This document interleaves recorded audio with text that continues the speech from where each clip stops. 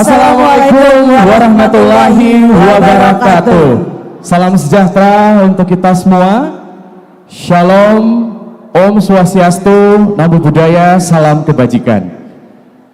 Selamat pagi dan tentunya selamat datang dalam acara Rakernas 16 Apeksi tahun 2023. Kota kita maju, Indonesia kita kuat. Boleh kami minta tepuk tangan yang meriah untuk acara kita yang kita lanjutkan di hari kedua ini. Betul. Dan seperti Kang Bima Arya yang selalu memulai acara atau menutup acara biasanya dengan sebuah pantun, saya ingin memulai dengan sebuah pantun. Boleh. Pesona Makassar menawan hati. Cakep.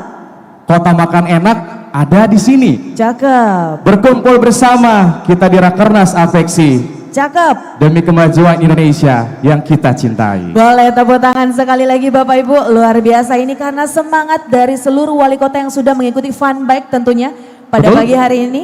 Dan kembali lagi hadir dengan semangat dan wajah yang lebih bahagia lagi untuk mengikuti kegiatan Rakernas pada pagi hari ini. Baik, kami mengucapkan sekali lagi selamat datang kepada Ketua Komnil 1 sampai 6 Apeksi yang juga sudah mengisi tempat duduk yang sudah kita siapkan. Kami mengimbau sekali lagi untuk para wali kota atau yang mewakili untuk dapat mengisi tempat duduk di barisan paling depan yang berwarna hitam. Betul sekali, dan tentunya di tengah-tengah kita sudah hadir Ketua Dewan Pengurus Apeksi Bapak Dr. Haji Bima Arya Sugianto, juga Wali Kota Makassar Bapak Insinyur Haji Muhammad Ramdan Pomanto, dan Direktur Eksekutif Bapak Alwis Rustam yang akan memimpin sidang pleno pada pagi hari ini. Baik, tanpa berlama-lama, mari kita melanjutkan agenda acara kita di hari kedua ini untuk mengikuti jalannya sidang pleno 1 dan sidang pleno 2. Kami serahkan kepada para pimpinan sidang. Terima kasih pembawa acara. Assalamualaikum warahmatullahi wabarakatuh. Selamat pagi, salam sejahtera untuk kita semua.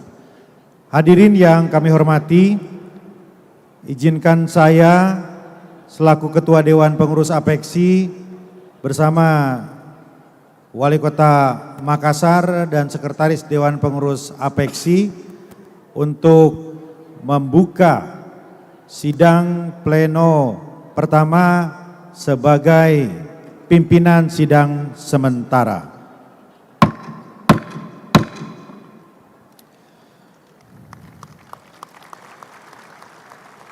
Bapak Ibu, kita insya Allah akan memaksimalkan waktu.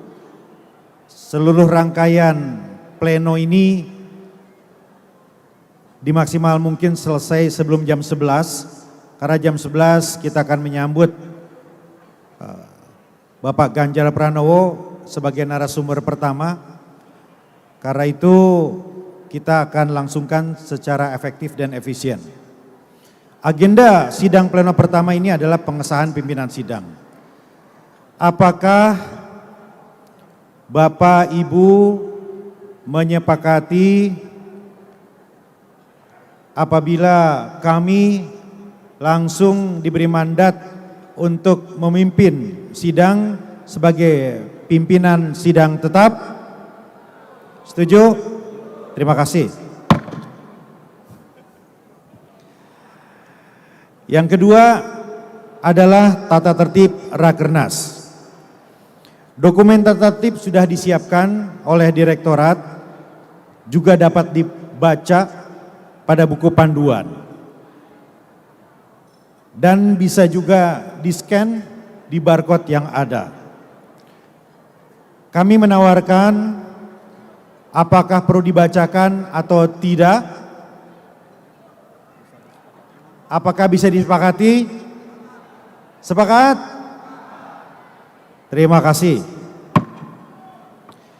Yang ketiga, panitia dan direktorat juga sudah menyusun jadwal Rakernas dengan berbagai modifikasi karena ada penyesuaian agenda-agenda terkait dengan kehadiran 3 tokoh nasional kita.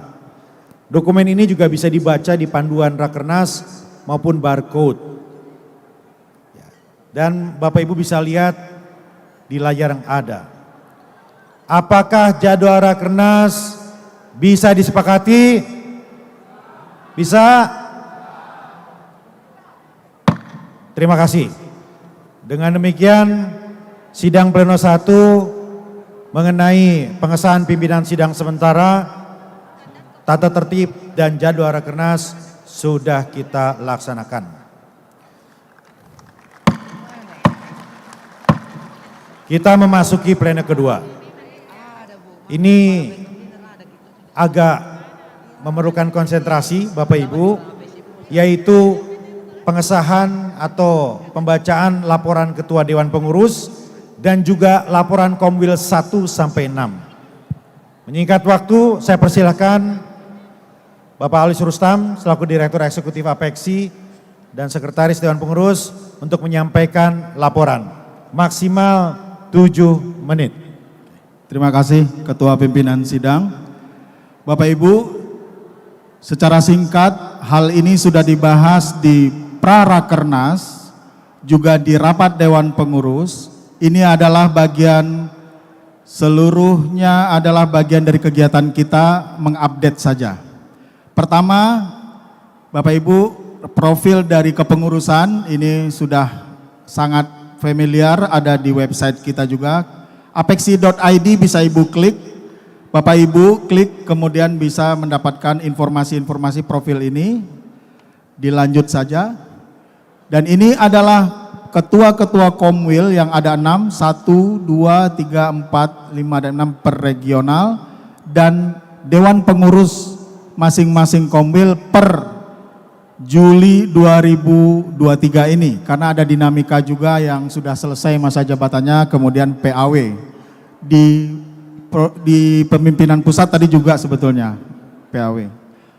Lanjut, kemudian ini adalah profil per Juli 2023, para wali kota definitif, para pejabat, bahkan ada yang PLH atau PLT, satu, ya ini yang kemudian profil kita. Kemudian ada 8 program mandatori dari Rakernas di Padang yang kemudian diterjemahkan dalam berbagai kegiatan.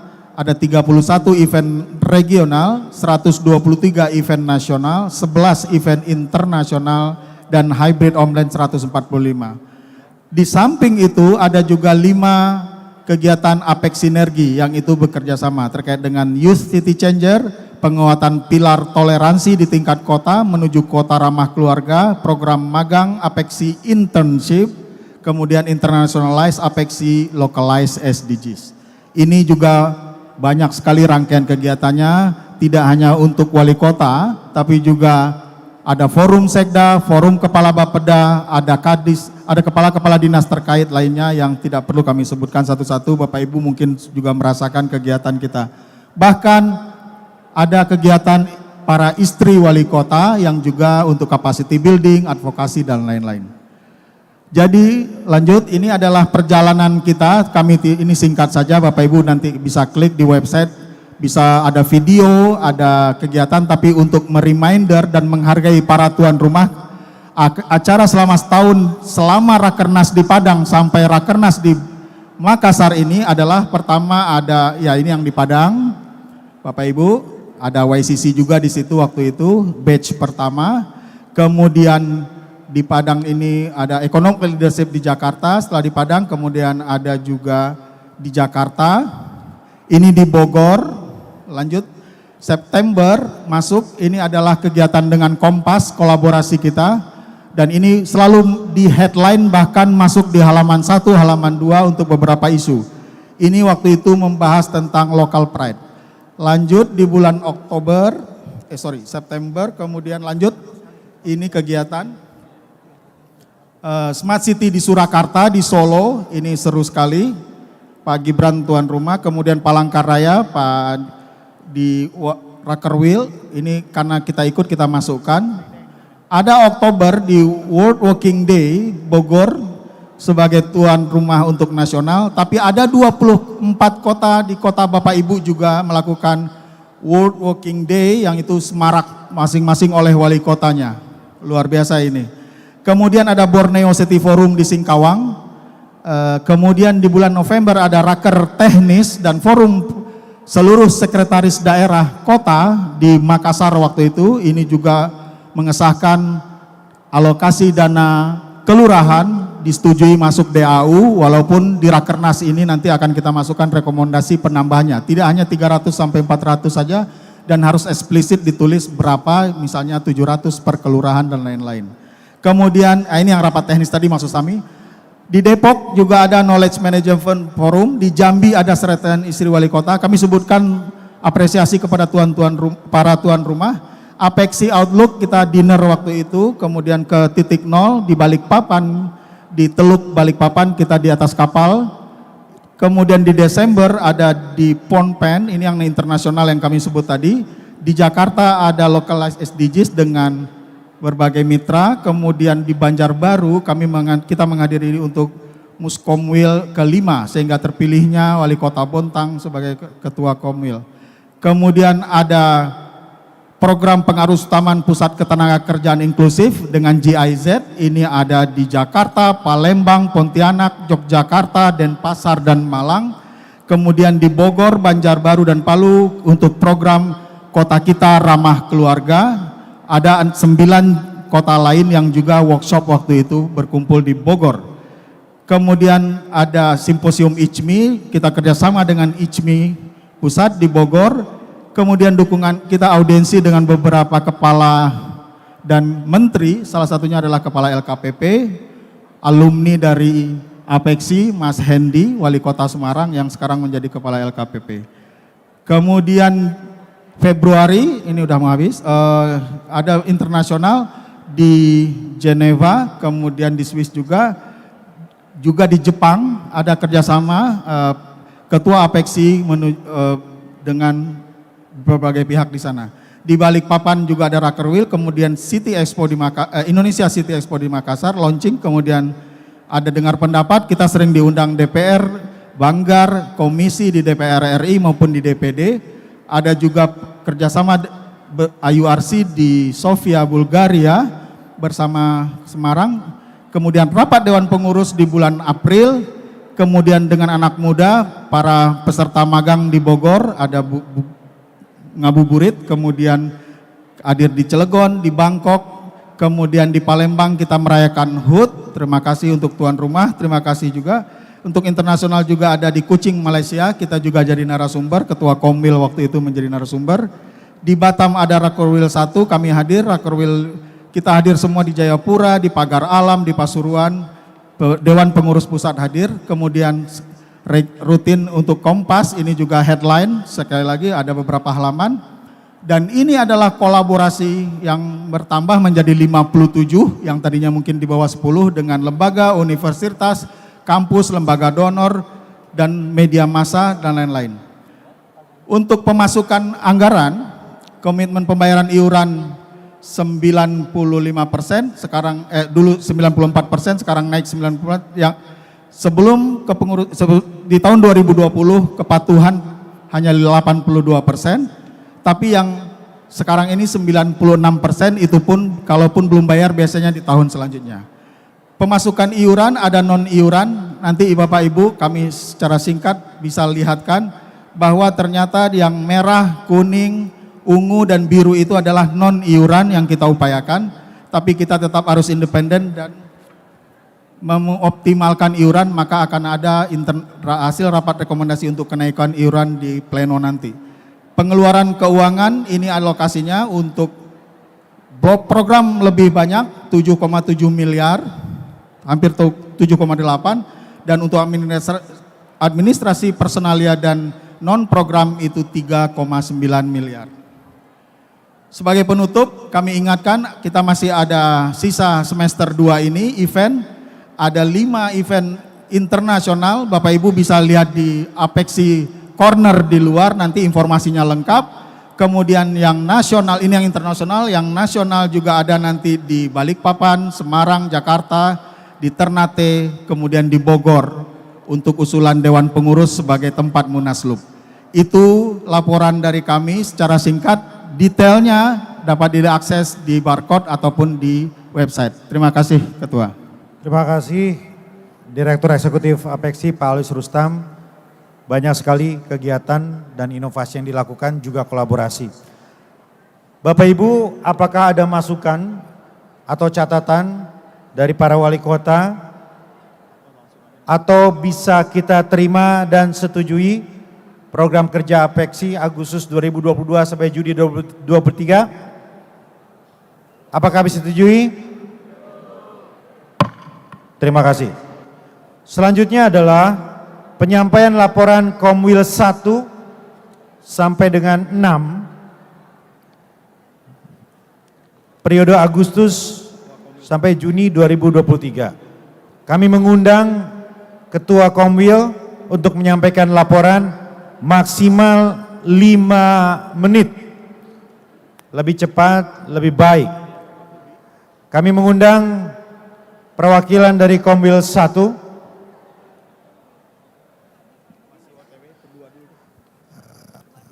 Satu belum hadir. Kami mengundang perwakilan Komwil 2.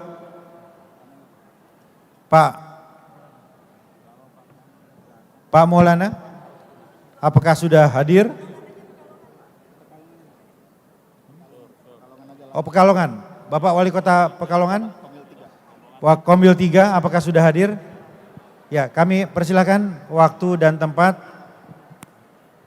bisa di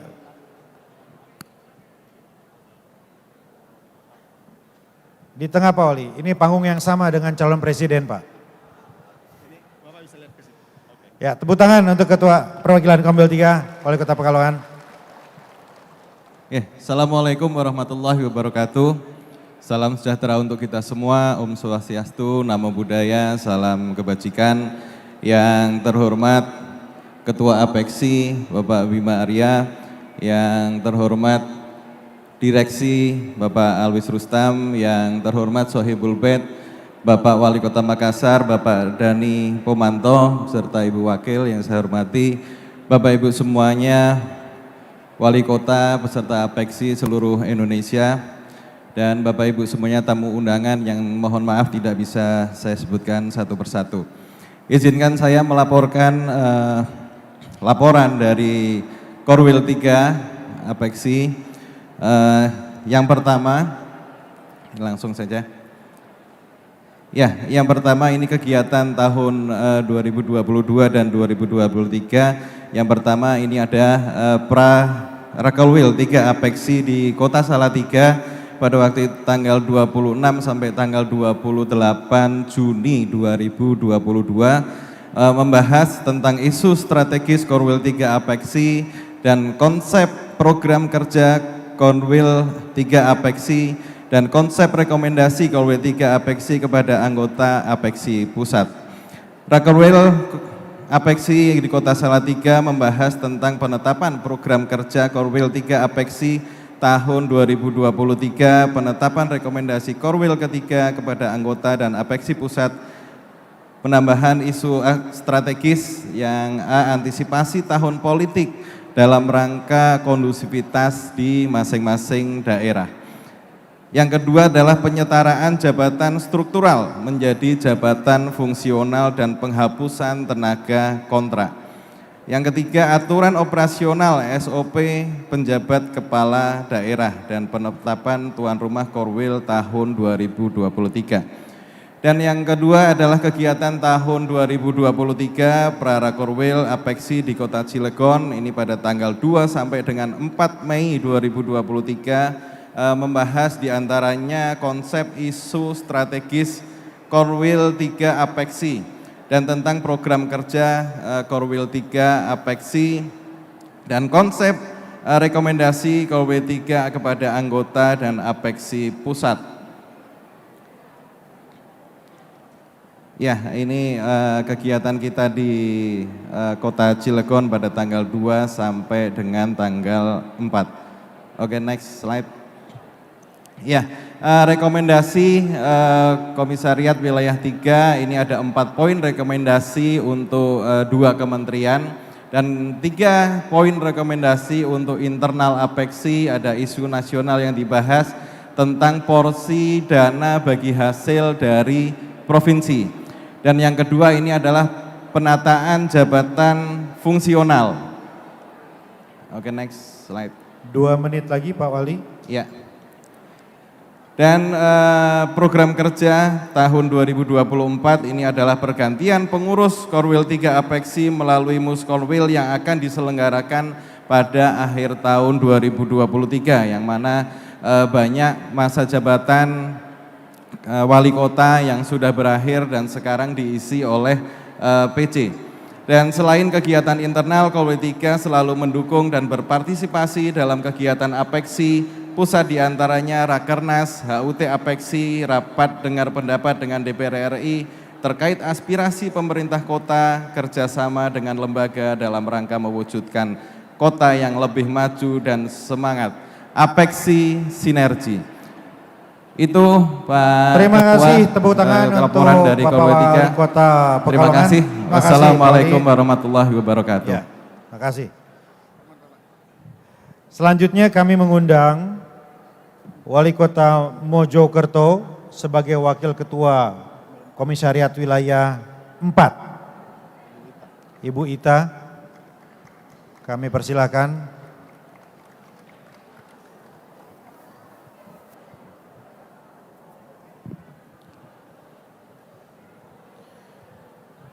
Waktunya sama Ibu Wali, 5 menit, terima kasih. Siap.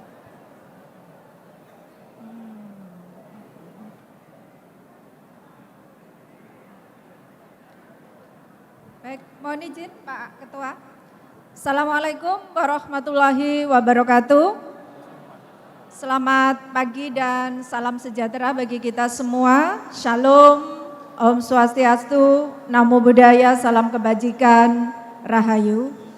Yang sama-sama kita hormati Kang Bima Arya, Ketua Apeksi, juga Direktur Eksekutif Pak Alwis, dan tuan rumah Pak Dhani Pomanto beserta Bu Wawali, Bu Fatma.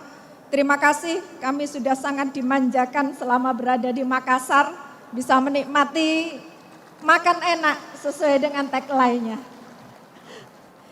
Yang saya hormati rekan-rekan wali kota se-Indonesia, wakil wali kota atau pejabat yang mewakili dan seluruh hadirin undangan yang berbahagia.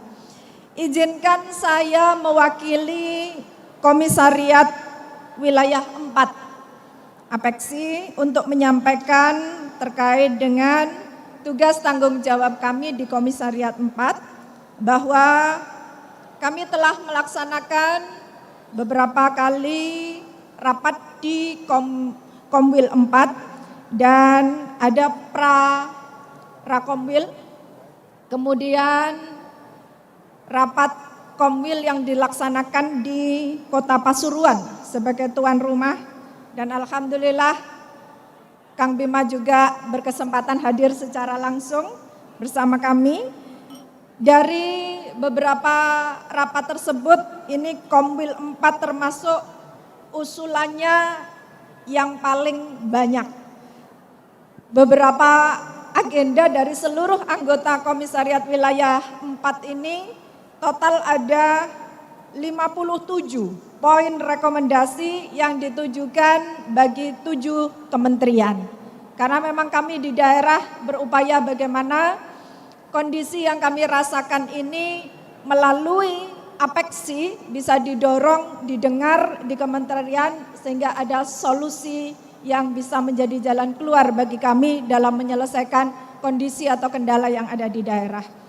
Dari 57 poin rekomendasi untuk 7 kementerian tersebut, poin yang terkait dengan isu nasional yang menjadi kendala kami di daerah, yang pertama adalah tindak lanjut terkait dengan Undang-Undang Nomor 1 Tahun 2022 tentang hak keuangan pusat dan daerah atau HKPD, yang sampai dengan saat ini hampir di seluruh daerah ini juga belum ada tindak lanjut terkait bagaimana pajak dan retribusi daerah ini bisa segera ditetapkan.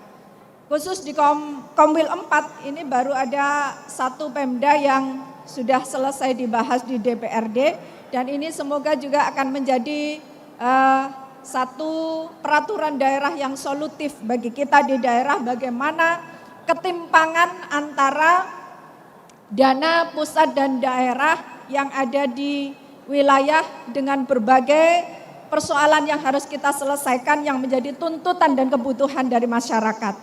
Kemudian yang kedua, ini yang setiap tahun, setiap kali Rakernas Apeksi selalu diusulkan. Tidak hanya di Komwil 4, tapi saya kira seluruh rekan-rekan wali kota se-Indonesia. Yaitu peninjauan kembali tentang gaji dan pensiun kepala daerah atau wali kota. Tidak pernah lelah, 2 menit setiap lagi, tahun Bu. kita usulkan. Baik, kemudian yang ketiga, ini terkait dengan P3K, di mana mulai 2-3 tahun terakhir ini CPNS sudah banyak tergantikan dengan P3K, maka kami mengusulkan untuk penambahan DAU bagi pemerintah daerah khusus gaji P3K, sehingga ini juga bisa solutif bagi kami ke depan. Dan yang selanjutnya adalah terkait dengan aksesibilitas bagi rekan-rekan disabel untuk dunia kerja, karena saat ini mungkin di pemerintah daerah sudah terakomodir, namun bagi beberapa perusahaan ini masih menjadi satu kendala untuk teman-teman disabel bisa lebih leluasa mendapatkan akses pekerjaan. Dan yang terakhir adalah terkait dengan sertifikasi halal bagi UMKM, karena kita tahu hampir semua daerah berupaya untuk membangkitkan kembali ekonominya ini dengan berfokus pada UMKM sebagai penggerak roda ekonomi di bawah dan menindaklanjuti arahan dari Presiden terkait dengan P3DN. Mungkin itu beberapa poin penting isu nasional yang dibahas dan diusulkan di Komisariat Wilayah 4 Apeksi. Terima kasih semuanya dan saya akhiri. Assalamualaikum warahmatullahi wabarakatuh. Apeksi Sinergi. Terima kasih Ibu Ita, Wali Kota Mojokerto, tepat 5 menit. Selanjutnya kami undang dari Komwil 2, Bapak Maulana Akil. Pak Maulan, tadi saya lihat. Ya. Silakan.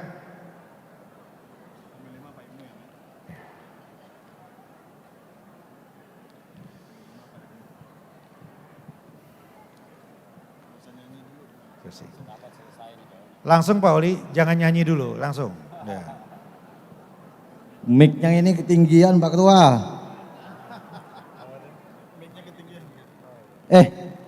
Sorry Pak Ketua, saya sengaja pakai menghadap sebelah kiri. Tandanya apa kemarin? Artinya apa itu? Masih bujangan. Tapi ini salah, izin. Terbalik rupanya Pak Ketua. Ya. Waktu sudah 1 menit Pak Oli. Sengaja ngulur waktu. Baik, bismillahirrahmanirrahim. Assalamualaikum warahmatullahi wabarakatuh. Selamat pagi, salam sejahtera untuk kita semua. Salam Om Swastiastu, Namo Buddhaya, salam kebajikan. Saya diperintahkan kawan-kawan dari Komwil 2 bukan sebagai ketua, namun sebagai petugas kawan-kawan di Komwil 2. Dari tadi saya sudah mengamati, kami mengamati dari kawan-kawan Komwil sudah menyampaikan aspirasi, masukan dan saran. Dan semuanya Bu Epa rasanya sudah sama seperti kita.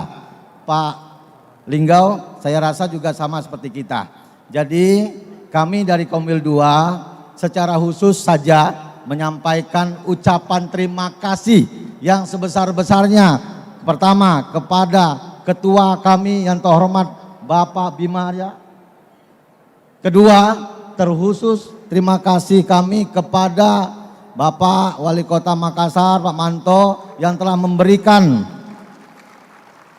pelayanan yang luar biasa seumur hidup saya menjadi Wali Kota Pangkal Pinang di periode pertama, mudah-mudahan lanjut periode kedua atau gubernur, amin. Baru kali ini pelaksanaan yang luar biasa dengan stage-nya seperti ini, pelayanannya luar biasa. Kami pribadi dan mewakili kawan-kawan Komwil 2, Pak Manto, mengapresiasi sekali. Mudah-mudahan Pak Manto kami doakan segera naik kelas. Warnanya sudah bagus sekali, mata saya menjadi terang benderang dengan kondisi yang luar biasa ini. Tidak lain dan tidak bukan, saya yakin tanpa kepemimpinan seorang wali kota terbaik seperti Pak Manto tidak akan terlaksana kegiatan seperti hari ini dan kemarin maupun besok. Karena anggarannya saya juga udah luar biasa ini Pak. Terus Bapak menggerakkan seluruh sumber daya yang lagi ada. Waktunya Pak Wali. Siap Pak.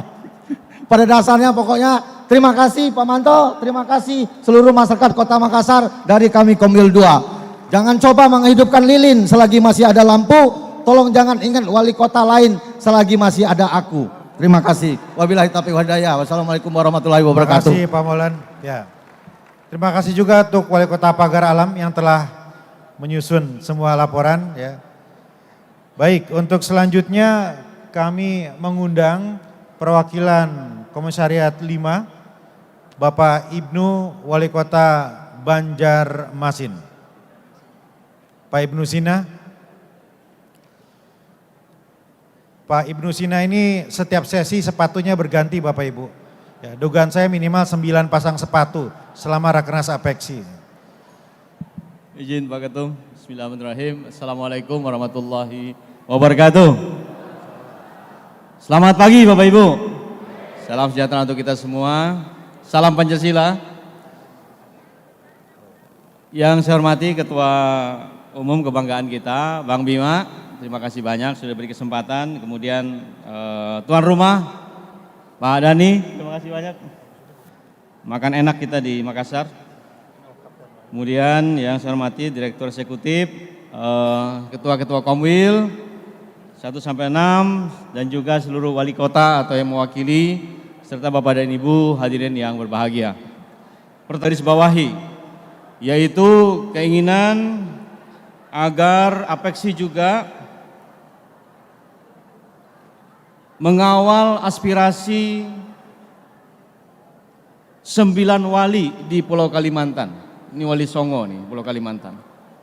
Untuk tetap melanjutkan pembangunan dan menuntaskan penataan ibu kota negara baru di Kalimantan Timur. Mohon dukungannya sehingga ini menjadi sebuah kebanggaan bagi Pulau Kalimantan karena kami merasa bahwa Pulau Kalimantan adalah masa depan Indonesia. Kemudian satu poin rekomendasi juga untuk Apeksi kami sampaikan terkait dengan agar Apeksi memberikan bantuan kepada masing-masing kota untuk membranding kotanya dengan sebaik-baiknya. Saya kira itu yang menjadi catatan penting dari Komil 5 Sepetu Pulau Kalimantan dan kami berharap konektivitas antar pulau kemudian juga kota-kota di Pulau Kalimantan bukan hanya ibu kota negara di Kalimantan Timur tetapi 9 kota di satu Pulau Kalimantan adalah bagian dari penyangga ibu kota negara baru di Pulau Kalimantan. Saya kira demikian, terima kasih banyak. Daun selasih lipat 9, taruh di nampan bunga melati. Terima kasih dari 9 wali di Pulau Kalimantan untuk tuan rumah Kota Makassar yang baik hati. Terima kasih, wabillahi taufiq wal hidayah. Wassalamualaikum warahmatullahi wabarakatuh. Terima kasih Wali Kota Banjarmasin, Pak Ibnu Sina. Bapak Ibu, semua wali kota itu mayor, tapi ada satu wali kota yang kapten. Kami mengundang Ketua Komwil 6, Wali Kota Tidore Kepulauan, Kapten Ali Ibrahim.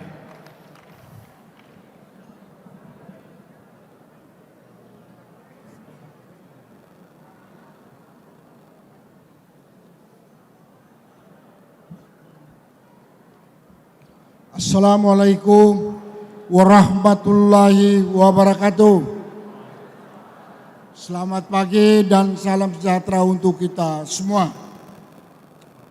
Yang kami hormati Ketua dan Dewan Pengurus Pusat dan Ketua Dewan Eksekutif APEKSI Pusat yang kami banggakan, yang kami hormati Bapak Wali Kota Makassar dan Ibu. Sekalian yang kami hormati teman-teman Wali Kota dan Komil 1 sampai 6 dan seluruh peserta yang kami banggakan. Izinkanlah saya pada pagi hari ini saya melaporkan dari Komil 6 pertama. Kami telah melakukan rapat kerja pada tanggal 20 sampai 22 Juni 2023 di Kota Jayapura. Selain dari program adalah 9 rekomendasi yang kami tunjukkan kepada pemerintah pusat. Segala hal yang berkaitan dengan rapat kerja tersebut tersaji pada laporan berikutnya. Yang secara nasional ada 2 poin, revisi biaya perjalanan dinas Perpres 33 tahun 2020. Pak Ketua Eksekutif, rasanya tidak adil Republik ini. Seorang kepala daerah, uang harian itu sama dengan ajudan. Perlu ditinjau kembali, dan kami di wilayah timur itu gak pantas, perlu ditinjau kembali. Ini sangat hal-hal yang sangat mendesak sekali. Yang kedua, tidak ada dualisme penggunaan sistem SIPD dalam birokrasi Indonesia sekarang, 2 sistem Pak Ketua. Jadi ini menambah rumitnya pekerjaan atau menambah rumitnya birokrasi. Demikian yang kami sampaikan. Atas perhatian kami ucapkan terima kasih. Wassalamualaikum warahmatullahi wabarakatuh. Selamat pagi dan salam. Terima kasih Kep, sangat efisien, tidak sampai 5 menit. Bapak Ibu, ada kota di Indonesia yang katanya jumlah baju lorengnya terbanyak di dunia, kota para ketua. Kami mengundang Ketua Komwil 1, Bapak Wali Kota Medan, Bapak Bobi Nasution.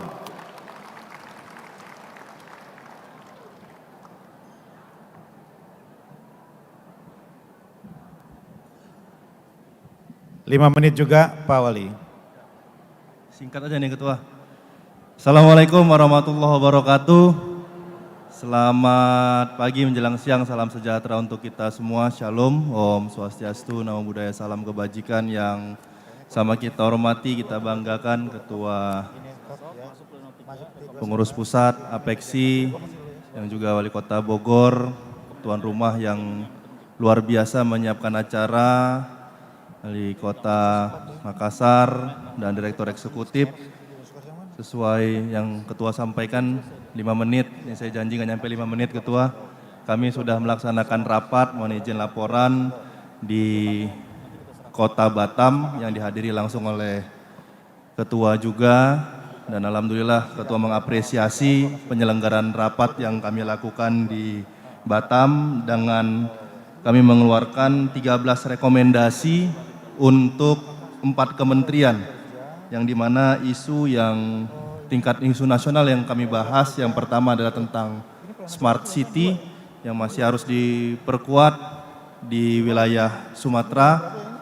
Yang kedua adalah penanganan stunting, sesuai dengan yang Ketua sampaikan, bagaimana kita bisa mencapai Indonesia Emas 2045. Yang pertama sekali harus kita tangani adalah stunting di wilayah perkotaan yang relatif lebih tinggi. Dan ini juga harus ada penanganan yang lebih baik lagi dengan koordinasi antara pusat dan kota. Dan yang berikutnya dana kelurahan. Yang berikutnya adalah pengendalian inflasi, karena kita adalah salah satu pembentuk nilai atau angka inflasi di sebuah provinsi kita, karena kita adalah kota, tentunya sangat berpengaruh nilai inflasi di kota kita dengan di provinsi, dan juga nantinya akan berpengaruh kepada Indonesia.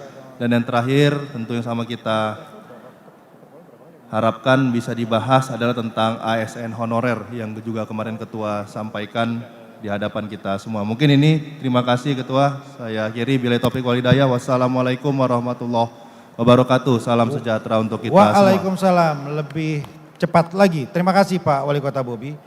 Bapak Ibu, apakah semua laporan Komwil 1 sampai dengan 6 dapat kita setujui? Setuju? Terima kasih. Karena itu dengan demikian kita tutup pleno kedua. Berikutnya Bapak Ibu, kita memasuki pleno ketiga dengan beberapa agenda. Pengesahan program kerja, rekomendasi Rakernas, penyelenggaraan Munaslup Apeksi, iuran Apeksi dan calon tuan rumah 2024. Saya buka pleno ketiga. Bapak Ibu, kami minta izin untuk mendahulukan sedikit tentang program kerja, tentang rekomendasi eksternal yang telah disusun oleh Direktorat dan Panitia agar bisa disampaikan kepada para bakal calon presiden.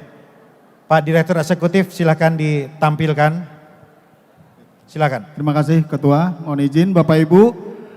Kalau Bapak Ibu tadi melihat ada laporan dari setiap Ketua Komwil, sebetulnya laporannya itu tebal kepada Direktorat Sekretariat Apeksi. Lalu kita kompilasi, butir-butirnya itu ada menuju ke 8 menteri dan ada lembaga juga. Jadi butir-butir itu kita, kalau Bapak Ibu di bagian bawah dilihat itu adalah seluruh yang isu nasional di setiap Komwil dan lokal butir-butirnya apa. Tadi Pak Kapten, Pak Bobi segala macam itu semua itu sudah ada di situ. Lalu kita naikkan nanti ke menteri, kita bersurat. Seperti waktu di Padang kita bersurat, bahkan ada yang ke presiden juga. Sebagian berhasil seperti dana kelurahan sudah teralokasi 1,8 triliun, itu harus naik lagi supaya naik. Lanjut nanti ke sini. Dan akhirnya mengerucut nanti di akan kita sampaikan baik oleh Ketua maupun tuan rumah kepada pers, kepada publik dan lain-lain. Demikian Ketua. Bapak Ibu, rekomendasi eksternal ini kita akan kirimkan ke Bapak Presiden, kementerian terkait dan juga kita sampaikan kepada publik. Namun kami juga meminta persetujuan apakah rekomendasi eksternal ini bisa kita sampaikan kepada para calon pemimpin Indonesia ke depan agar gagasan, pikiran dari teman-teman seluruh Indonesia bisa juga diterima dan diartikulasikan oleh para tokoh kita ini. Apakah disetujui? Terima kasih. Dengan demikian, izinkan kami untuk menskors sidang pleno ketiga yang akan dilanjutkan nanti sore setelah sesi dengan Bapak Prabowo Subianto.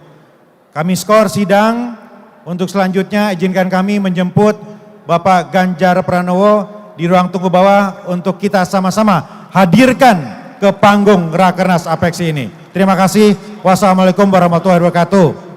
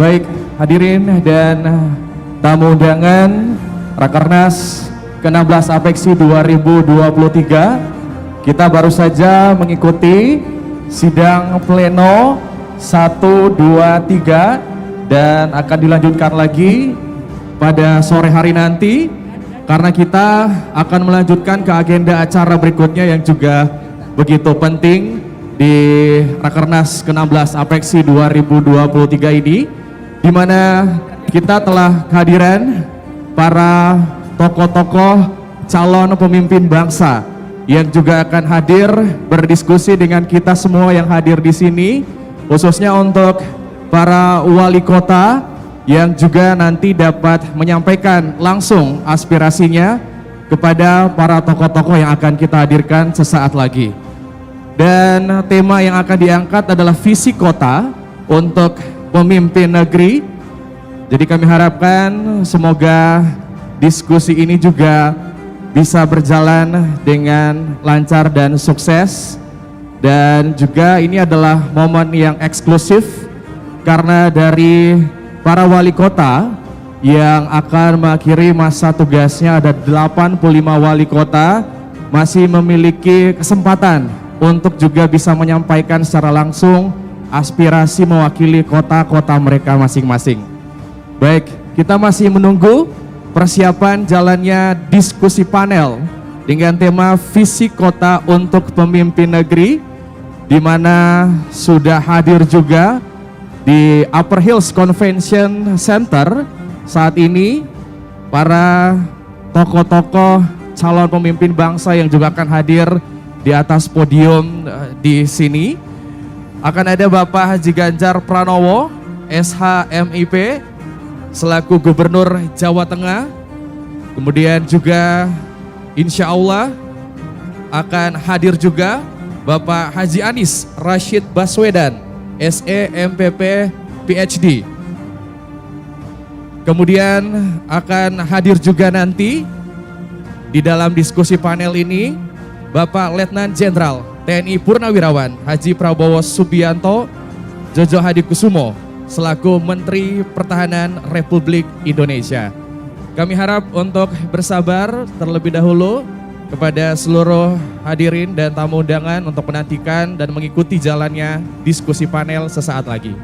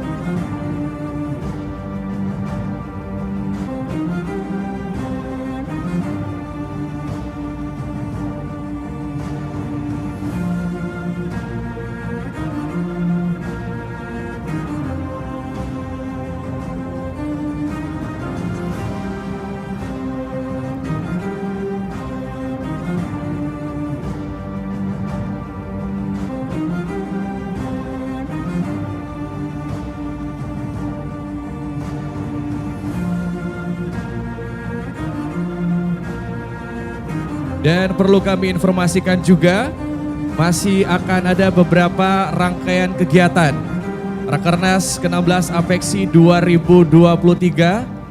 Setelah penutupan Rakernas nanti, di sore hari akan ada city tour dan juga akan ada penyajian kuliner khas dari Kota Makassar. Kemudian juga akan ada ladies program yang akan dilaksanakan di Benteng Fort Rotterdam. Dan di hari Jumat nanti, tanggal 14 Juli 2023 juga akan ada beberapa rangkaian acara yang akan diselenggarakan, yaitu Forum Bisnis Makassar Investment Forum 2023, kemudian Indonesia City Expo, dan Investment Dinner.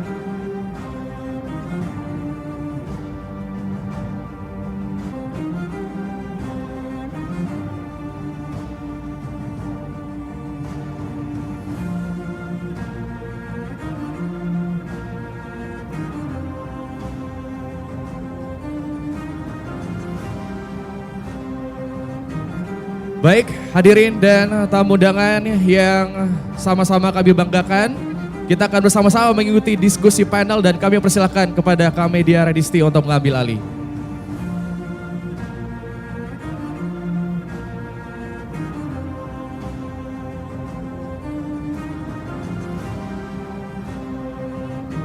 Memasuki ruang acara, Gubernur Jawa Tengah Bapak Haji Ganjar Pranowo SH.MIP didampingi oleh Wali Kota Makassar Bapak Insinyur Haji Muhammad Ramdan Pomanto dan juga Ketua Dewan Pengurus APEKSI Wali Kota Bogor Bapak Haji Bima Arya Sugiarto.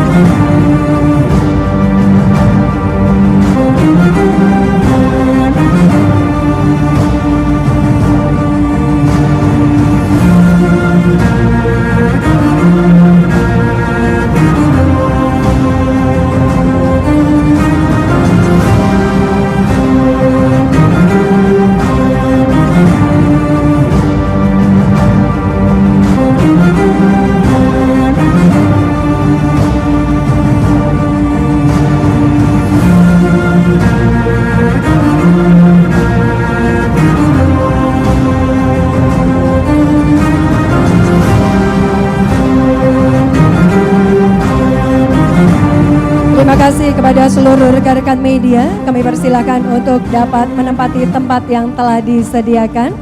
Acara diskusi panel akan segera kita mulai.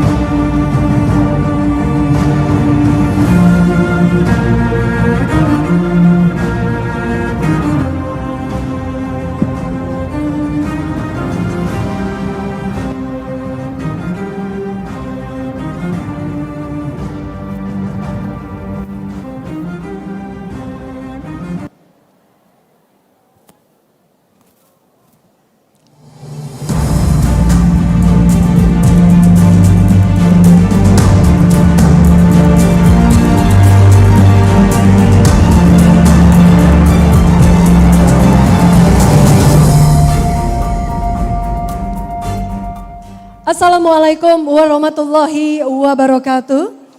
Shalom, Om Swastiastu, Namo Buddhaya, salam kebajikan. Salam sejahtera untuk kita semua. Selamat datang dalam acara diskusi panel yang mengusung tema Visi Kota untuk Pemimpin Negeri dan merupakan rangkaian kegiatan dari Rakernas ke-16 APEKSI 2023. Untuk kita menyatukan semangat, tentu saja kita berikan yel-yel yang paling luar biasa. APEKSI, sinergi, APEKSI, sinergi, APEKSI, sinergi. Selamat datang kepada yang terhormat Gubernur Jawa Tengah, Bapak Haji Ganjar Pranowo SH.MIP. Yang kami hormati Wali Kota Makassar, Bapak Insinyur Haji Muhammad Ramdan Pomanto. Ketua Dewan Pengurus APEKSI Wali Kota Bogor, Bapak Haji Bima Arya Sugiarto. Direktur Eksekutif APEKSI, Bapak Alwis Rustam. Dan tentu saja Ketua Komwil 1 sampai dengan 6 Wali Kota se-Indonesia anggota APEKSI 2023. Kita berikan tepuk tangan yang luar biasa untuk kita semua pada sesi pagi hari ini. Perlu diketahui, APEKSI merupakan asosiasi pemerintah kota seluruh Indonesia yang terbentuk sejak tanggal 25 Mei tahun 2000. APEKSI merupakan salah satu wadah yang dibentuk oleh pemerintah kota yang tentu saja memiliki tujuan untuk bisa membantu anggotanya dapat mempercepat pelaksanaan otonomi daerah dan menciptakan iklim yang kondusif bagi kerjasama antar pemerintah daerah. Hari ini kita berkumpul di hari keempat dari 5 hari rangkaian kegiatan Rakernas ke-16 APEKSI 2023. Tentu saja kita akan sama-sama menyaksikan terlebih dahulu bagaimana rangkaian kegiatan APEKSI yang tentu saja sudah berjalan dengan sangat lancar dan sangat baik. Kita akan saksikan dalam tayangan berikut ini.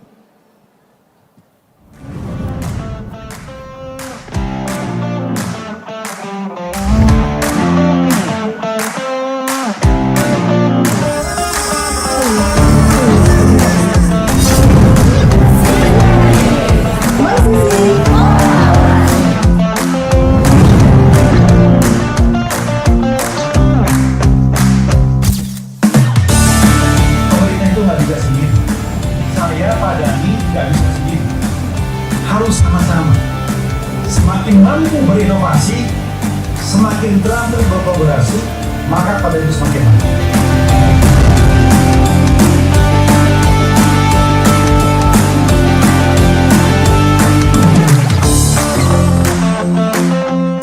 2045 Indonesia Emas menanti kita. Tentunya kalau kita bicara prediksi masa depan, maka pemudalah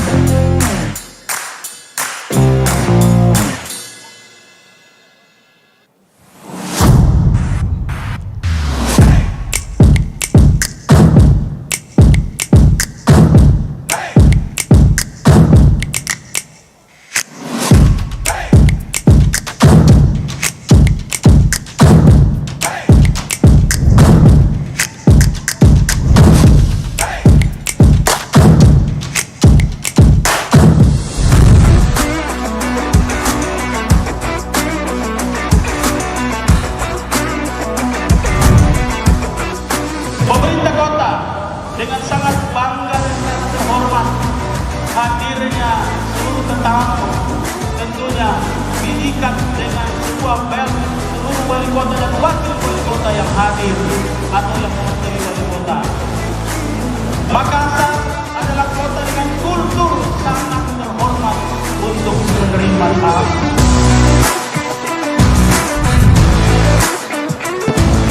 Pertama adalah otonomi dalam hal reformasi birokrasi, kepegawaian, rekrutmen P3K, honorer apa saja. Teman-teman masih sangat Tentu ini bukan hanya sekedar akomodasi tim sukses, tetapi bagaimana pelayanan publik harus tetap maksimal, tidak boleh kendor walaupun ada di tahun politik.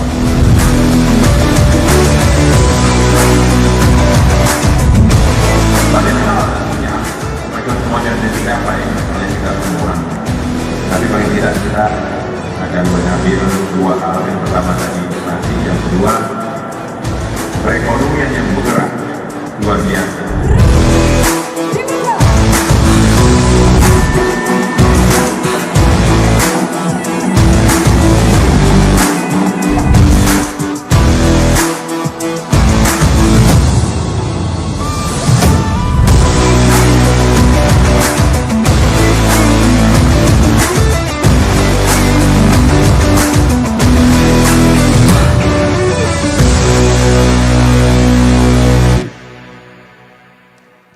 Kita berikan tepuk tangan yang paling meriah karena sama-sama kita telah menyaksikan bagaimana rangkaian kegiatan dari Rakernas Apexi ke-16 tahun 2023. Mari kita memasuki sesi diskusi panel yang mengusung tema Visi Kota untuk Pemimpin Negeri yang akan dipimpin oleh moderator Ketua Dewan Pengurus Apexi dan Wali Kota Makassar.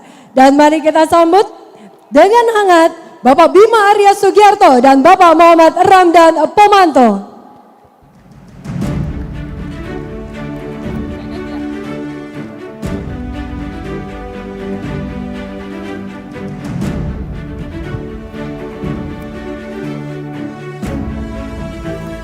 Assalamualaikum warahmatullahi wabarakatuh. Kurang semangat suaranya. Kalau Apexi dari kemarin ini semangat. Apa gara-gara kena angin tadi malam? Gara-gara karnaval? Kita coba lagi. Apalagi ada tamu yang terhormat kita, inspirasi kita, Pak Ganjar Pranowo. Harus semangat. Assalamualaikum warahmatullahi wabarakatuh. Masih belum semangat. Harus suara dari Makassar, dari seluruh Indonesia harus semangat. Assalamualaikum warahmatullahi wabarakatuh. Selamat siang, salam sejahtera bagi kita semua. Shalom, Om Swastiastu, Namo Buddhaya, salam kebajikan. Alhamdulillahirabbil alamin. Wa syukrulillah wal haula wala quwata illa billah. Asyhadu an la ilaha illallah wa asyhadu anna Muhammadar Rasulullah. Teman-teman wali kota yang kita hormati dan terkhusus Pak Ganjar Pranowo, Gubernur Jawa Tengah yang kita muliakan, izinkan saya sebelum beliau naik di atas panggung, seperti biasanya kami akan menyampaikan profil singkat beliau. Nama lengkap Haji Ganjar Pranowo SH MIP. Tempat dan tanggal lahir Karanganyar 28 Oktober 1968. Suku bangsa Jawa Indonesia, menikah dengan Ibu Hajah Siti Atiqah Supriyanti, STP, MT, MPP, anak 1, pendidikan, Fakultas Hukum UGM, lulus 1995, kedua, ilmu politik pasca sarjana UI. Pekerjaan atau riwayat pekerjaan, anggota DPRD 2004-2010, Sekretaris Fraksi PDIP MPR RI 2009-2010, Sekretaris 1 Fraksi PDIP DPR RI 2007-2009, Wakil Sekretaris Fraksi PDIP DPR RI 2010 sampai sekarang, dan Gubernur Jawa Tengah 2013 sampai sekarang. Baik, Pak Wali Kota, bagaimana kalau kita undang langsung ke atas panggung bersama kita Bapak Ganjar Pranowo, Gubernur Jawa Tengah. Kami persilahkan.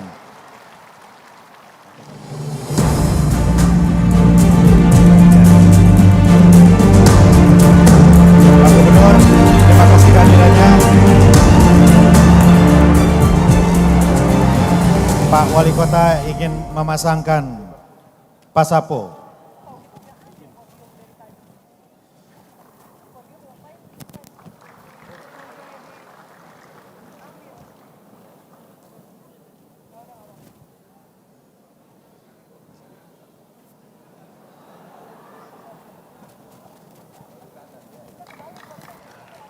Terima kasih.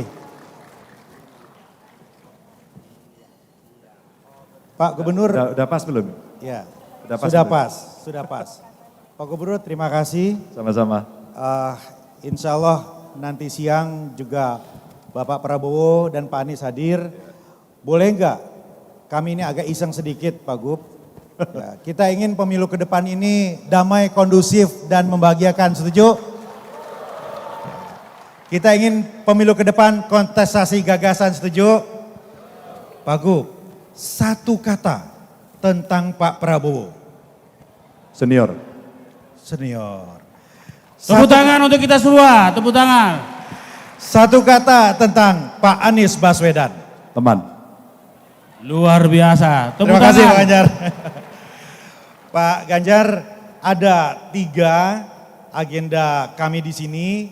Yang pertama, kami ingin konsisten mengawal otonomi dengan pernak-perniknya. Yang kedua, kami ingin membawa bangsa ini juga berlari menjemput 2045 dengan mengajak anak-anak muda. Dan yang ketiga, kami tidak mau tahun politik ini pembangunan terhenti. Jadi transisi ini harus berlanjut. Izin, itu saja. Kami persilakan Pak Gubernur menyampaikan gagasannya selama 30 menit cukup? Cukup. Cukup. Ya. Nah, Waktu dan tempat kami juga persilakan. nggak apa-apa. Bapak Ganjar Pranowo. Terima kasih Pak Dhani, Mas Bima. Assalamualaikum warahmatullahi wabarakatuh. Selamat pagi, salam sejahtera untuk kita semua. Om Swastiastu, Namo Buddhaya, Rahayu.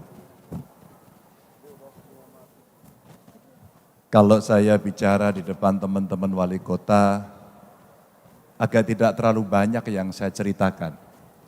Karena wajah-wajah yang hadir di sini, hampir setiap hari saya ikuti aktivitasnya di kota masing-masing.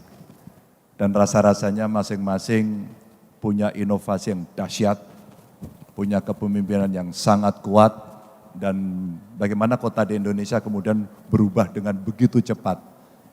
Maka izinkan, saya tidak bermaksud menggurui, hanya sharing session saja sebagai orang yang tidak pernah menjadi wali kota. Tapi sebagai orang yang sama-sama menjabat sebagai kepala daerah. Dan tentu saja catatan saya di tempat Bapak Ibu, ya pasti so-so sajalah. Hanya Kang Bima tadi sampaikan, kita menghadapi tantangan yang tidak enak. Situasi yang tidak nyaman. Karena disrupsi terjadi di dunia, geopolitik berubah, dan kita harus menempatkan diri pada posisi yang tepat. Maka sesuatu yang bisa menjadi data science untuk pengambilan keputusan, hari ini menjadi begitu penting. Saya mengapresiasi teman-teman di Apexi yang tadi acaranya kita lihat di video, melibatkan anak muda, mengajak mereka untuk memahami situasi, dan bagaimana mereka mau terlibat dan berkontribusi. Agar tidak apolitis. Karena hampir setiap denyut nadi kehidupan kita sebenarnya politik.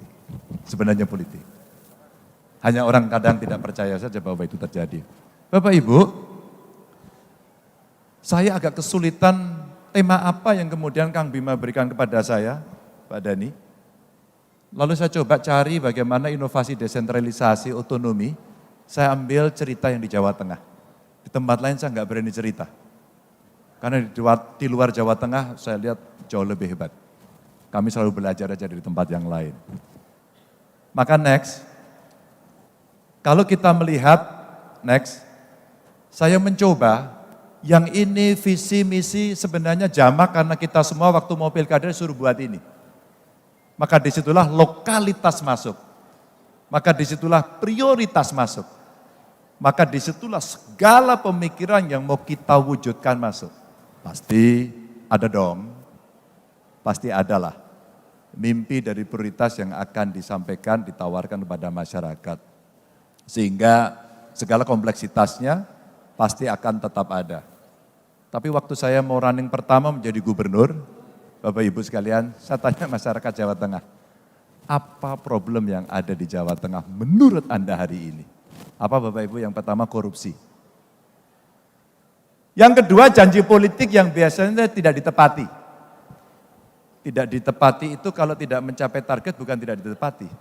Tapi kalau sudah janji kemudian dia tidak eksekusi, apalagi dalam perencanaan pembangunan sampai menjadi program, itu bohong. Dua inilah yang kemudian waktu itu kami coba kombinasikan bagaimana pemerintahan bersih yang tidak korupsi. Yang kedua, bagaimana kemudian janji politik itu dipenuhi. Maka dalam bahasa Jawa kita sampaikan, mboten korupsi, mboten ngapusi, tidak korupsi, tidak menipu. Karena rakyat biasanya begitu. Nah, dari cerita inilah visi misi kemudian dibikin dan berjalanlah otonomi daerah dengan sangat luar biasa. Jadi Pak Dhani tadi membacakan CV, saya pernah di DPR di Komisi Pertanian, tapi saya juga pernah di Komisi Politik, di Komisi 2, dan kita bicara otonomi daerah. Dengan segala tetek bengeknya, dengan segala perkembangannya, mulai dari Undang-Undang tahun 99, direvisi 2004 dan seterusnya. Lanjut. Maka kalau kita melihat Bapak Ibu, mudah-mudahan kebaca tulisannya, next. Operatornya di mana ya? Ya, next. Next itu lanjut ya. Bapak Ibu, waktu itu saya mencoba memahami beberapa persoalan yang ada di masyarakat. Pak Ganjar kalau saya usul kok nggak bisa masuk? Mari kita cek diri kita sendiri. Kita kepala daerah kalau dikritik marah atau terima? Kita, gubernur, wali kota, kalau mau mendengarkan suara masyarakatnya, mereka kita suruh datang ke tempat kita, atau kita berikan fasilitas agar mereka bisa melaporkan. Dua, ketika mereka melaporkan kelakuan kita punya pilihan.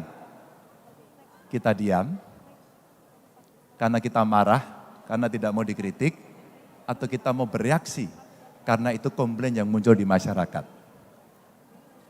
Bapak Ibu, yang diminta masyarakat kemudian apa? Saya hanya minta dua Pak, pemerintahnya bersih dan melayani. Melayani ternyata mereka pengen diterjemahkan dalam bentuk satu transparansi, yang kedua adalah akuntabilitas. Silakan cek, bener apa enggak. Saya kaget sekali Kang Bima, kemarin saya datang ke salah satu kabupaten di Rembang. Saya dialog dengan siswa. Saya bilang, akses pendidikan itu dipermudah. Bonus demografi sudah terjadi di Jawa Tengah. 13 tahun ke depan kita akan memanfaatkan situasi ini, apakah kita berhasil atau gagal. Tiongkok tahun 90 mendapatkan bonus demografi, hari ini dia mendapatkan situasi itu karena investasi di pendidikannya tinggi sekali. Saya mau cerita aja. Tapi dalam dunia pendidikan kita, ada saja perilaku yang katanya itu biasa. Apa? Pungli. Dalam sebuah dialog saya sampaikan, sekolah di mana SMA? Negeri. Bayar enggak sekolahnya? Enggak Pak. Enggak bayar kami Pak. Tapi seragamnya bayar. Oh iya kalau seragam mesti beli. Tapi SPP enggak bayar kah? Enggak. Uang gedung enggak ada Pak. Kamu? Enggak ada Pak. Kamu? Enggak ada Pak. Kamu? Ada Pak. Apa katanya? Uang gedung Pak. Oh jangan ngomong. SMA SMK udah saya bebasin loh. 800 miliar saya berikan agar kalian sekolah enggak usah bayar. Bapak Ibu, bertahun-tahun keputusan ini kita berikan, apakah kemudian kawan-kawan kita melakukan itu? Jawabannya, tidak semua. Dan anak ini bercerita dengan apa adanya. Pak, setiap kenaikan kelas kami dipungut. Loh kan nggak boleh ada pungutan. Ini bukan pungutan Pak, maaf saya koreksi, infak. Bapak Ibu, penyakit korupsi kita ada di situ.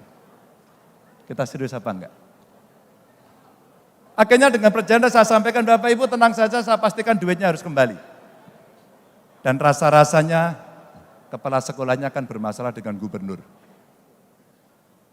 Kemudian rekaman itu ada di-upload di IG saya, sama staf saya.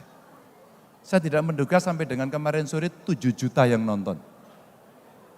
7 juta yang nonton dan mereka menumpahkan segala kekesalan dan menyampaikan, Pak di SD ini terjadi, Pak di SMP ini terjadi. Bapak Ibu, publik masyarakat mau itu. Mana kira-kira janji politik kita yang akan kita berikan pada saat kita kampanye kepada mereka? Simpel sekali. Biasanya rata-rata problem itu muncul karena dari kita sendiri. Kolusi kita bangun sendiri, korupsi dikreasi sendiri, dan kita membangun kekuatan imperium kekuasaan itu mendapatkan uang. Maaf dengan segala hormat harus saya sampaikan. Maka ketika transparansi dan akuntabilitas itu ada, satu-satunya yang bisa kita lakukan adalah memberikan informasi yang benar dan terbuka. Itulah masuk Government Resources Management System.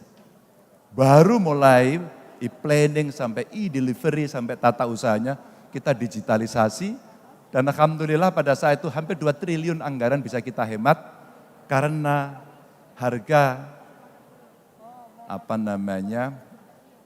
penentuan sendiri kita itu rata-rata punya perbedaan meskipun tidak terlalu tinggi. Sama-sama kertas, dinas A dengan dinas B itu harganya bisa beda.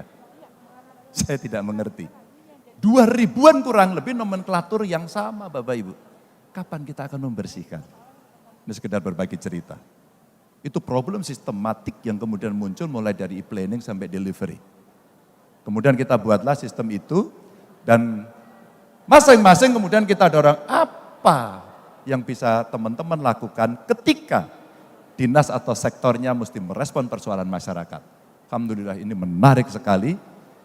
Inilah yang kemudian menjadi inovasi yang berkembang luar biasa dari kawan-kawan ASN yang punya integritas dan komitmen tinggi. Muncullah bank inovasi karena setiap kali komplain publik masuk dalam dashboard saya. Setiap kali respon tidak diberikan, maka dia akan kasih alert ke saya. Maksimum 1 kali 24 jam mesti ada responnya. Kalau tidak, kepala sekolah, kepala dinas, atau siapapun yang bertanggung jawab, pasti punya masalah. Saya tidak menduga kejadian anak sekolah itu, kepala dinasnya saya suruh ngecek, keputusan kepala dinasnya, Pak kita bina dulu Pak, kita tarik dia dari jabatan kepala sekolah. Dan hari ini menggemparkan. Hanya cerita kecil dari pengakuan seorang siswa. Apa yang saya lakukan pada siswanya? Lindungi siswanya sekarang juga. Jangan sampai cerita dia kemudian gurunya ngamuk sama muridnya. Itu biasa yang terjadi. Bapak Ibu, ini segar cerita saja.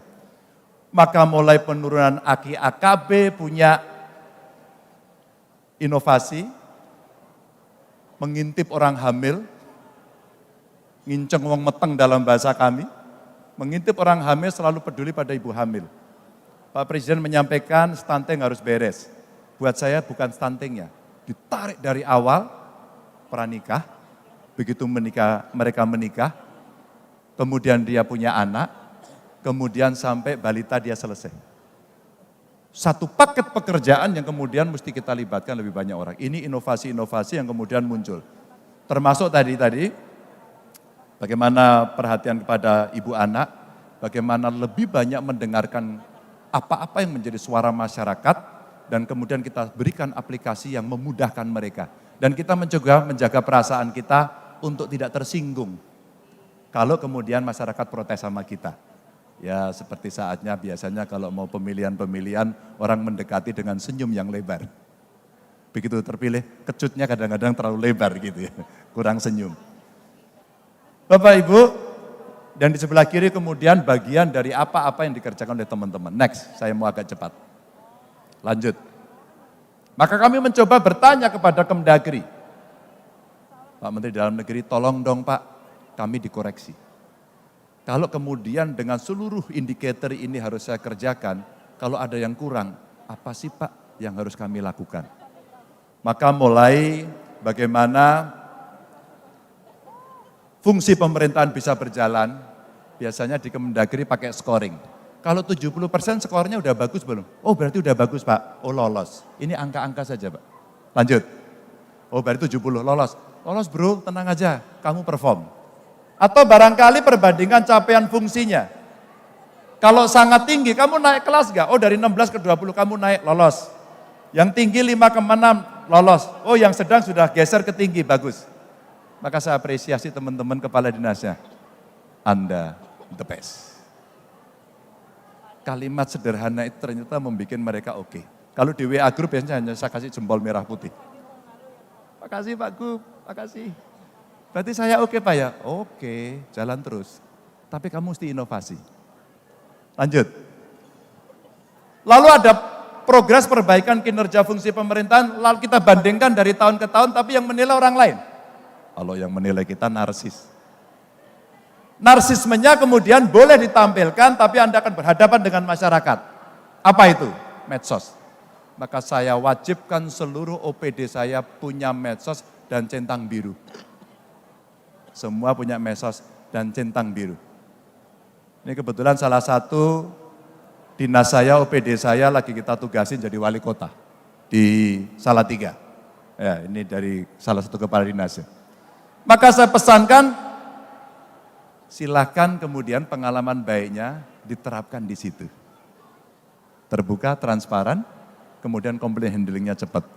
Maka ukuran angka-angka dari progres ini menunjukkan hari ini capaianmu berapa, tahun berikutnya berapa, kemudian diperbandingkan, kamu sedang dinilai oleh Kemdagri. Cerita suksesnya kelihatan, tapi ada cerita tidak suksesnya. Maka saya sampaikan next, dari angka-angka kemudian ditampilkan, kata Kemdagri, oke, hampir semua kinerja fungsi pemerintahan tidak mengalami perubahan, semua pada top level sesuai dengan target. Berarti kamu beres. Tapi ada kinerja fungsi yang perlu perbaikan, mulailah gambarnya kelihatan yang di sebelah kanan.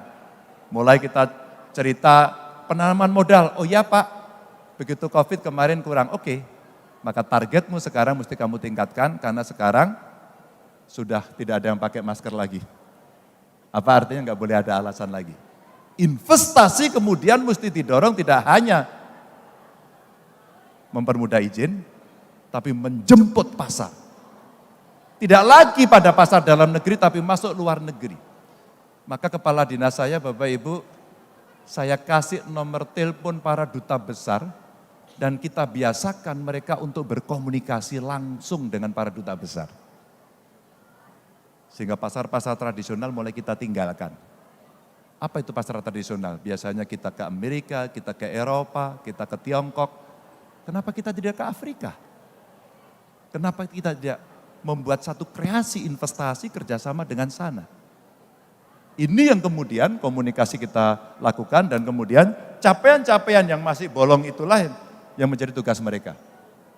Maka achievement motivation-nya diukur dari indikasi ini. Lanjut. Maka kemudian angka-angka ini, garis-garis ini menunjukkan, gak usah dibaca jelimet-jelimet Bapak Ibu, tenang saja. Sambil mohon maaf, silakan barungkonya dicoba dulu Pak. Agak manis sih itu, tapi gak apa-apa. Nanti setelah dari Makassar, gak usah makan gula lagi. Tapi hari ini boleh. Barungko itu makanan yang paling saya suka. Yang paling saya suka. Jadi kalau kesini saya cari barungko dulu Pak. Maaf Pak, hampir 5 tahun lebih saya dikasih gelar Daeng Manabah. Jadi hari ini saya jadi orang Makassar. Bapak Ibu, ini ceritanya. Pertumbuhan ekonomi rata-rata ternyata mengikuti apa yang terjadi wave-nya dari pusat. Tapi kita ngikuti terus. Peran para wali kota, para bupati menurut saya luar biasa. Nah kalau ada gubernur ngomong, itu kerja saya, bohong. Bohong. Gubernur itu wilayahnya di tengah. Maka kalau saya mengatakan gubernur itu like a bridge. Di bawah ada kawan-kawan bupati wali kota, di atas ada presiden. Maka segala sesuatu yang tidak pernah bisa selesaikan, maka gubernur yang harus menyelesaikan. Sebuah kejadian menimpa Jawa Tengah. Kejadian menjadi viral di mana-mana, karena saya menjadi tertuduh utama. Pembuatan bendungan bener di Purworejo, yang kemudian menjadi terkenal dengan kasus Wadas.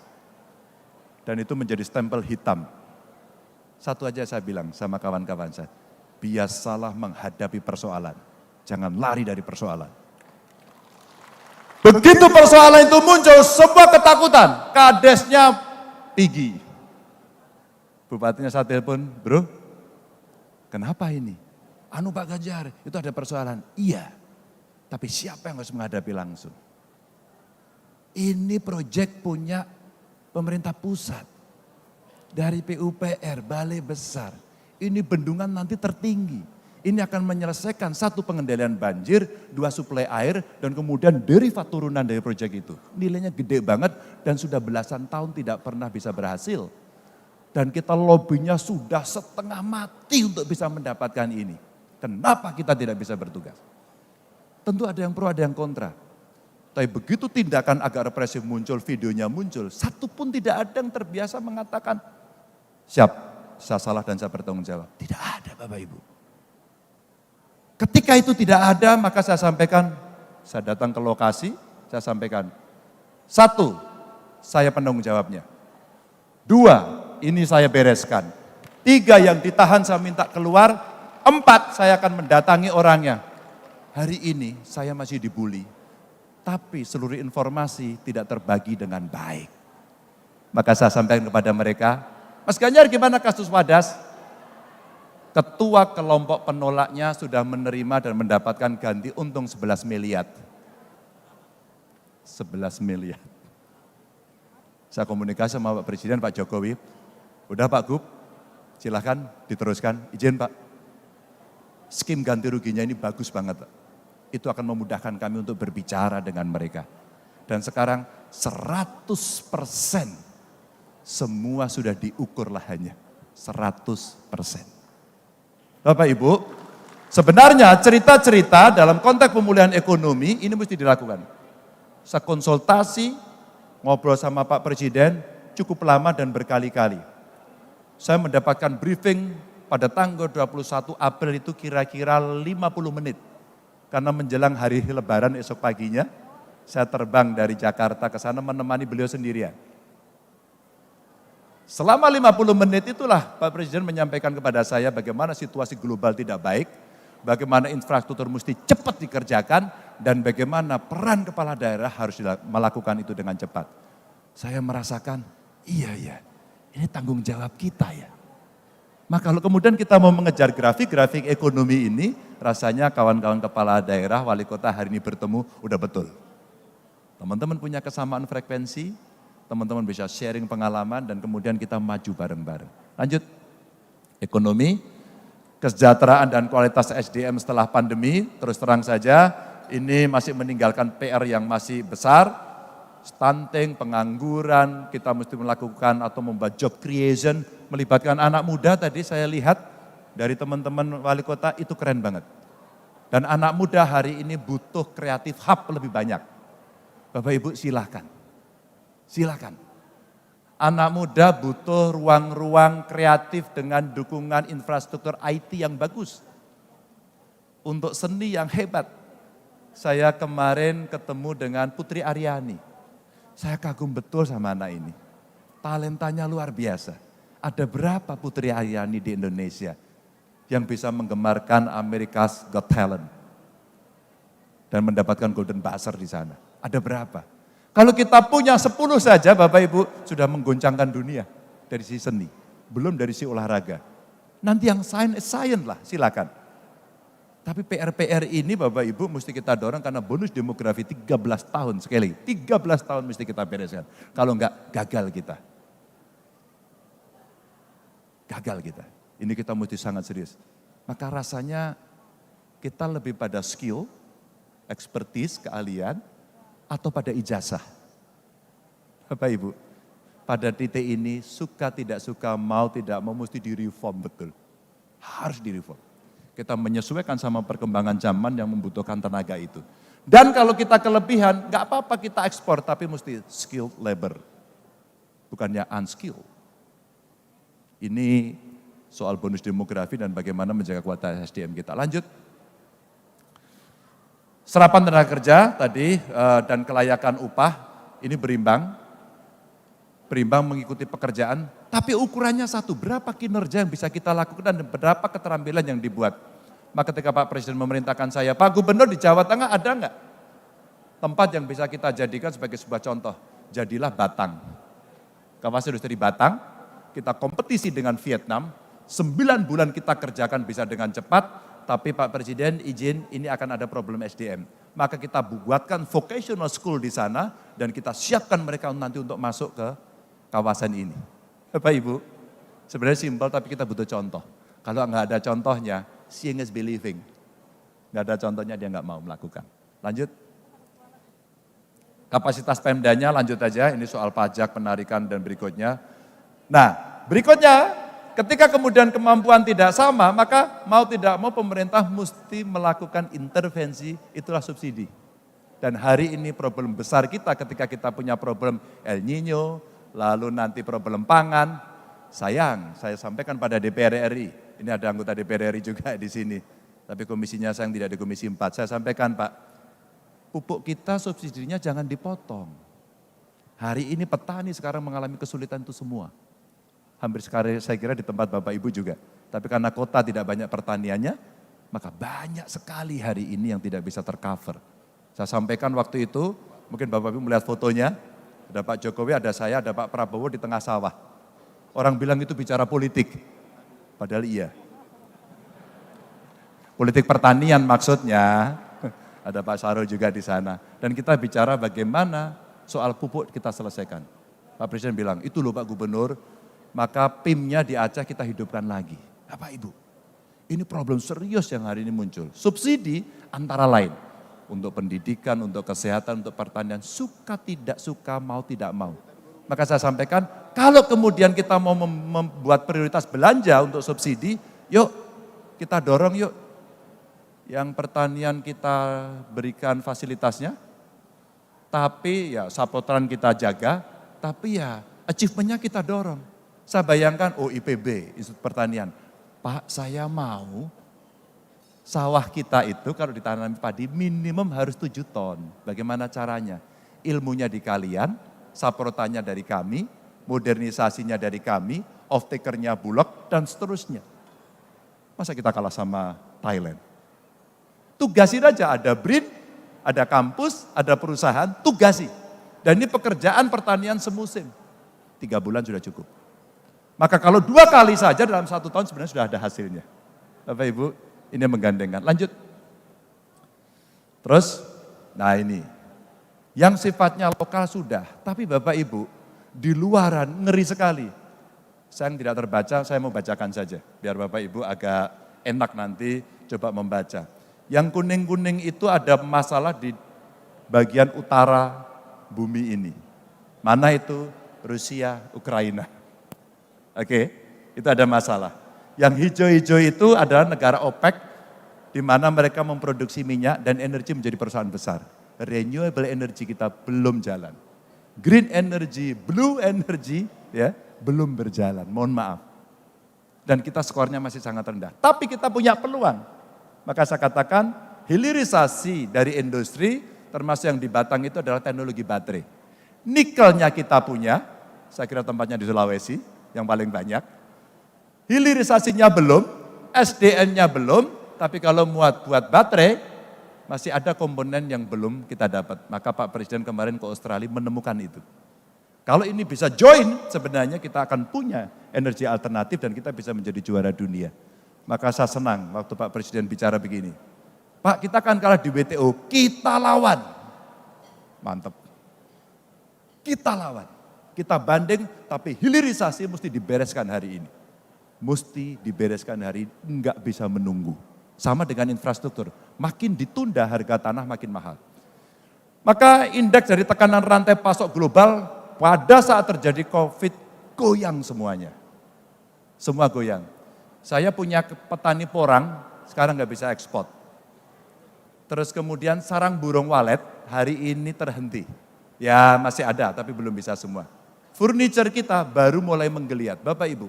Maka market baru mesti kita ciptakan. Itulah yang saya bilang tidak lagi masuk pada pasar tradisional, tapi menciptakan tempat-tempat yang baru. Lanjut, ini disrupsi rantai global. Dan ketidakpastiannya masih kelihatan, maka kalau kita lihat dari indeks mulai dulu tahun 90-an ada perang Teluk, kemudian resesi di Amerika Serikat setelah 9 September, terus kemudian ada perang Irak dan kemudian pandemi SARS waktu itu, SARS dulu ya. Lalu ada krisis financial global, terus kemudian ada polemik fiskal di Amerika dan krisis utang pada saat itu di Eropa. Ini grafiknya nggak karu-karuan. Nah puncak yang tertinggi kemarin negosiasi perdamaian perang dagang Amerika Serikat dan Tiongkok. Kita sebenarnya pernah mendapatkan keuntungan. Ketika Amerika tidak mau membeli produk Tiongkok, dan Tiongkok tidak mau membeli produk Indonesia, Tiongkok beli produk Indonesia dan Amerika beli produk Indonesia. Momentum yang sebenarnya bisa kita ambil. Maka itulah peran para diplomat kita, para duta besar kita untuk kita tugaskan dalam fungsi ekonomi.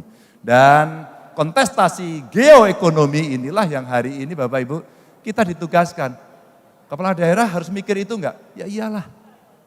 Maka kita dalam satu rantai pemerintahan level pusat, provinsi, kabupaten, kota ini memang harus ada satu yang kita mendapatkan well informed dengan data yang presisi.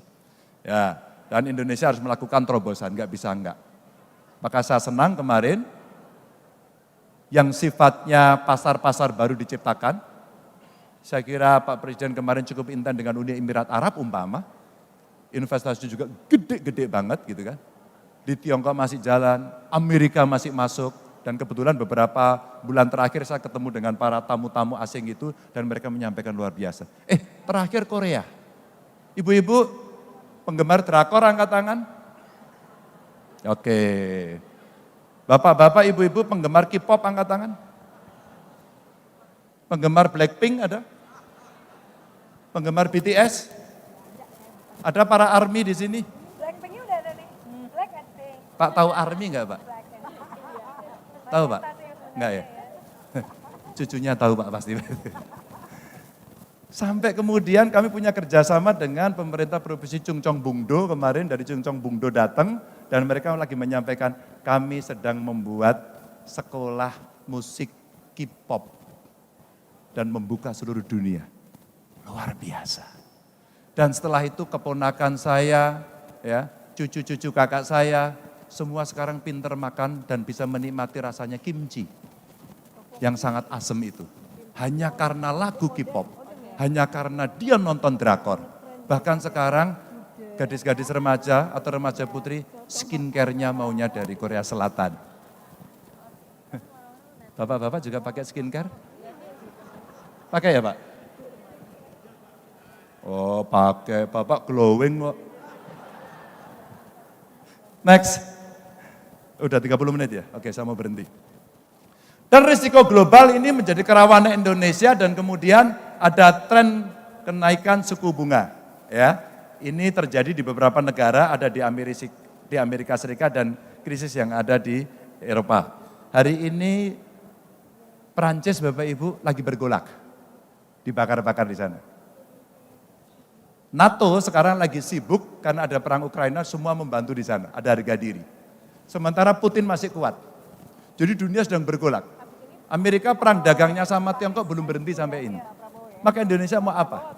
Satu, kita punya pasar dalam negeri. Dua, kita bisa memproduksi. Meskipun belum banyak dan kualitasnya belum bagus. Maka ini kesempatan sebenarnya yang bisa kita ambil untuk kita bisa memenuhi kebutuhan itu. Potential market kita ada di dalam negeri. Dengan melihat dunia yang berubah, ada ancaman perang cyber 2023, kita mesti hati-hati. Ada instabilitas politik menjelang transisi kekuasaan di beberapa negara.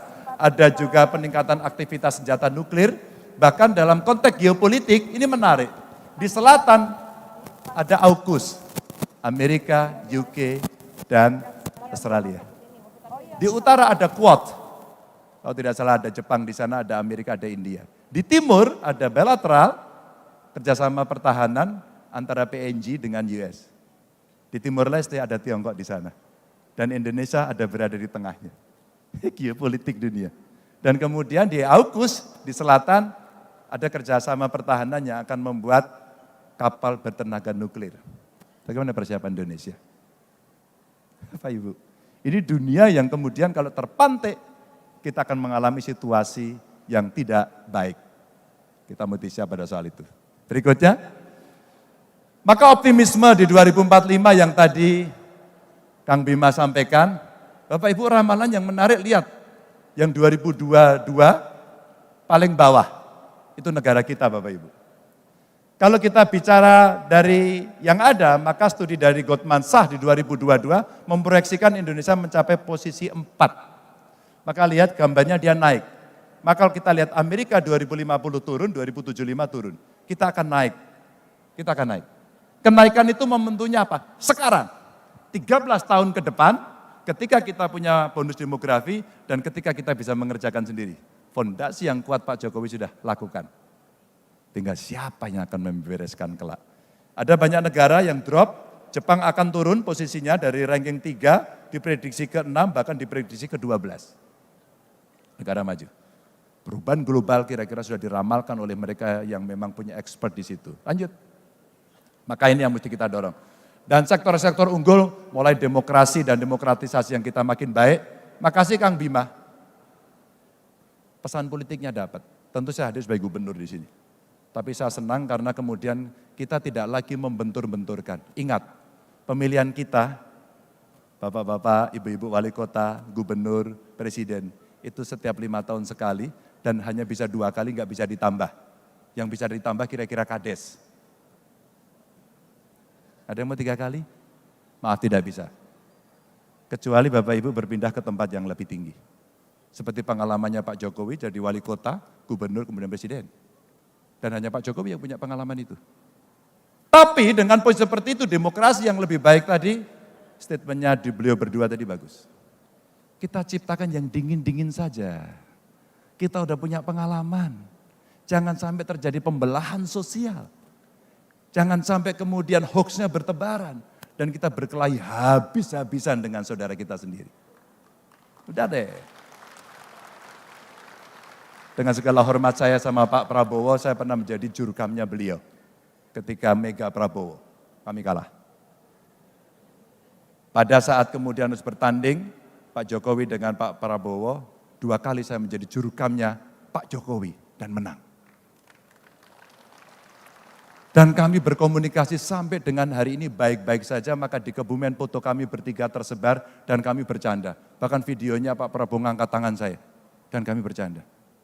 Dengan Mas Anies, teman saya saat kuliah.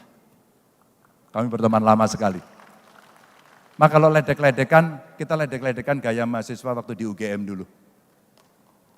Asik-asik aja kan?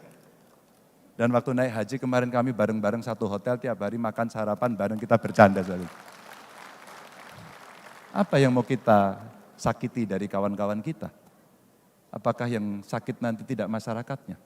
Tidak bangsa dan negaranya. Padahal tantangannya demokratisasi, transformasi digital yang belum tuntas, kecepatan infrastruktur teknologi informasi kita masih sangat lambat, dan kemudian di remote-remote area belum bisa mengakses, sementara anak-anak muda yang tadi Kang Bima kumpulkan tadi, dia butuh itu untuk dia bisa mengembangkan seluruh potensinya. Apakah tidak itu yang lebih baik kita pikir? Karena kontestasi 5 tahunan itu adalah loyalitas 5 tahunan. Besok kita akan berjumpa lagi atau kita akan lawan lagi. Apa yang terjadi? Pak Prabowo dan Mas Sandi ikut dalam pemerintahannya Pak Jokowi dan kita harusnya berpikir itulah damai, itulah peace, itulah kita mesti membangun yang ada. Sedangkan kita ditantang pada ekonomi hijau dan ekonomi biru yang kemudian kita harapkan kita bisa naik karena skor kita masih rendah. Mudah-mudahan cukup menjelaskan agar kita bisa bersikap dalam persatuan Indonesia. Assalamualaikum warahmatullahi wabarakatuh.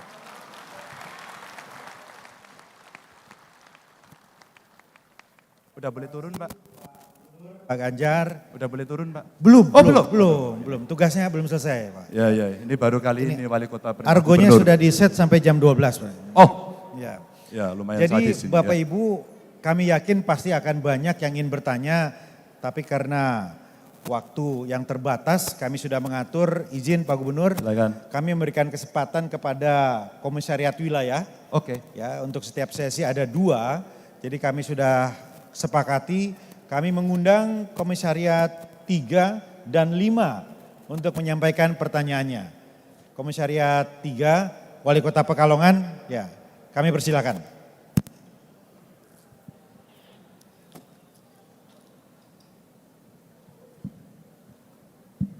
Assalamualaikum warahmatullahi wabarakatuh. Mohon izin Pak Ganjar, Pak Bima, Pak Dhani. Tadi sudah disampaikan paparan. Ini sebenarnya nggak pas ini. Ngapain wali kota Jawa Tengah tanyaan sama gubernur Jawa Tengah ya? Oh ini gubernurnya ya? Wah, kayaknya ini wali kota saya soalnya. Ya. Tapi oke. Silakan Pak Wali. Izin. Ya, mungkin secara konteksnya beda ini mungkin Pak Ganjar ya, Pak Gub ya, atau Pak Gub atau Pak Ganjar ya, saya jadi kikuk ini manggilnya. Ya, konteksnya mungkin tadi sudah dipaparkan tentang ekonomi, tentang infrastruktur, pertumbuhan dan sebagainya. Ini mungkin lebih kepada konteks yang lebih umum, lebih global, yaitu konteks tentang perubahan iklim. Ya, perubahan iklim yang terjadi terutama di Indonesia, terutama di kota-kota pesisir yang dekat pantai. Kalau Makassar sih tidak ya, tetapi Pekalongan ini juga terdampak, Mbak Gub. Nah, ini nanti langkah apa yang akan dilakukan oleh calon presiden ke depan, insya Allah. Langkah apa yang akan dilakukan untuk menghadapi perubahan iklim tersebut. Demikian, wassalamualaikum warahmatullahi wabarakatuh. Perubahan iklim, masalah global warming, sampah dan lain-lain. Izin satu lagi Pak. Boleh. Ya. Boleh. Kami persilakan Komwil 5. Sambil menunggu pertanyaan, ini bisa Wali di Zoom Kota nggak ya? Pontianak. Bisa di Zoom nggak ya paparan saya? Tadi sudah disepakati Komwil 5. Khusus yang ekonomi hijau dan ekonomi biru bisa Mohon maaf, ditampilkan. Banjarmasin ya. Banjarmasin.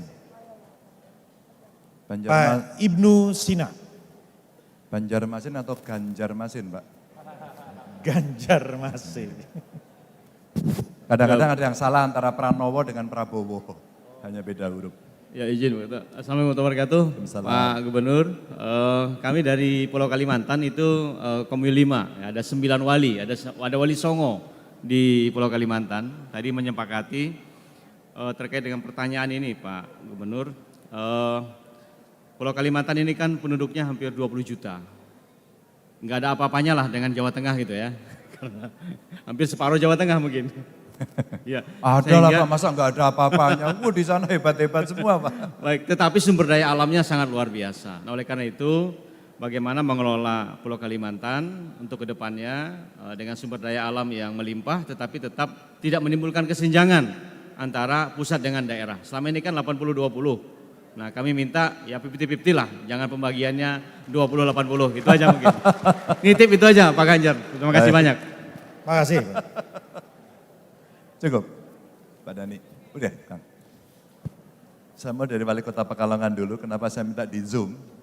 Ini tadi saya jelaskan terakhir dari ekonomi hijau. Ini ada kaitannya dengan global climate change. Kalau boleh sedikit saya bacakan, sebenarnya posisi Indonesia pada Green Future Index kita, itu urutannya ke-70 dari 76 negara. Lumayan ya, maksudnya tidak terakhir. 70 dari 76 negara, ini maksudnya. Ini saya ceritakan. Dan ini nilainya kira-kira 3,68 dan Indonesia ini terpaut cukup jauh dari rata GFI dari global yang sebesar 4,82. Dan ini Indonesia Bapak Ibu, ini nilainya di bawah rata dunia, maka PR-nya besar. Apa yang dialami oleh teman-teman di sekitar Pantura Jawa, mulai dari paling barat sampai dengan paling timur, adanya land subsidence. Saya terima kasih pada para wali kota yang berani untuk mengambil keputusan hebat. Hentikan pengambilan air tanah. Kita mesti bisa melakukan penegakan hukum dengan sekali lagi berani. Kejadian di Semarang harus bertengkar dengan sangat keras baik oleh pemerintah pusat maupun yang ada di bawah. Untuk apa? Jangan izinkan. Saya berkali-kali, jangan izinkan. Maka seringkali tata ruang musuhnya adalah tata uang. Alasan investasi atau disuap. Maaf ini saya bicara terbuka. Maka pada saat itu ketika kita tidak menata wilayah ruang dengan sangat baik, maka land subsidence akan terjadi. Global climate change yang kemudian muncul, kalau kita tidak berkontribusi tidak bisa. Posisi Indonesia yang terakhir kemarin menjadi presidensi ASEAN, mestinya dalam konteks kawasan kita bisa menyuarakan carbon trade. Carbon trading ini sebenarnya yang kita bisa jadikan sehingga Barat akan menghormati kita dan kemudian tidak hanya menunjuk bahwa kita selalu salah. Tidak. Bapak Ibu, dengan angka-angka ini maka ya dari semua dimensi yang ada, maka dua nilai paling rendah dari urutan yang ada, maka kebijakan iklim yang sebesar 2,67 dan transisi energi 3,1 yang masih rendah ini, hari inilah yang kita dorong. Maka kenapa tadi saya contohkan WADAS. Itu tidak hanya untuk pengairan dan pengendalian banjir, tapi sebenarnya untuk energi. Ini contoh aja. Daripada kita maaf, batu bara kita banyak ya, dan banyak orang kaya karena batu bara. Tapi kalau itu tidak kita geser, segera, maka kita akan mengalami kerusakan yang lebih parah. emisi gas buangnya pasti akan bahaya. Bapak Ibu, ini yang terjadi. Ya. Maka kemudian peningkatan tersebut yang relatif sangat lambat mesti dengan kebijakan. Agar kemudian global climate change-nya ini betul-betul ada dua. Satu, negosiasi internasional, dua, kebijakan dalam negeri. Maka beberapa pengalaman area mengalami land subsidence, saya sampaikan, mari kita sosialisasi, mari kita berembuk dengan masyarakat, kita ajak dialog yang cukup intens dan tidak sebentar, karena butuh waktu yang lama, untuk kemudian bisa menjelaskan. Pengalaman saya menangani Wadas itu ternyata hanya butuh menjelaskan, karena literasi kita sangat rendah pada banyak hal. Ternyata dengan intensitas seperti itu saya kirim orang untuk live in di situ, berhasil. Maka dengan global climate change pun sama. Bapak Ibu ditata ruangnya ya, saya lagi menegosiasi nih. Untuk kemudian memindahkan orang-orang yang sudah terlanjur tenggelam di situ. Pilihannya dua, kamu pindah atau kamu beradaptasi dengan kondisi baru, kamu sekarang menjadi manusia terapung. Ada dua pilihan. Ini kaitannya dengan global climate change. Saya sudah ketemu Pak Makrut, Perdana Menteri Belanda, datang ke Semarang, saya suruh melihat. Dan sekarang dengan Delft University lagi kita kembangkan termasuk yang ada di Pekalongan. Maka rasa-rasanya mulai dari ekonomi biru dan hijau, yang biru boleh naikin nggak? Operator? Halo? Oke, dinaikin nggak yang biru? Nah, yang ekonomi biru. Maka kalau kemudian yang biru ini bisa kita sampaikan kepada Bapak Ibu sekalian, yang di kanan bawah itu indeks-indeksnya kelihatan. Ya, indeks-indeksnya kelihatan. Pengelolaan ruang laut kita yang hari ini sangat tidak optimal Bapak Ibu, rasanya ini kebijakan mesti kita arahkan. Katanya nenek moyang kita pelaut, tapi laut kita tidak dikelola dengan baik dan di wilayah 5 wilayah penangkapan ikan kita belum optimal. Kenapa kapal besar, kenapa penangkap ikan, kenapa pengolahan ikan tidak kita optimalkan, baru tangkap saja. Belum budidaya, belum aquaculture. Saya pernah melakukan hitung-hitungan soal ini dan ini potensi ekonomi yang sangat tinggi dan kemudian kalau ini sustain dalam pengelolaannya, rasa-rasanya kita menjadi juara dunia dan lumbung pangan paling hebat. Paling hebat. Ya, maka dengan otonomi daerah kita dorong agar ada asymmetrical decentralization. Jangan sama semua, jangan sama semua. Karena memang ada daya yang berbeda dengan sumber daya yang berbeda. Nah konsepsi ini yang sekarang coba kita dorong. Kalimantan Timur, terima kasih. Bagaimana mengelolanya? Saya kira kebijakan fiskal yang pernah diterapkan kepada Kalimantan Timur dan DKI Jakarta, dua yang punya kemampuan fiskal tinggi, sudah dimulai. Maka kenapa kok Pak Presiden memindahkan ibu kotanya ke wilayah Kalimantan? Itu bukan memindahkan tempat loh, itu memindahkan mindset. Itu mewujudkan mimpi Indonesia ke depan yang jauh. Jadi tidak hanya fisik saja. Nanti ada perilaku, ya, ada cerita tadi, ekonomi hijau, ekonomi biru, itu sekarang lagi dalam desain besar yang ada di sana. Harapannya, biasanya kalau gulanya ditaruh di situ semuanya akan datang. Maka kemudian, apa yang diusulkan tadi, bagaimana kemudian Kalimantan dikelola? Pak, saatnya kemudian kita berbicara. Saya pernah bertanya, kita kaya enggak? Kaya. Iya, sudah ya. Baik, terima kasih Pak Gubernur waktunya dan Pak Gubernur izin kami ingin menyerahkan gagasan dari kota-kota di seluruh Indonesia. Ini kami kirimkan ke Bapak Presiden dan Menteri-Menteri terkait, tapi kami kirimkan juga kepada calon pemimpin negeri, termasuk Pak Ganjar. Pak, udah nih? Iya.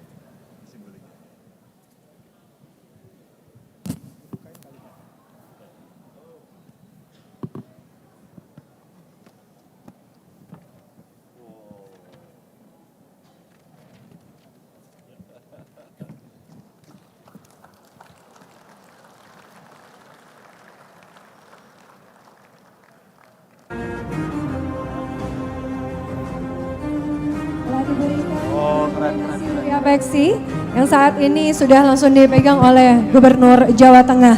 Dan tentu saja tidak selesai sampai di sini saja karena kami telah menyiapkan plakat yang akan diberikan oleh Ketua Dewan Pengurus Apeksi kepada Gubernur Jawa Tengah.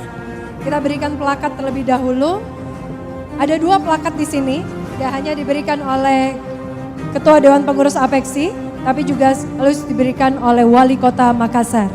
Setelah itu mohon berkenan kepada seluruh wali kota se-Indonesia, anggota APEXI untuk bersiap naik ke atas panggung, kita akan berfoto bersama. Telah diberikan saat ini adalah plakatnya dari Ketua Dewan Pengurus APEXI dan juga Wali Kota Makassar. Kita berikan tepuk tangan yang paling meriah. Dan selanjutnya kami persilahkan, kami mengundang dengan hormat kepada seluruh wali kota se-Indonesia untuk bisa naik ke atas panggung dan akan melakukan sesi foto bersama.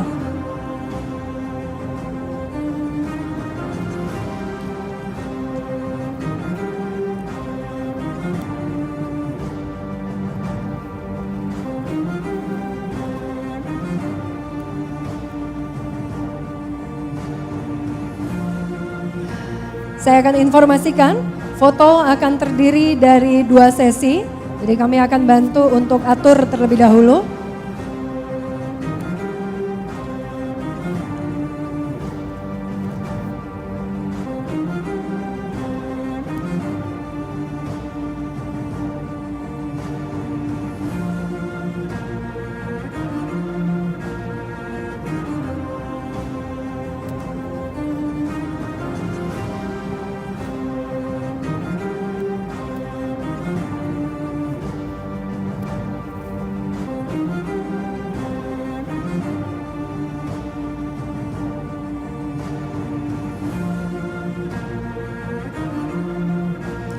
Saat ini sedang kita saksikan sesi foto bersama dan ini adalah momen bersejarah foto yang dilakukan di rangkaian kegiatan Rakernas ke-16 APEXI 2023. Semua sudah berada di posisi.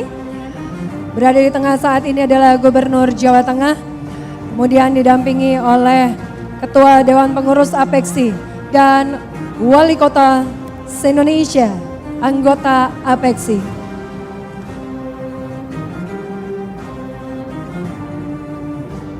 Saya akan bantu teriakan APEXI Sinergi, APEXI Sinergi. Jadi kita boleh kepalkan tangan kanan kita untuk menyatukan bentuk sinergi dan juga kolaborasi yang luar biasa. Yang selama ini terjalin bahkan sudah sampai 22 tahun selama berdirinya APEXI. Oke. Masih dibantu tim protokol untuk mengatur. Semua sudah terlihat betul ya rekan-rekan media. Sudah berada di tengah. Baik, sekarang saya akan bantu, kita kepalkan tangan kanan, saya akan bantu teriakan, APEXI Sinergi, APEXI Sinergi, APEXI Sinergi, luar biasa. Dan satu lagi, boleh ya Pak Ganjar, kita selfie dulu di sini, kita akan siapkan ada satu kamera untuk bisa dipegang oleh Bapak Ganjar Pranowo, Gubernur Jawa Tengah.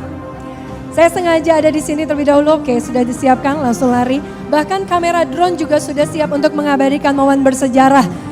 Kita akan bantu, saya bantu hitung sampai 100 kayaknya ini ya. Oke, kita selfie terlebih dahulu, 3, 2, 1 boleh ambil video juga. Luar biasa, kita berikan tepuk tangan yang paling meriah untuk diskusi panel yang telah diselenggarakan pada rangkaian kegiatan Rakernas ke-16 APEXI 2023. Sekali lagi kami ucapkan terima kasih kepada Gubernur Jawa Tengah. Kami ucapkan terima kasih kepada Ketua Dewan Pengurus APEXI.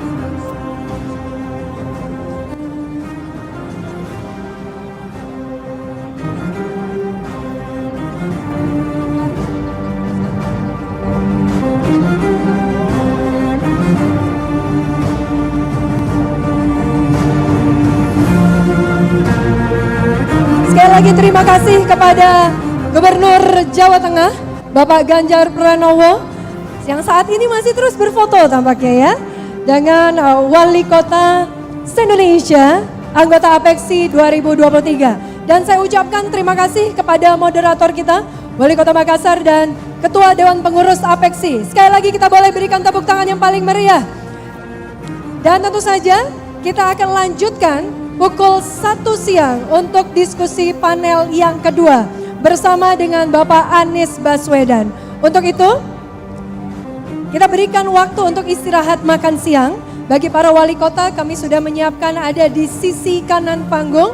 Kami mohon dapat kembali secara tepat waktu pada pukul 12.45 waktu Makassar.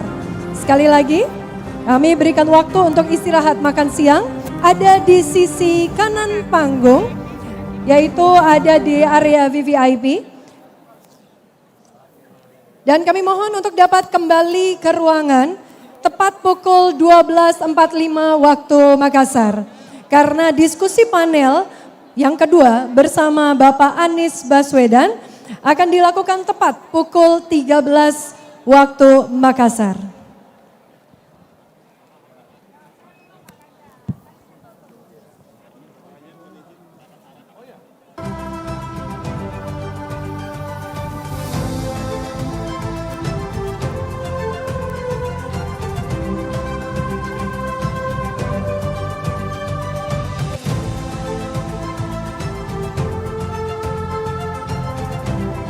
Ini benar-benar momen yang sangat bersejarah. Kami persilakan untuk kita semua dapat mengambil waktu istirahat. Sekali lagi kita berikan tepuk tangan yang paling hangat kepada Gubernur Jawa Tengah, Bapak Ganjar Pranowo.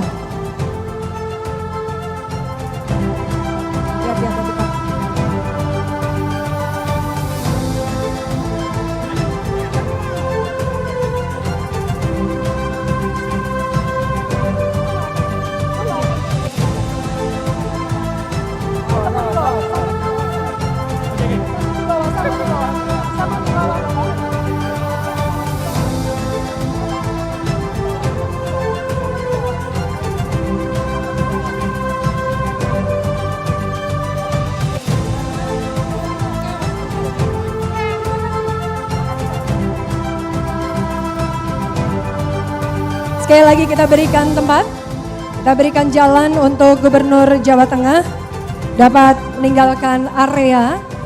Karena tentu saja waktu sangat terbatas, kita masih memiliki 2 diskusi panel berikutnya. Diskusi panel yang kedua akan tepat waktu kami lakukan pada pukul 13 waktu Makassar. Untuk itu kami berikan kesempatan untuk Wali Kota se-Indonesia dapat menikmati hidangan yang telah disediakan di area VVIP, tepatnya ada di sebelah kanan panggung. Sedangkan area sebelah kiri panggung kami sudah sediakan untuk tamu undangan dapat juga menikmati hidangan yang telah disediakan. Sekali lagi kami berikan kesempatan untuk Anda dapat melakukan istirahat makan siang. Terima kasih sekali lagi atas diskusi panel yang telah disampaikan oleh Gubernur Jawa Tengah, Bapak Ganjar Pranowo. Tentu saja momen yang sangat berharga dan bersejarah kali ini diselenggarakan dalam rangkaian kegiatan Rakernas APEKSI ke-16 tahun 2023.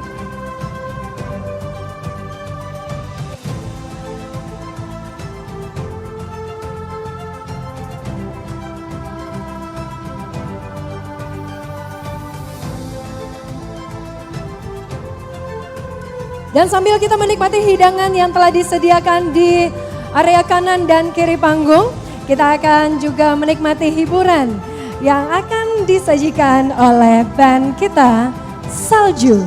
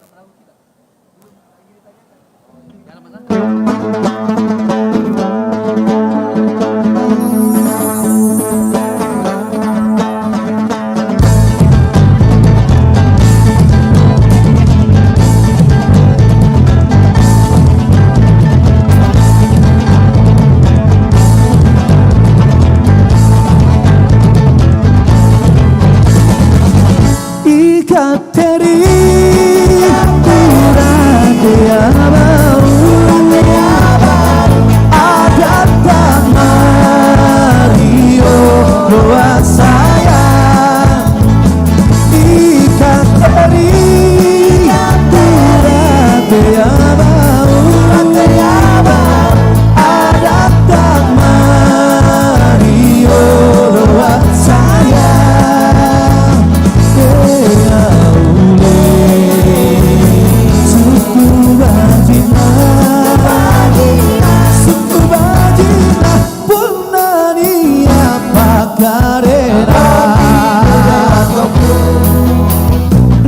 ayo rek mlaku-mlaku nang tunjungan. Rek ayo rek rame-rame bebarengan. Jak ayo jak sopo gelem melu aku. Jak ayo jak boleh kenalan jak ayo. Aduh ngalor ngidul lewat tengahku tak motor. Mas Budiumku sedang hati lego. Sopo ngerti nasib awas lagi muju. Anak-anak esing dokong jadi yo.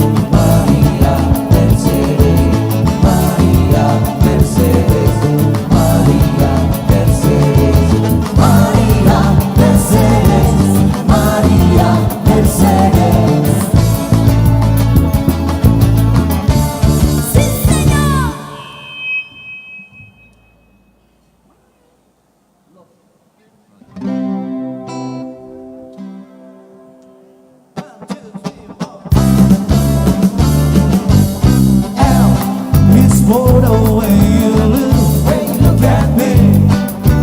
Oh, it's the only one I say. This very, very extraordinary.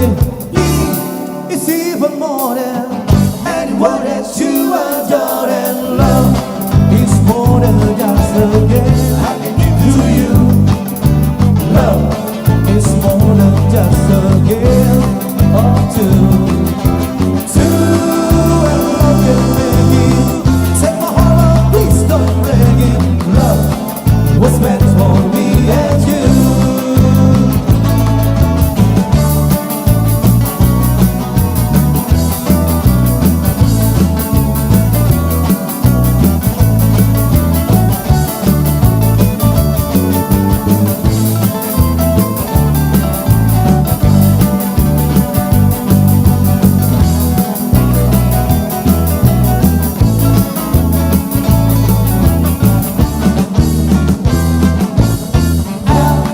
It's for the way you look when you look at me.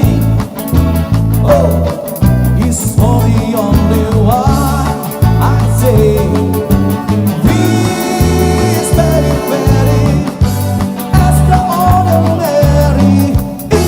It's even more than anyone that you adore, and love is more than I can give to you.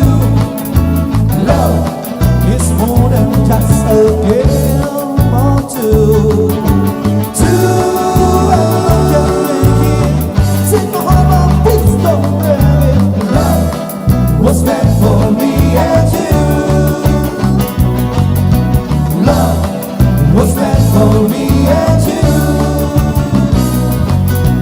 Love was meant for me and you.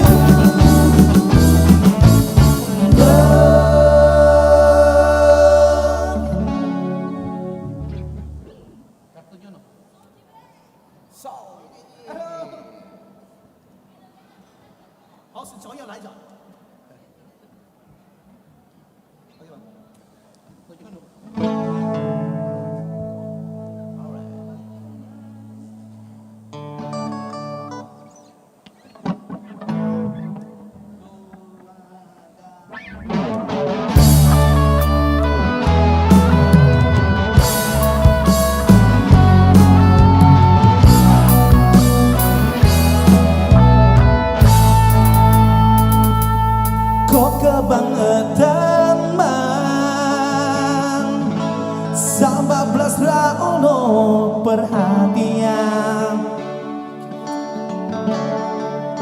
Jelas ku butuh hatimu, ku butuh awanmu. Kok kebangetan man lorong hati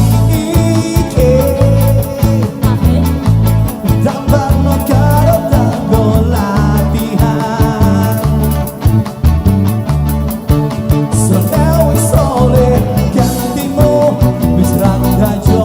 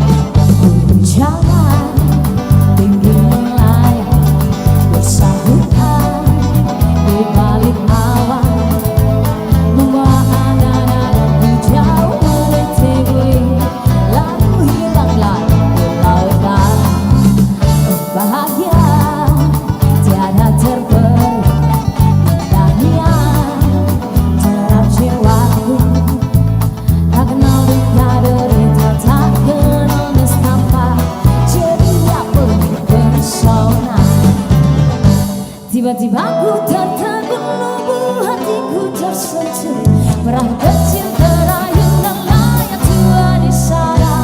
3 malam bulan tak menghilang, langit sepi walau bermegang. Tiba-tiba ku sadari lagu burung jawa tadi cuma kisah sedih nada duka hati yang terluka. Tiada teman berbagi cerita, ragam berbagi cerita. Burung jawa tinggi melayang, bersahutan di balik awan, membawa agara yang jauh bertebur, lalu hilang larut di lautan.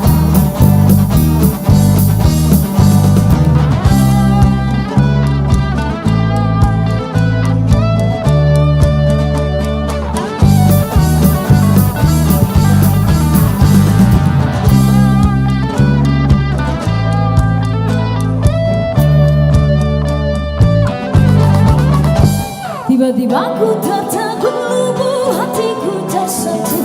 Perahu kecil terayun nelayan tua di sana. 3 malam bulan tak menghilang, langit sepi walau tak bermegang.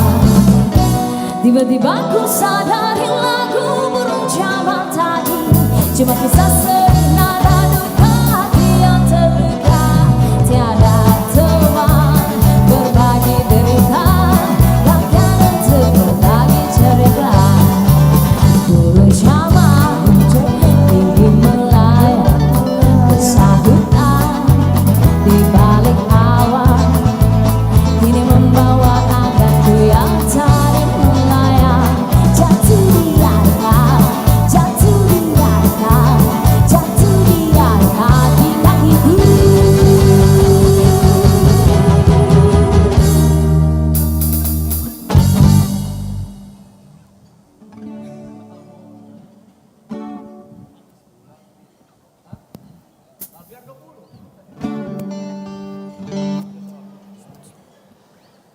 Cek 1. Baik, untuk Bapak Ibu mohon izin untuk menyampaikan yang memiliki kendaraan dengan plat DD 1811IO juga plat DD 326AV juga DD 1750RG mohon untuk bisa memindahkan kendaraannya karena ada kendaraan yang ingin keluar. Jadi mohon izin untuk Bapak Ibu boleh didengarkan kembali plat kendaraannya DD 1811IO, DD 326AV dan juga DD 1750RG. Mohon berkenan untuk bisa memindahkan kendaraannya. Terima kasih.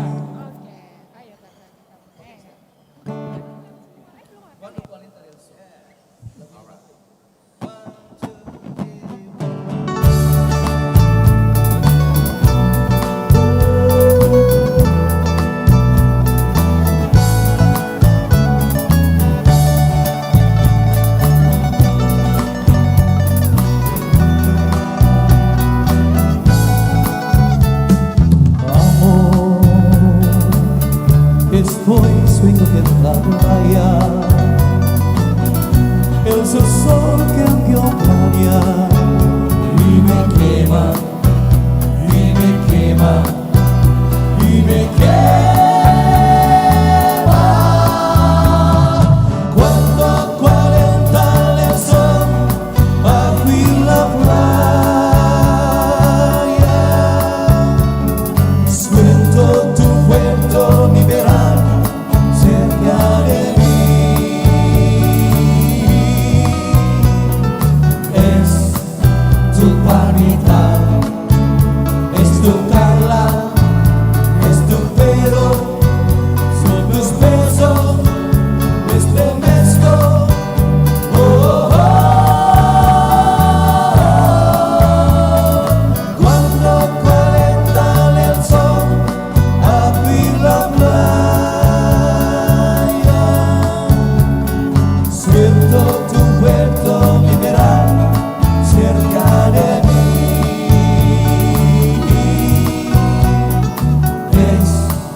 tu palpitar, tu me acuerdo, mi locura, mi delirio, me estremezco.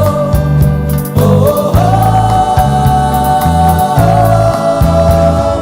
Cuando calienta el sol.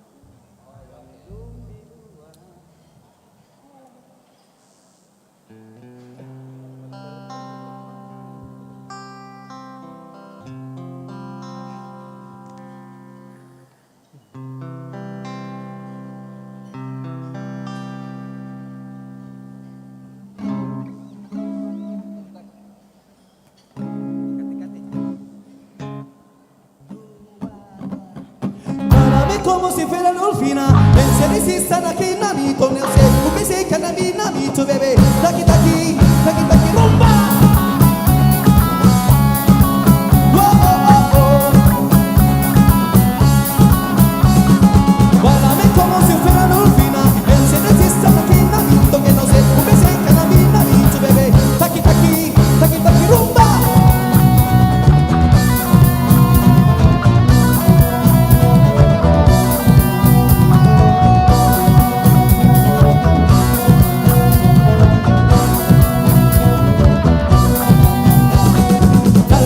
Bailaría Macarena, vuelve pa' callar la haría cosa buena. Dale esta cuerda, bailaría Macarena, Macarena. Dale esta cuerda, bailaría Macarena, vuelve pa' callar la haría cosa buena. Dale esta cuerda, bailaría Macarena, Macarena. Dale esta cuerda, bailaría Macarena, vuelve pa' callar la haría cosa buena. Dale esta cuerda, bailaría Macarena, Macarena. Macarena tiene un bollo que se llama Rabatico Victorino, y la cura de la piedra de Sazón. Macarena tiene un pollo que se llama Rabatico Victorino.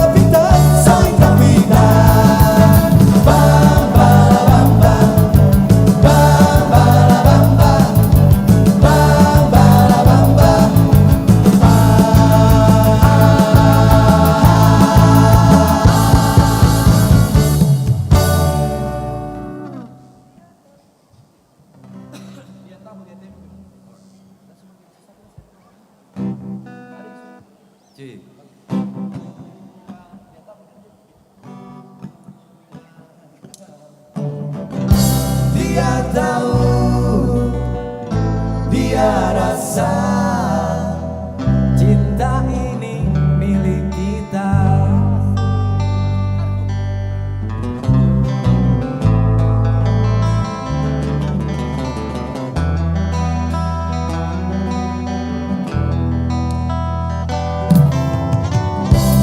Kantin depan kelasku, di sana kenal diriku. Kini tersimpan di hati, jalani kisah sendiri.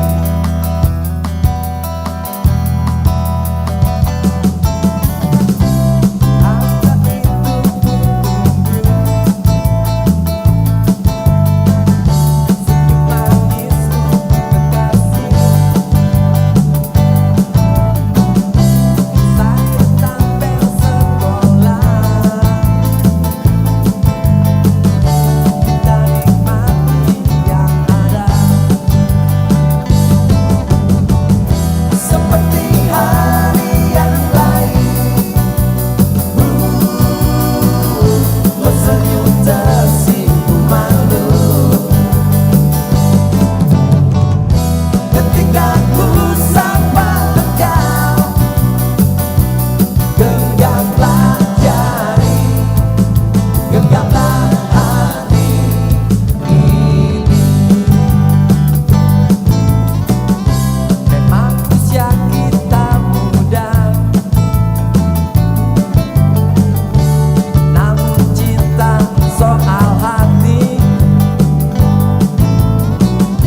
Biar mereka bicara,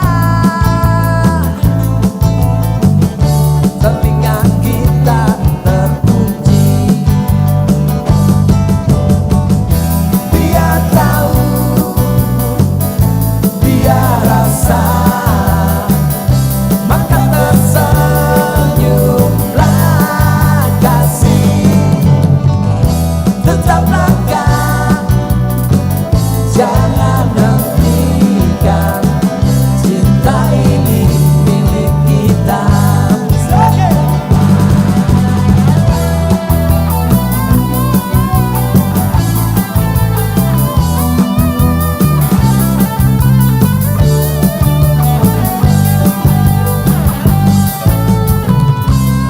Buku ini aku pinjam, kembalikan Mas ya.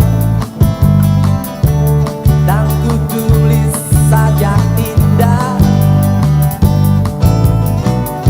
hanya untukmu seorang, tentang mimpi-mimpi malam. Biar tahu, biar rasa, maka tersenyumlah kasih. Tetaplah kau, jangan hentikan, cinta ini milik kita. Biar tahu, biar rasa, maka tersenyumlah kasih. Tetaplah kau, jangan hentikan, cinta ini milik kita. Cinta ini milik kita. Cinta ini milik kita.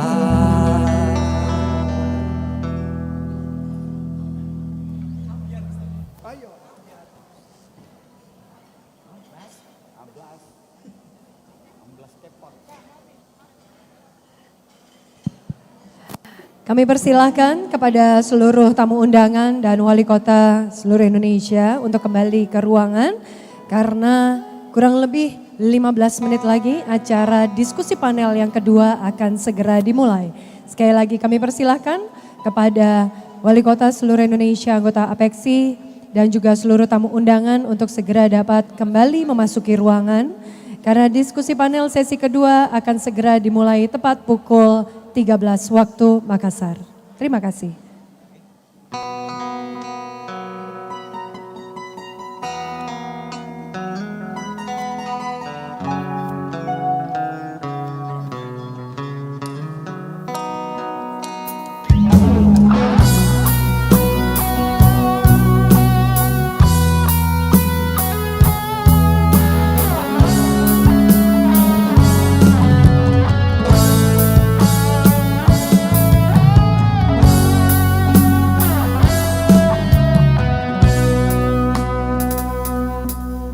Wis kebacut ambiar remuk sing neng ati opo ngene iki sing jenenge korban janji. Wis ambiar aku kudu kepiye metu ngendi supaya ketemu kowe.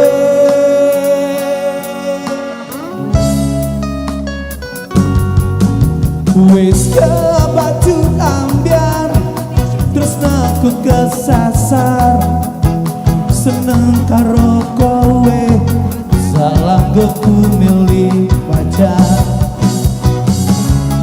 Wis ambiar lara senang rasake kowe lunga ninggal ke aku ning kene.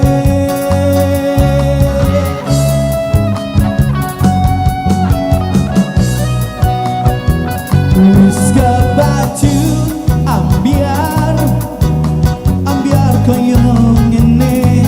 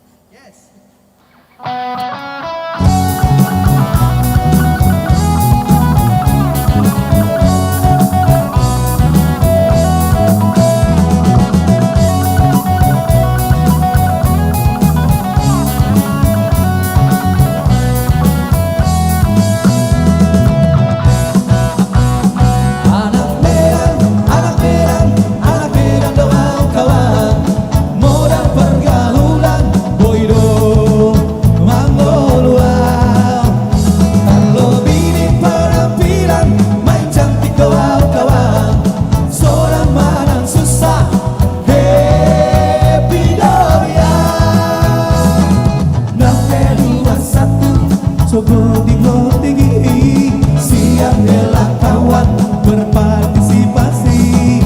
378 saat kami majorisi, ada harga diri mengantisipasi.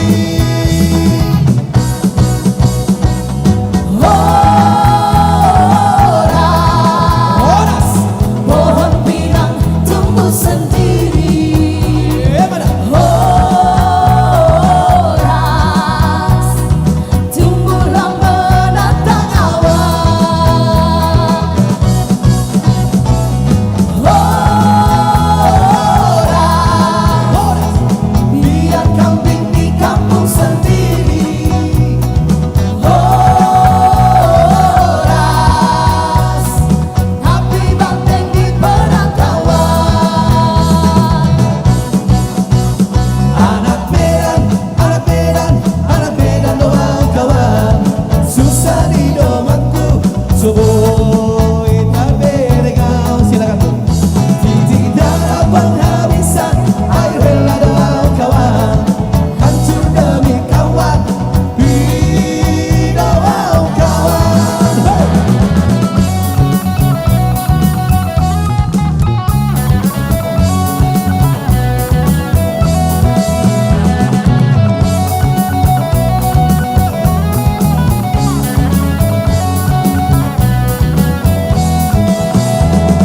Nomor 21 Sogo tinggi, siap bela kawan berpartisipasi.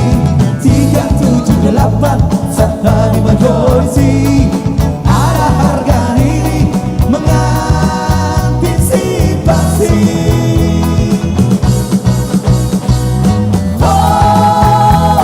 Horas, pohon pinang tumbuh sendiri.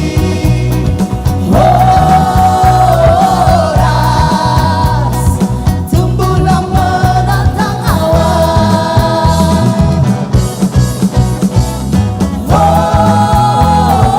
Horas, biar kambing di kampung sendiri. Horas, tapi banteng di penangkawan. Anak Medan, anak Medan, anak Medan doa kawan. Susah di domaku, soboy tak beringan. Tidak dapat habisan air rela doa kawan. Hancur demi kawan, di doa kawan. Anak Medan doa kawan. Anak Medan doa kawan. Anak Medan doa kawan. Anak Medan doa kawan.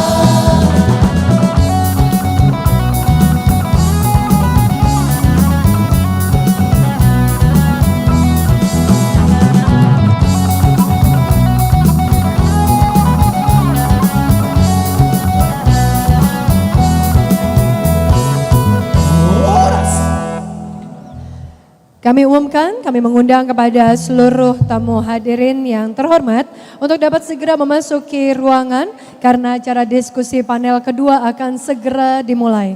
Sekali lagi kami mengundang kepada seluruh wali kota se-Indonesia, anggota APEXI, dan juga tamu undangan yang berbahagia untuk segera kembali memasuki ruangan karena acara diskusi panel kedua akan segera dimulai. Terima kasih.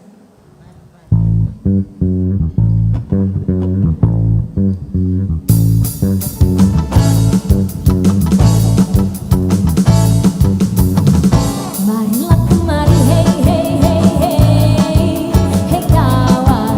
Aku lari sendiri, hey hey hey hey, hey kasih.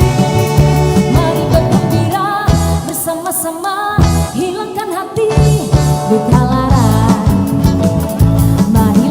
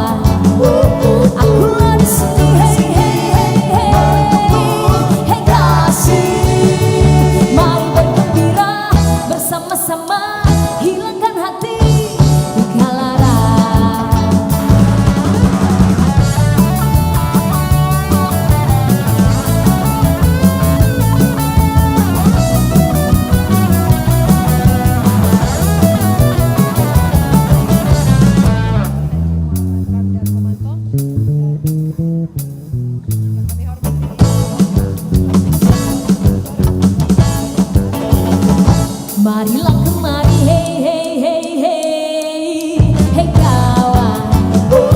Aku lagi sedih, hey hey hey hey, hey kasih. Mari bergembira bersama-sama, hilangkan hati luka lara. Boleh berduaan, asal tetap di lingkaran, tapi awas jangan berduaan. Kakek bilang, Hati-hati cucu jalan sendiri tengah malam.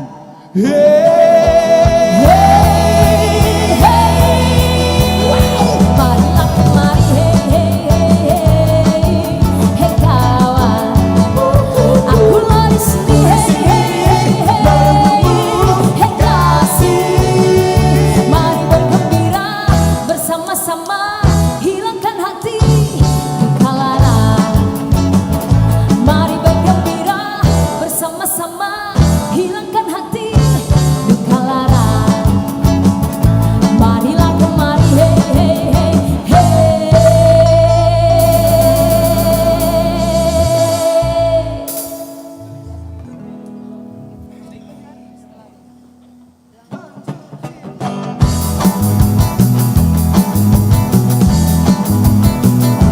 Menggelis pujaan akan, menggelis akan oyong tepat. Upami teu aya pamangan, langkung sae urang tunangan. Menggelis pujaan akan, menggelis akan oyong tepat. Upami teu aya pamangan, langkung sae urang tunangan. Eta saha anu baju berau, eta saha anu baju berau. Hidung mancung pipi koreng eis Bandung, nenggelis pujaan akan, nenggelis akan oyong tepat. Upami teu aya pamangan, langsung sae urang tunangan. Langsung sae urang tunangan, langsung sae urang tunangan. Terima kasih sekali lagi untuk Solju Band. Kami persilahkan kepada Wali Kota seluruh Indonesia untuk dapat segera kembali ke ruangan dan juga seluruh tamu undangan yang terhormat karena acara diskusi panel kedua akan segera dimulai. Sekali lagi kami mohon kesediaan dan kerjasamanya untuk segera dapat memasuki ruangan kembali karena acara diskusi panel kedua akan segera dimulai. Terima kasih.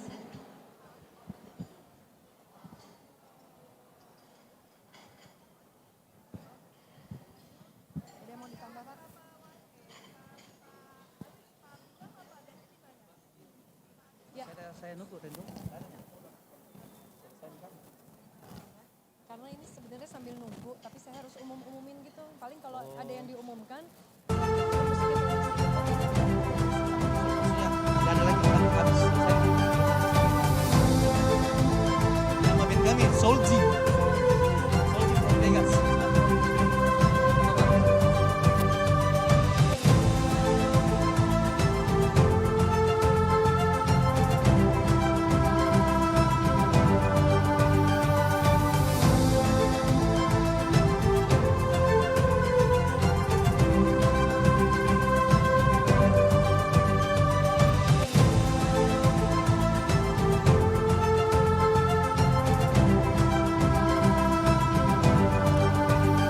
Selamat siang Bapak Ibu hadirin yang berbahagia. Terima kasih bagi Anda yang telah kembali memasuki ruangan acara. Kita telah selesai untuk waktu istirahat makan siang dan tadi telah dihibur dengan Soul G Band.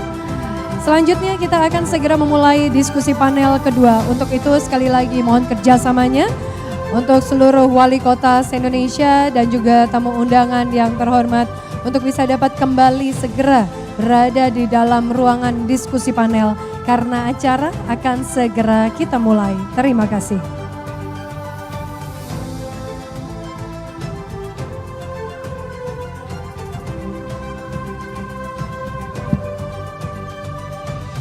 Mohon izin Bapak-bapak, Ibu-ibu, pemerintah kota, seluruh anggota APEKSI diharapkan segera menempati ruangan. Bagi para staf, para pendamping diharapkan dapat mengontak pimpinan masing-masing untuk menempati tempat duduk yang sudah disediakan. Dan kami juga berharap para wali kota yang sudah dalam ruangan dapat menghimbau untuk para pendampingnya masuk segera di belakangnya masing-masing. Juga kepada panitia untuk teman-teman yang masih di luar untuk segera memenuhi ruangan untuk bisa dikondisikan memasuki ruangan. Mohon bantuan para Bapak Ibu Wali Kota anggota APEKSI untuk meminta para pendampingnya segera ada di dalam ruangan.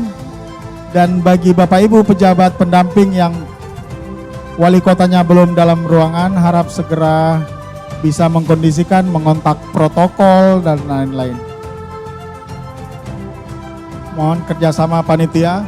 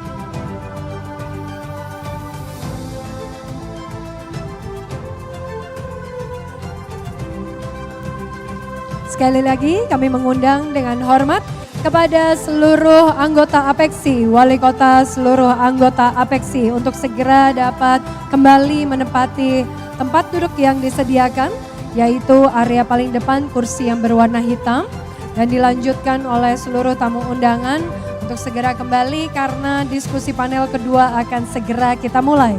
Terima kasih.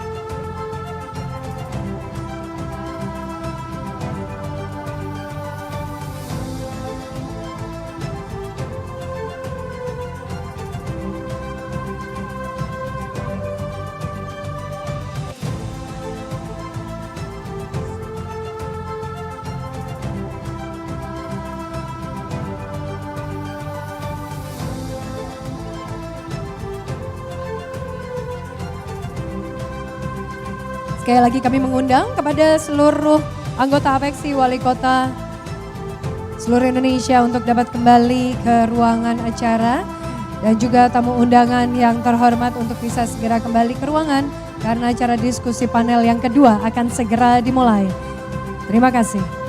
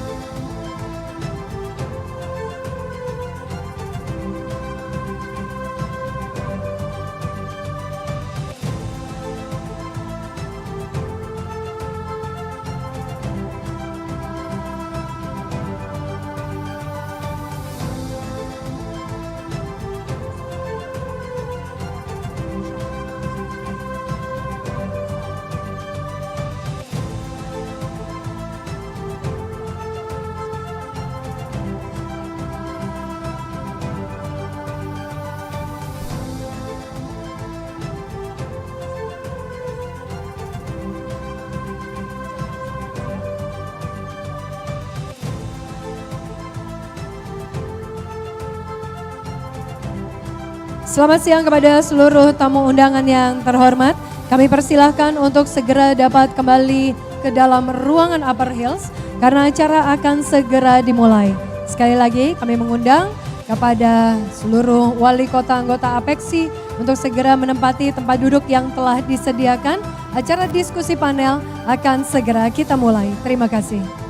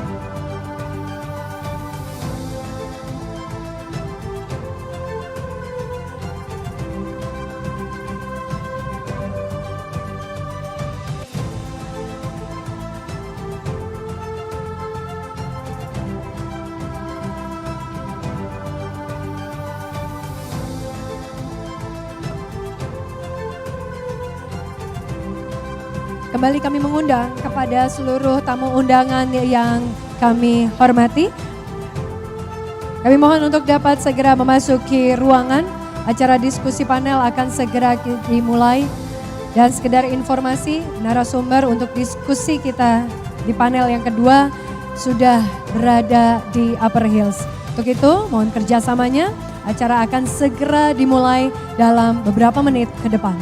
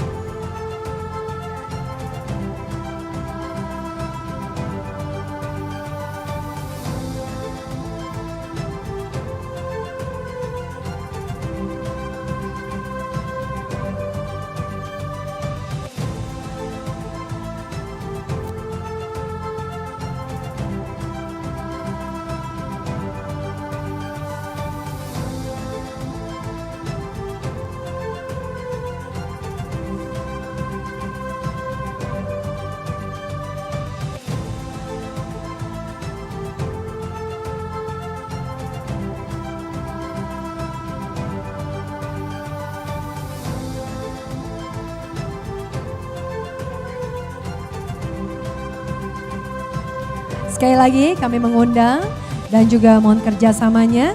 Kami masih melihat ada kursi yang kosong di sini.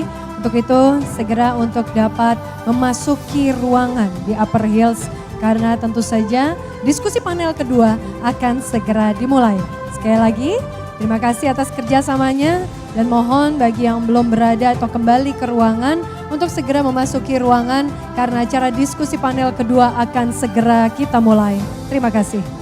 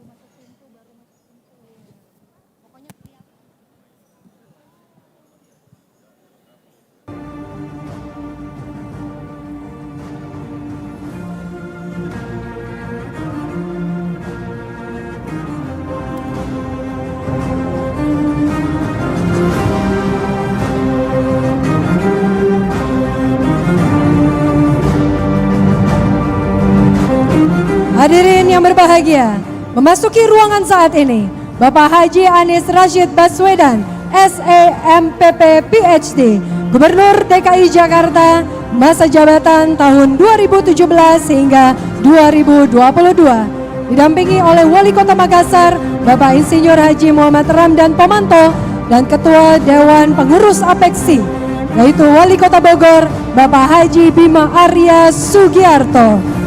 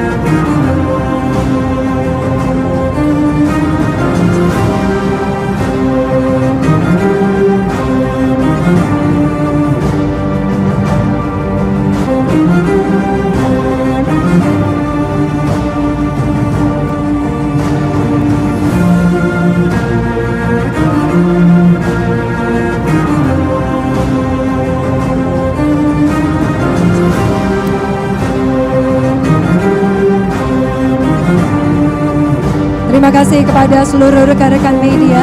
Kami persilakan untuk dapat kembali ke tempat dan acara diskusi panel kedua akan segera dimulai. Terima kasih.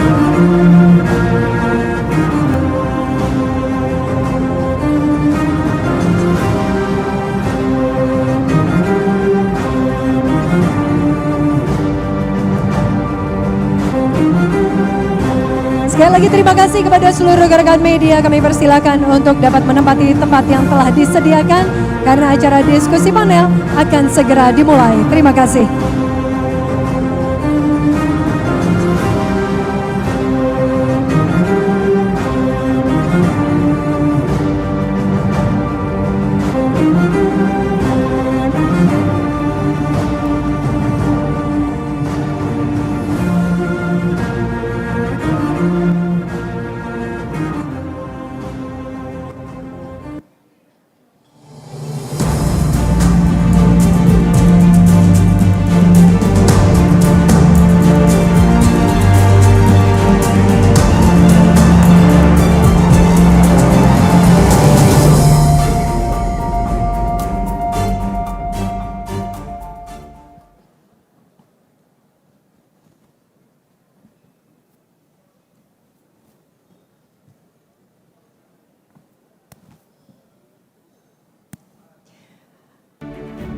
Assalamualaikum warahmatullahi wabarakatuh.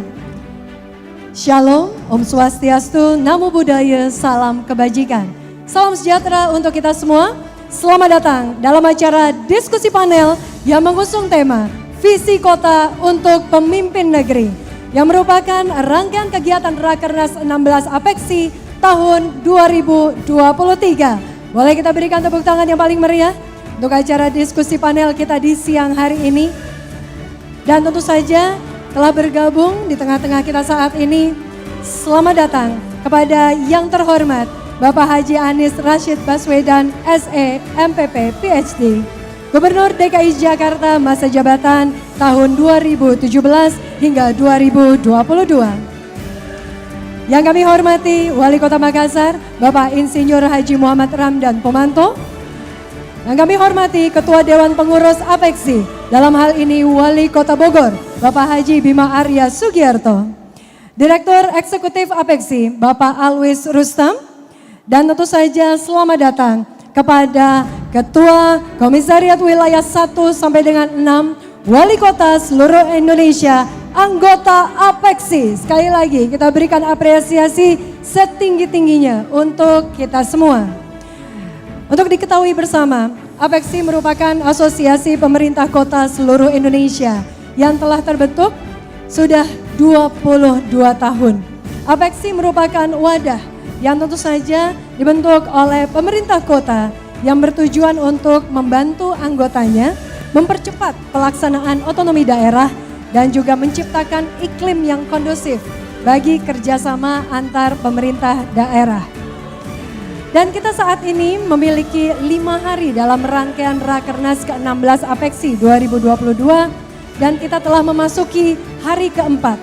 Kita akan menyaksikan terlebih dahulu bagaimana kegiatan yang telah berjalan dengan sangat baik dan sukses dalam rangkaian kegiatan Apeksi, Rakernas Apeksi ke-16 tahun 2023. Mari kita saksikan bersama.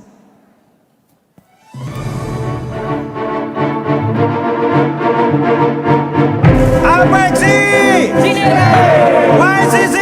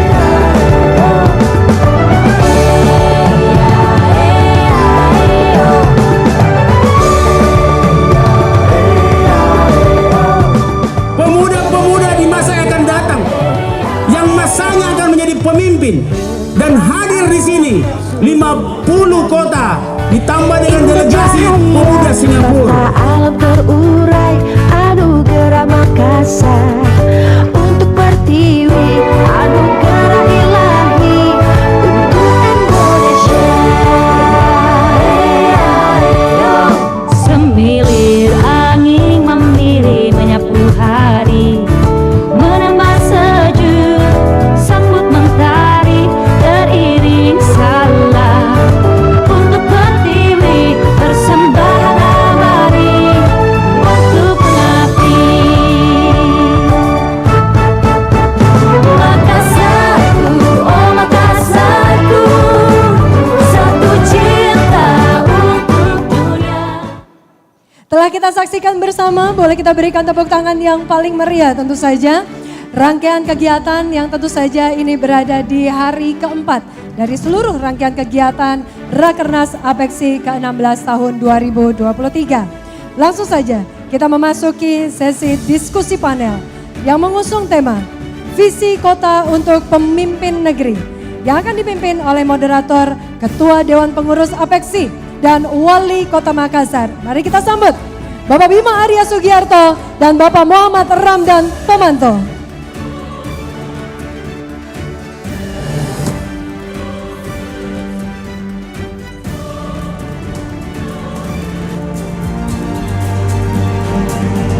Bapak Ibu Wali Kota, ketika kami menghubungi, beliau masih di Tanah Suci.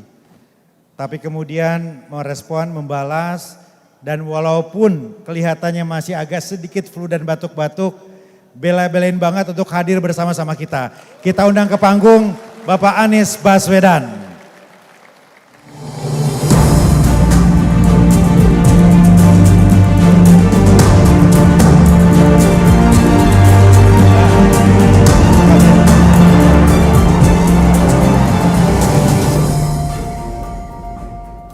Sebelum beliau menyampaikan pemaparan beliau, izinkan saya menyampaikan profil beliau.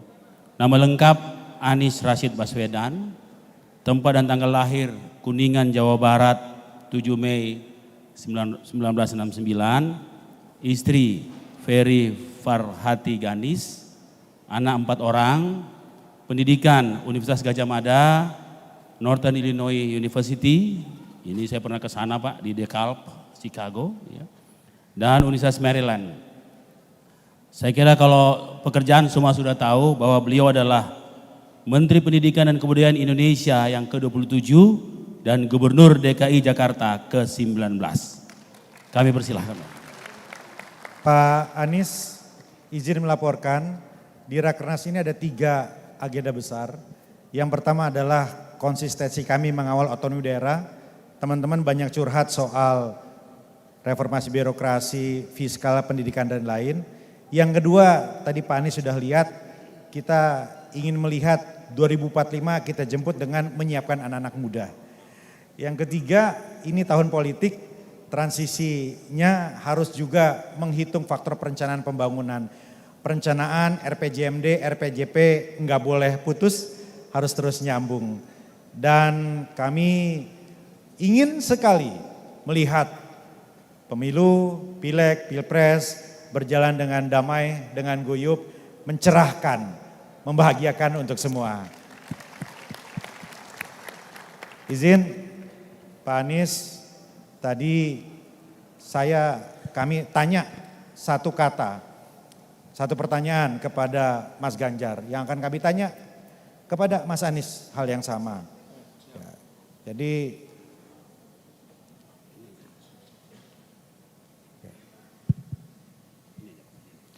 ini Mas Anies ini rektor saya Bapak Ibu sekalian dulu. Jadi Pak Anies rektor, saya dosen.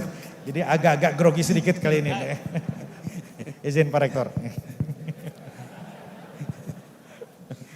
Saya Siap. rektor tapi yang ngarahkannya dosen. Pak Prabowo dan Pak Ganjar. Satu kata tentang Pak Prabowo. Patriot.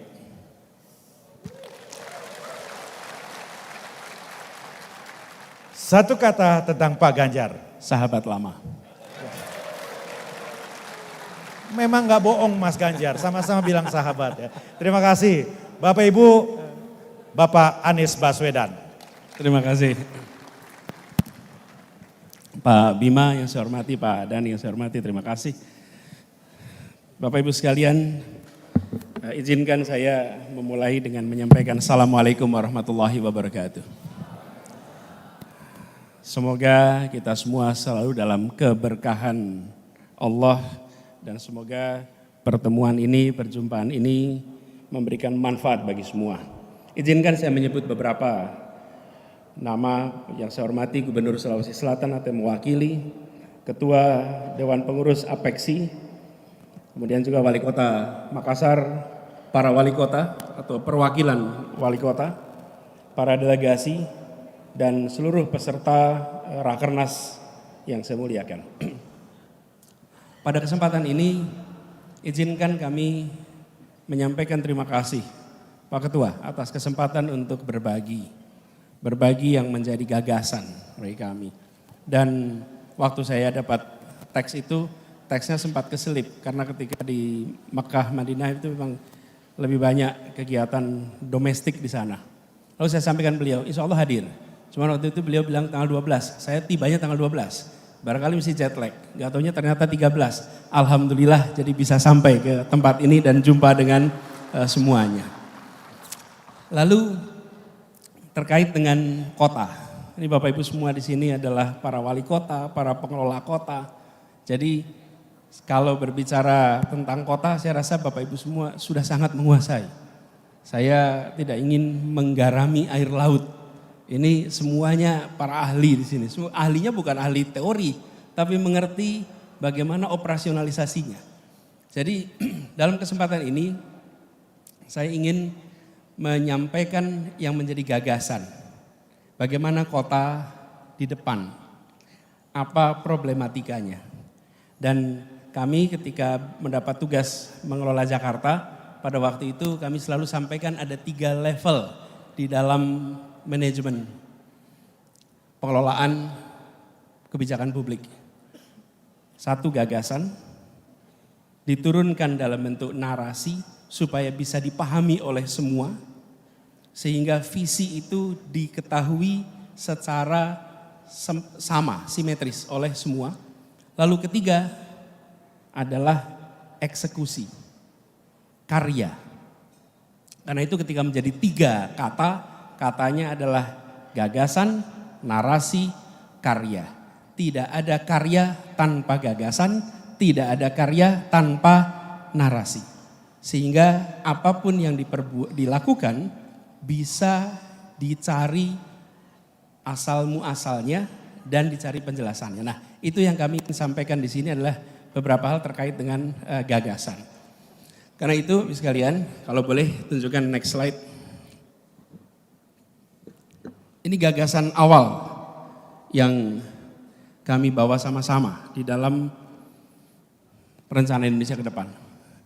Ini peta Indonesia, potret Indonesia di malam hari. Apa yang menarik Bapak Ibu sekalian di sini? Mohon maaf kalau boleh pinjam apa? Apa sih namanya nih? Laser pointer.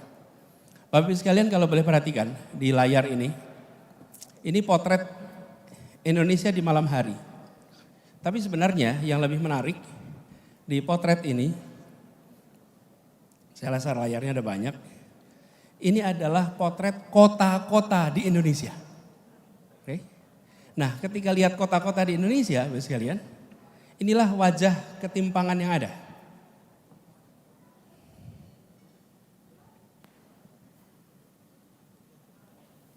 Kelihatannya ada ketimpangan juga Pak di sini Pak. Coba dilihat dulu. Jadi kalau Bapak Ibu perhatikan, sip. Ternyata ketimpangan pengetahuan pengelolanya nih Pak. Kalau Bapak Ibu perhatikan di sini, tidak sampai rupanya. Oke, lihat saja. Lampu ini menggambarkan kota di Indonesia. Ketika kita lihat kota-kota ini, Bapak sekalian, di Jawa paling terang itu Jakarta, Surabaya, Begitu masuk Sumatera, titik-titik kecil. Kalimantan, titik-titik kecil. Ini yang lebih ramai itu di Sarawak. Ini Malaysia. Sampai di kawasan timur, gelap. Saya tidak menggunakan statistik Bapak Ibu sekalian. Gak pakai statistik nih. Tentang macam-macam. Gak usah, pakai ilustrasi ini aja.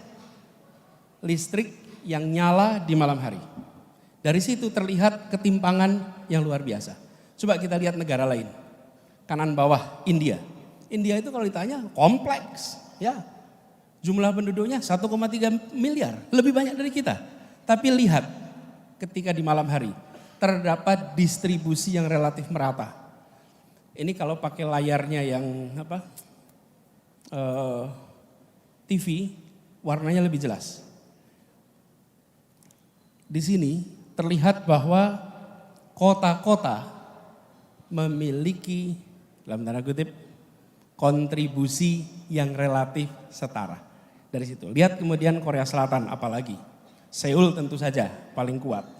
Nah, jadi visi yang kita ingin tawarkan ke depan, kita ingin di malam hari seluruh kota di Republik Indonesia terlihat menyala terang dari udara. Itu kira-kira.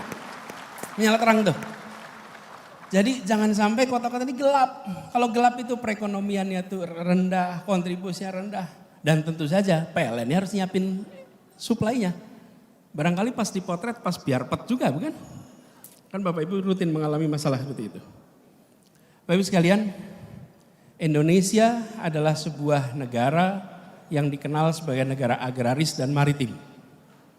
Tetapi sejak 2009 lebih banyak penduduk tinggal di kota daripada di desa. Sejak 2009. Jadi kalau sampai dengan sekarang 14 tahun kemudian proporsi penduduk tinggal di kota lebih banyak daripada di desa. Coba lihat next slide. Urbanisasi ini adalah inevitable, tidak bisa dihindari. Tetapi masalah yang ada di sebuah kota sesungguhnya adalah soal pilihan. Kita memilih membiarkan muncul masalah atau kita memilih untuk mengantisipasi masalah. Urbanisasi itu oke, baik-baik saja. Yang tidak baik itu Jakartanisasi. Ke Jakarta semua, that's not good. Tapi kalau urbanisasi, it's okay. Urbanisasi itu normal dan terjadi di seluruh dunia. Diperkirakan, tadi visinya Pak Ketua 2045, tahun 2045 itu 70% penduduk Indonesia akan tinggal di perkotaan. Harus antisipasi dari sekarang. Sekarang 57. Bila kita biarkan tanpa perencanaan yang serius secara kolektif, nanti kita mengulangi masalah yang ada di Jakarta. Kemudian yang kedua, kita saksikan bahwa di perkotaan ini kontribusi dari penambahan penduduk perkotaan itu setiap 1% penambahan PDB per kapita nasional meningkatnya 1,4%. Sementara di negara-negara Asia lainnya tambah 1% penduduk urban itu meningkat PDB sampai 3%. Artinya kota-kota kita belum menjadi kota yang produktif secara ekonomi. Lalu kita punya masalah lingkungan hidup. Dan dari semua kota di Indonesia hanya 8 kota yang memiliki kualitas udara yang baik. Hanya 8 dari semua. This is no good. Lalu kita menyaksikan bahwa 30 juta penduduk di perkotaan itu tinggal di pemukiman yang tidak layak. Ini fakta juga. Dan yang kelima, kita melihat kesenjangan sosial yang tinggi di perkotaan. Dulu saya menginisiasi program pengiriman guru-guru ke pelosok tanah air. Tanah air nih. Di pelosok-pelosok di Sulawesi ada, di Nusa Tenggara, di mana-mana. Karena adanya ketimpangan itu. Lalu ketika saya mendapatkan tugas menjadi calon gubernur, saya berkeliling Jakarta. Seperti juga Bapak Ibu kalau pilkada harus keliling. Pada saat keliling itu, saya justru menemukan bahwa kemiskinan ekstrim itu adanya tidak di pelosok yang jauh sana, tapi kemiskinan ekstrim itu adanya justru di pusat pemerintahan, di pusat negara kita, di Jakarta. Yang ekstrim miskin di situ, yang ekstrim kaya juga di situ. Jadi ketimpangan-ketimpangan di kota-kota kita, itu ketimpangan yang harus dibereskan agak awal. Nah, kami melihat permasalahannya ada pada pertumbuhan yang tidak berkeadilan. Saya menggunakan contoh Jakarta Bapak Ibu sekalian, bukan tempat lain. Jakarta ini, Bapak Ibu sekalian, kalau kita lihat tata ruangnya itu berkembang tanpa dikendalikan dengan sebuah visi tentang pergerakan penduduk. Ini wajah Jakarta sejak tahun 72 sampai 2012. Sekarang lebih luas lagi di luar Jakarta. Kalau dalam Jakartanya tidak banyak berubah. Dan di Jakarta itu sekalian tinggal 8% tanah ruang terbuka, 92% tertutup. Kami merasakan apa yang kita lihat di Jakarta adalah fenomena yang bisa terjadi di kota-kota lain beberapa dekade yang akan datang. Karena itu kami memandang sebaiknya jangan mengulang problematika yang dilewati beberapa dekade di Jakarta dan kota besar lainnya, tapi mulai dari sekarang kita tata agar kota-kota kita ketika nantinya menjadi kota yang besar, dia menjadi kota yang layak huni. Berikutnya, saya ingin menunjukkan salah satu masalah juga yang dihadapi di kota-kota kita di Jakarta, di Indonesia. Pertama adalah soal kemandirian fiskal. Saya rasa Bapak Ibu semua merasakan soal kemandirian fiskal. Ini menurut laporan dari Kementerian Keuangan bahwa 60 atau 70% kota kita itu belum mandiri. 29% mandiri dan hanya 2% yang mandiri. Ini mandiri itu artinya PAD mampu membiayai lebih dari sebagian besar belanja daerah. Ini harus kita selesaikan sama-sama. Tidak bisa terus-menerus kota berada dalam posisi tidak mandiri. Jadi kalau ditanya ke depan seperti apa, kita ingin kota-kota di Indonesia menjadi kota yang mandiri. Yang kedua adalah ketimpangan APBD kota. Kalau Bapak Ibu perhatikan, Jakarta ini APBD-nya 77 triliun. Kota kedua lebih besar, Surabaya 9,5. Lalu Semarang 2,4, lalu turun semuanya. Ini harus jadi perhatian kita. Supaya pemerintah kota memiliki kemampuan fiskal yang lebih tinggi agar mereka bisa menyelesaikan PR-PR masalah urban dan visi membangun urban yang sehat. Ditambah kalau saya cek, kita semua ini punya beban administrasi laporan yang luar biasa. Menurut catatan kami ada 259 laporan administratif yang harus diselesaikan dan menyita energi ASN kita. Ini harus dilakukan simplifikasi atas persoalan ini. Jadi, bagaimana ke depan? Kalau boleh kami berbagi apa yang menjadi visinya. Kami melihat pertama, kota harus bisa mempercepat pemenuhan layanan dasar. Apa itu layanan dasar? 1, air. 2, kesehatan, pendidikan, pangan, papan. Ini contoh 5 layanan dasar yang harus dipercepat pemenuhannya. Pangan saja Bapak Ibu sekalian.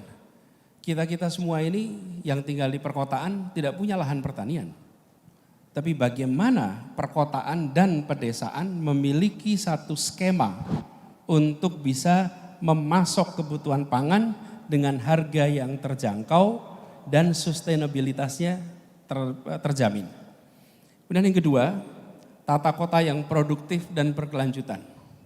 Produktif ini artinya di kota ini efisien, aktivitas perekonomiannya tidak terhambat oleh faktor mobilitas, tidak terhambat oleh faktor-faktor sosial ekonomi lainnya. Kemudian kita melihat perlunya mewujudkan interkonektivitas antar daerah. Di mana itu daerah? Di dalam kotanya dan antara kota dengan wilayah-wilayah yang berada di sekitarnya. Karena dalam prakteknya kota-kota kita di seluruh Indonesia itu menjadi kota jasa yang memfasilitasi kabupaten-kabupaten yang berada di sekitarnya. Lalu yang keempat adalah menjadikan kolaborasi sebagai praktek di perkotaan.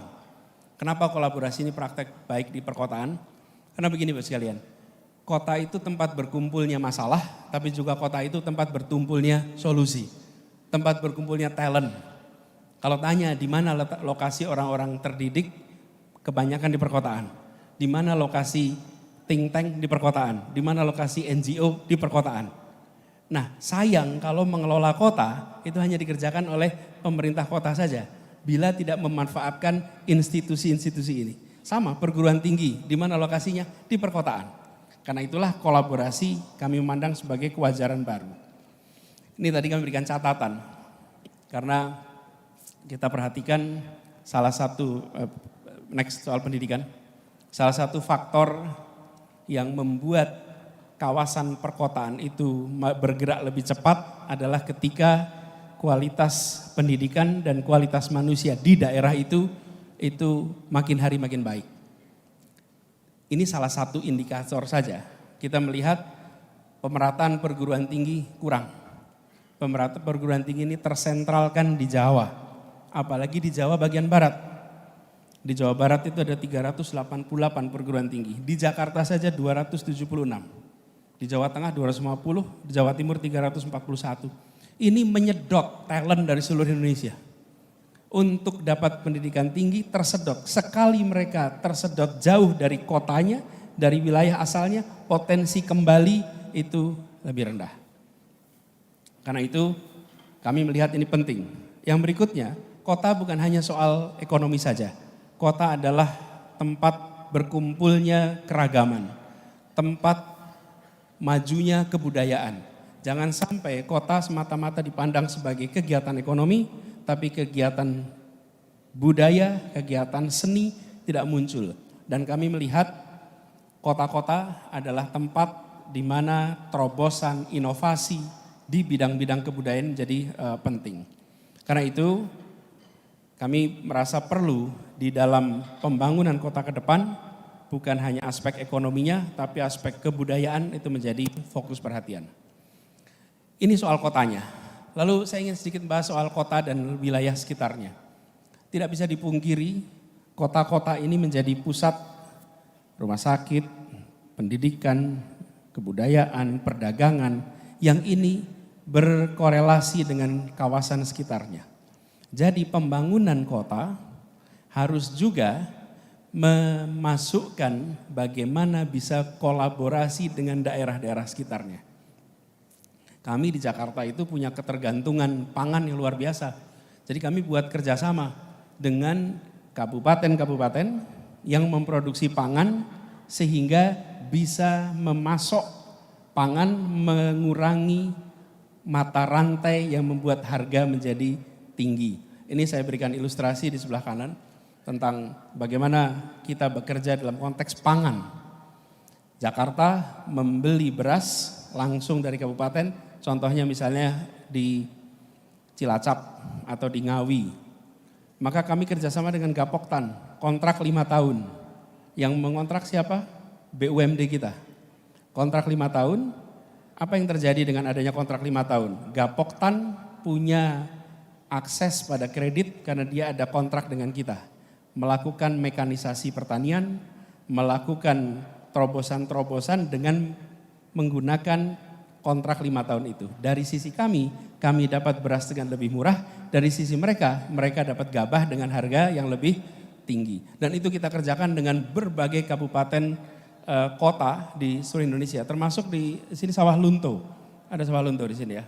Ada Sawah Lunto juga. Kita kerjakan beras dengan kota-kota ini. Nah, artinya kota secara serius dirancang untuk bekerja sama di aspek-aspek yang menjadi kebutuhannya dengan daerah sekitarnya.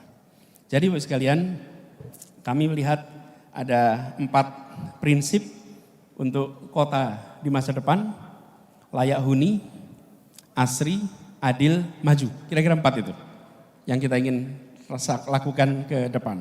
Layak huni artinya airnya bersih, baik, kemudian papannya tersedia, tempat tinggalnya tersedia dengan layak, kemudian lingkungan hidupnya baik, adil artinya ada kesetaraan kesempatan dari mulai pendidikan, kesehatan, sampai dengan kegiatan keagamaan, maju dalam artian kita terus-menerus membuat kota kita kota yang memfasilitasi modernisasi di kota ini.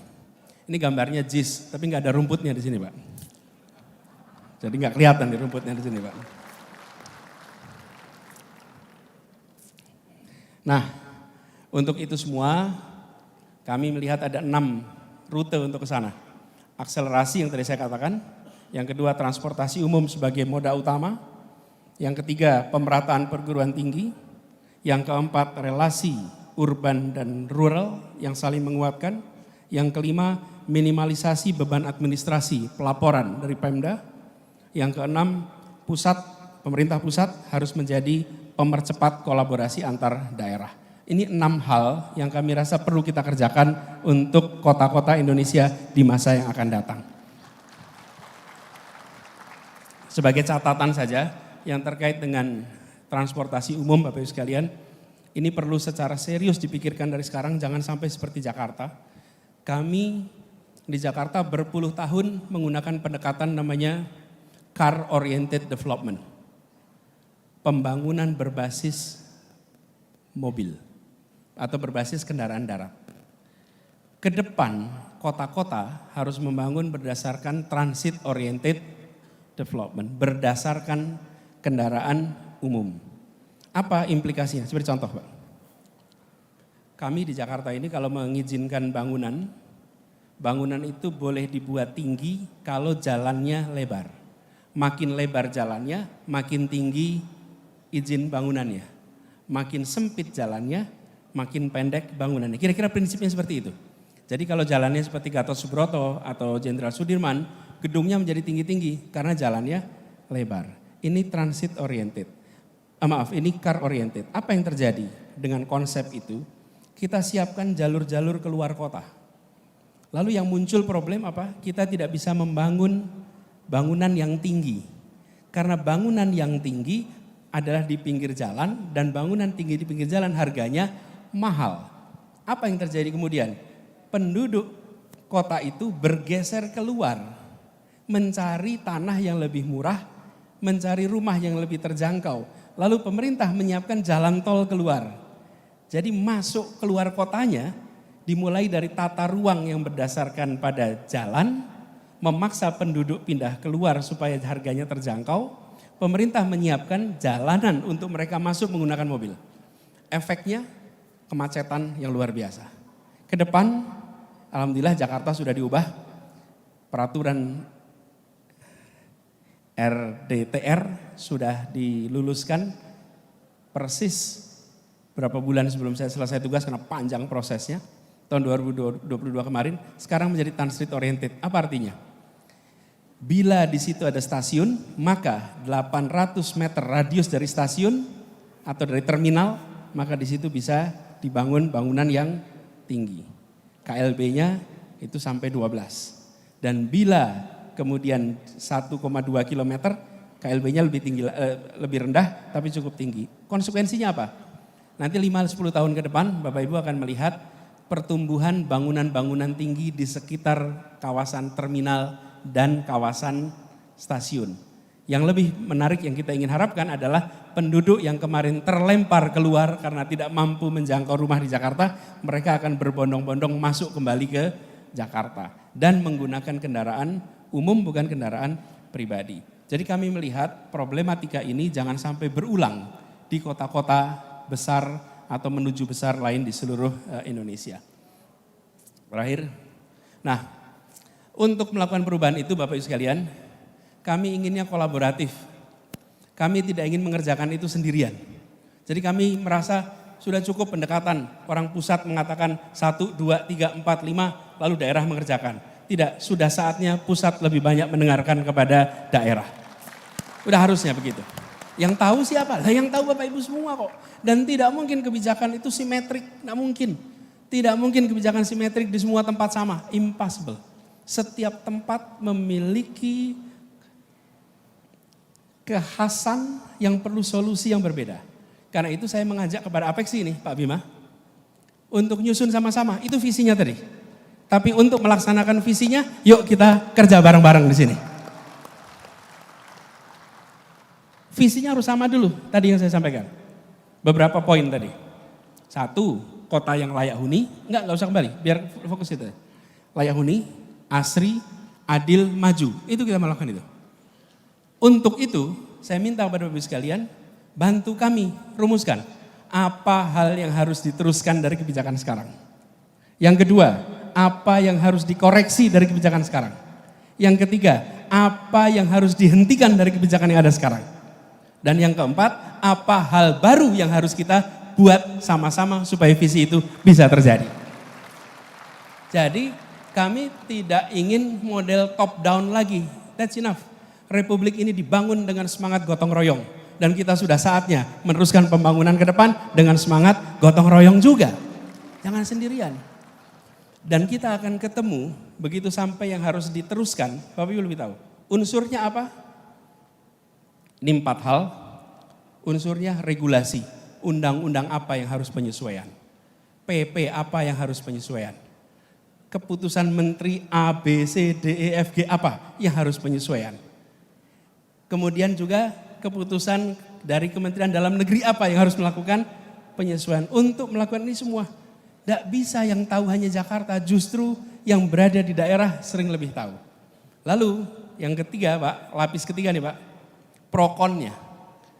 Stakeholder mana yang akan tidak setuju, stakeholder mana yang akan setuju atas 4 hal yang akan dikerjakan ini. 4 hal ini. Jadi kami berharap dari forum ini, 1 kami tawarkan apa visi ke depan, gagasan, narasi, karyanya kami sampaikan. Tapi kita ingin bekerja bersama untuk mewujudkan dalam pelaksanaannya ke depan. Jadi terakhir coba, kami berharap membangun kota ini berarti menghidupkan warga, mengelevasi desa, dan memajukan negara. Dan kami berharap potensi perkotaan itu dikembangkan secara merata. Jangan hanya kota di Jakarta atau kota di Jawa saja yang terlihat terang di malam hari. Dan kita membutuhkan kolaborasi bersama. Itu dari kami, terima kasih. Kurang lebih mohon maaf. Assalamualaikum warahmatullahi wabarakatuh.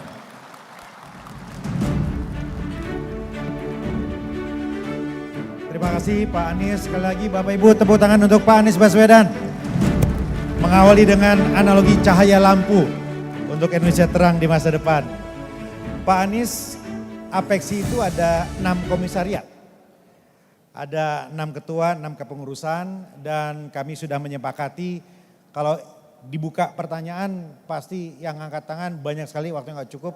Izin untuk memberi kesempatan kepada 2 perwakilan komisariat, ya Pak Dhani, kita undang 2. Yang pertama dari komisariat 2, yaitu Wali Kota. Ini yang paling ceria, yang paling suka bernyanyi. Wali Kota Lubuk Linggau, kami persilakan. Ya. Terima kasih. Assalamualaikum warahmatullahi wabarakatuh. Yang tentu kami cintai Bapak Anies Rashid Baswedan. Saya Wali Kota Lubuk Linggau, mewakili daripada teman-teman Komwil 2 Sumatera bagian selatan yang terdiri dari 10 kota. Jadi kami 10 kota, dan yang ingin kami sampaikan yaitu berkaitan dengan otonomi daerah dan kewenangannya. Juga lebih konkretnya tadi sudah disinggung oleh Bung Bima berkaitan dengan fiskal, ya, kepegawaian, dan juga pendidikan, Pak. Yang kita ketahui bahwa kewenangan pendidikan sekolah menengah atas ini sudah diambil alih sama provinsi. Nah, kemudian zonasi, dan selanjutnya juga yang berkaitan dengan tuntutan sebagai besar daerah yang ingin otonomi baru Pak.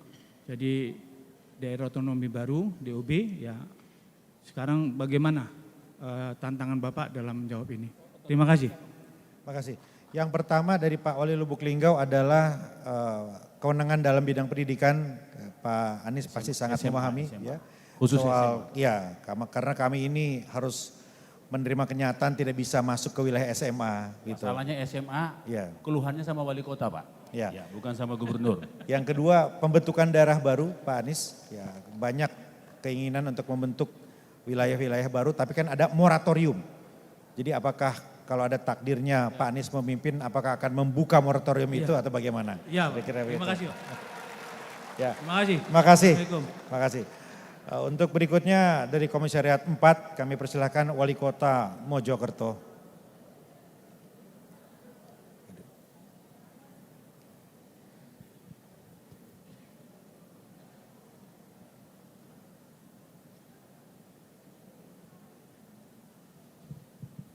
Terima kasih.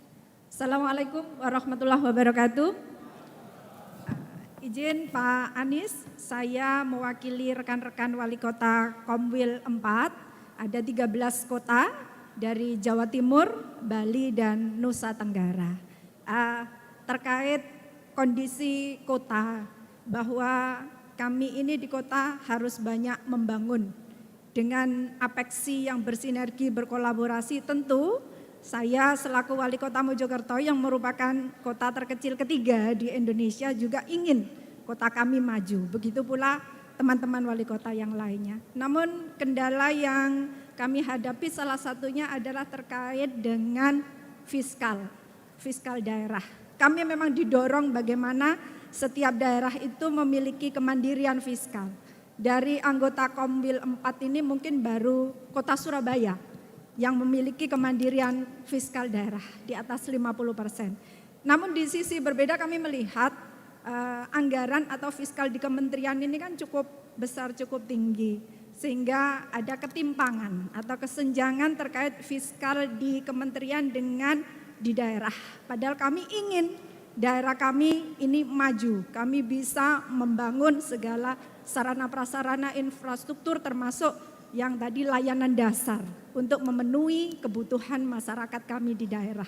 Nah, bagaimana tantangan tersebut bisa dijawab jika kedepannya dari gagasan Pak Anies yang disampaikan ini kalau ditakdirkan bisa menjadi presiden berikutnya. Terima kasih. Assalamualaikum warahmatullahi wabarakatuh. Terima kasih Bu Wali. Pak Anies kami persilakan. Terima kasih. Pertama terkait dengan SMA Bapak sekalian. Ini dialami juga di level provinsi Bapak sekalian. Terkait dengan universitas. Jadi banyak provinsi-provinsi juga yang dalam situasi perlu terlibat di dalam urusan perguruan tinggi dan memiliki kapasitas tapi kewenangannya diberikan kepada pusat. Jadi ini adalah salah satu aspek dari, coba dikembalikan ke slide 4 tadi. 4 hal tadi. Jadi Bapak Ibu sekalian, kami menawarkan yang perubahan itu ini mohon menjadi perhatian, termasuk di bidang pendidikan. Jadi pendidikan, kesehatan, ini terbuka untuk kita review sama-sama, mana yang paling tepat untuk kita kerjakan bagi kebutuhan kita di daerah.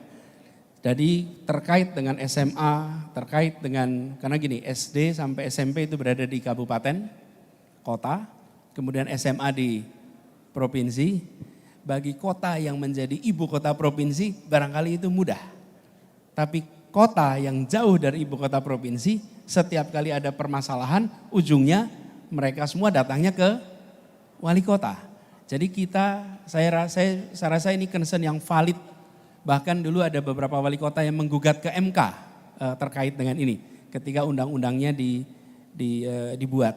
Jadi kami melihat ini salah satu materi yang perlu kita review sama-sama supaya wali kota bisa menjalankan tugasnya dengan lebih baik di kotanya masing-masing. Oke ini Pak. Kemudian penambahan daerah baru, sekarang ada moratorium. Bapak sekalian, di sini kita harus bijak. Kenapa bijak Bapak sekalian? Kami melihat ada kebutuhan konkret tentang pemekaran atau pembentukan daerah otonomi baru. Kenapa? Karena secara teknokratik sulit sekali bagi daerah itu untuk bisa melayani seluruh penduduknya dengan ukuran yang sekarang dimiliki. Saya beri contoh, Kabupaten Bogor. Kabupaten Bogor itu penduduknya 5 jutaan, betul ya Pak Bima, 5 jutaan? Kemudian wilayahnya sangat luas, itu setara dengan Sumatera Barat, dikelola oleh satu bupati. Ini secara teknokratik memang sulit untuk bisa dikendalikan dalam satu kabupaten. Jadi Bapak sekalian, saya melihat bila alasannya adalah karena secara teknokratik itu dibutuhkan, go ahead. Yang jangan adalah bila politik lokal yang dominan. Grup ini merasa tidak bisa, lalu dia harus membuat wilayah baru. Nah ini yang harus dikelola nih. Kalau alasannya lebih banyak alasan politik, Bapak sekalian, nanti nggak akan pernah selesai. Nanti wilayah kita akan dibagi-bagi terus, nggak akan ada habisnya.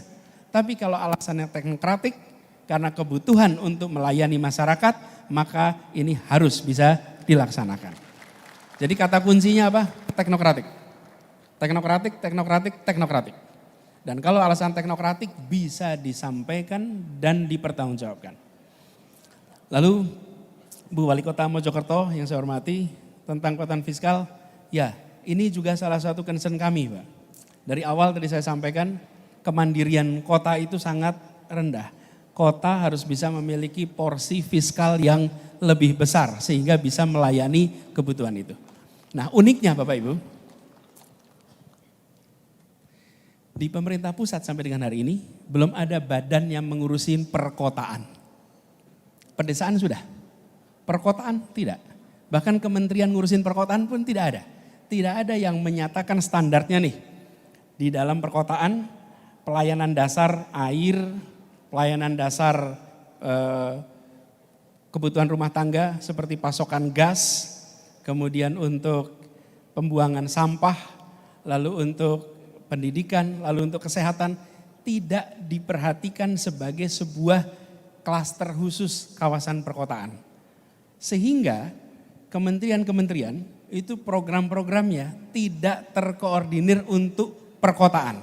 Tapi kalau pedesaan ada kementeriannya yang mengurus pedesaan. Sudah saatnya kami merasa perlu ada apapun namanya badan yang mengurusin perkotaan sehingga kota-kota ini ada advokatnya di tingkat nasional.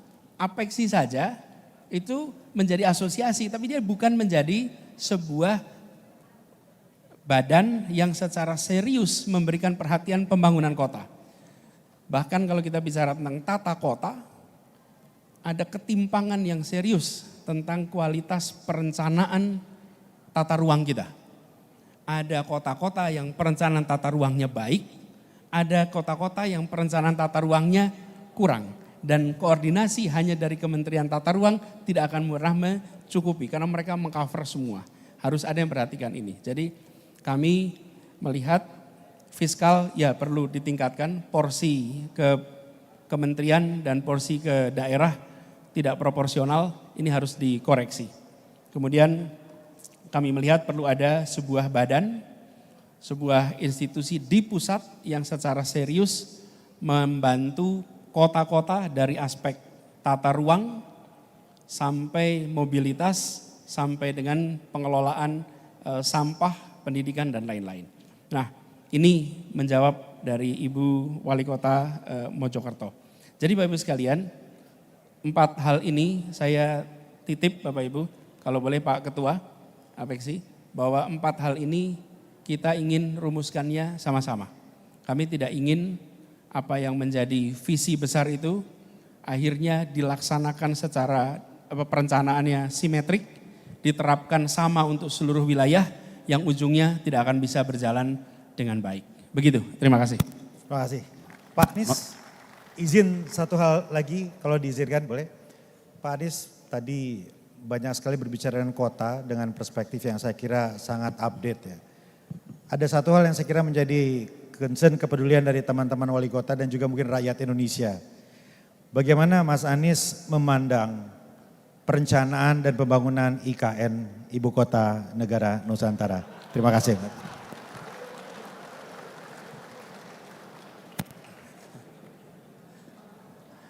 Ini yang bakal jadi headline besok. Padahal kita mau bicara kota lebih luas gitu. Bapak Ibu semua, kita adalah orang-orang yang dipilih secara politik melalui proses pilkada. Dan di dalam Bapak Ibu mengelola program, Bapak Ibu pernah tentu merasakan sesuatu yang direncanakan dengan baik, memiliki dasar yang kuat, dia tidak perlu otot politik untuk bisa dilaksanakan.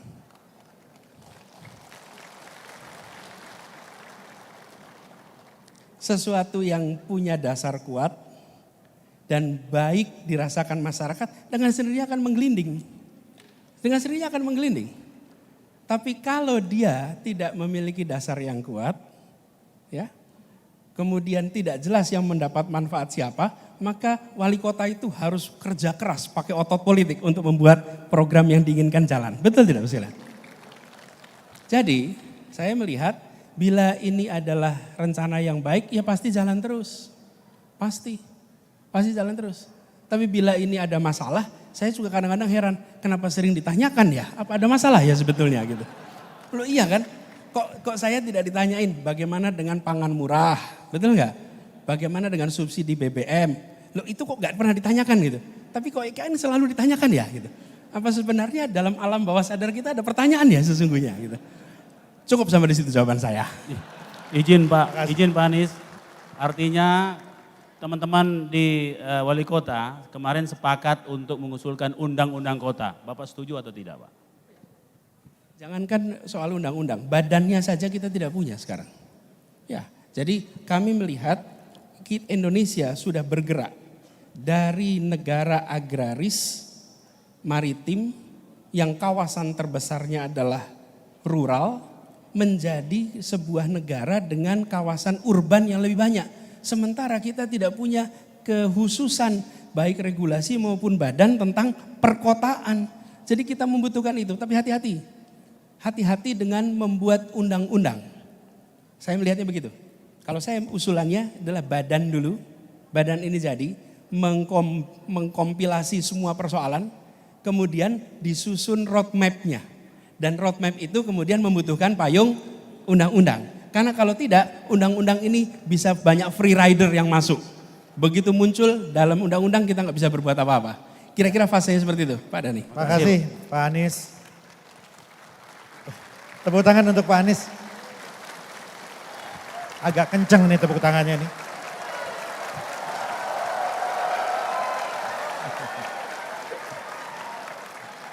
Pak Anies, ini ada 4 materi kebijakan yang diteruskan, yang dikoreksi, yang dihentikan, dan apa yang baru dibuat atau harus dibuat. Izin menyampaikan 4 itu sudah disusun oleh teman-teman semua Pak Anies.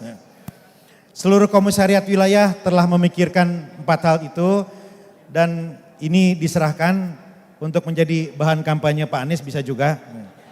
Karena rasanya ada di situ semua.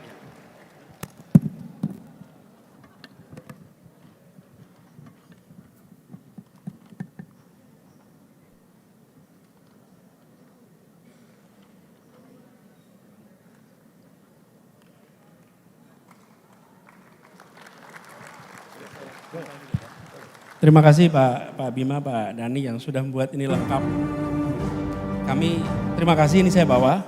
Tapi kalau boleh usul Pak, biasanya rekomendasi ini tuh jarang menyebut poin nomor 3. Poin nomor 3 itu hal yang harus dihentikan. Oke, kenapa? Yang terjadi kita itu bertumpuk-tumpuk tambah regulasi, tambah program, tapi tidak berani melakukan discontinue atas yang kemarin kita anggap salah. Oke? Jadi kita tambah, yang bermasalah nggak berani dihentikan. Nah saya usul yang bermasalah apa? Tolong ini kasih tahu. PP-nya mana, undang-undangnya mana, peraturan menterinya mana. Kalau itu ada, insya Allah nanti eksekusinya jauh lebih mudah lagi. Gitu ya, makasih. Makasih Pak Bima. Siap Anies, kita tambahkan yang perlu dihentikan. Kalau teman-teman berani nanti kita tambahkan. Kita berikan tepuk tangan sekali lagi. Telah diberikan rekomendasi dari Apexi ke-16 tahun 2023. Terima kasih kepada dua moderator yang sangat luar biasa dan tentunya Terima kasih kepada Bapak Anies Baswedan yang telah berkenan untuk menjadi narasumber.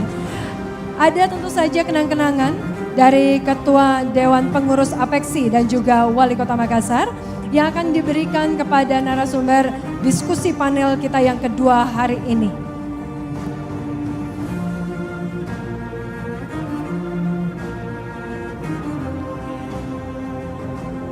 Mohon izin boleh agak maju di depan. Betul sekali, saat ini adalah diberikan sebuah kenang-kenangan dari APEKSI dan juga Wali Kota Makassar untuk narasumber kita hari ini di diskusi panel yang kedua, Bapak Anies Baswedan. Kita berikan tepuk tangan yang paling meriah dan selanjutnya kita akan melakukan sesi foto bersama. Kami mengundang dengan hormat kepada seluruh anggota APEKSI yaitu Ketua Komil 1 sampai dengan 6. Wali Kota seluruh Indonesia, anggota APEKSI untuk bisa naik ke atas panggung. Kita akan melakukan 2 sesi foto.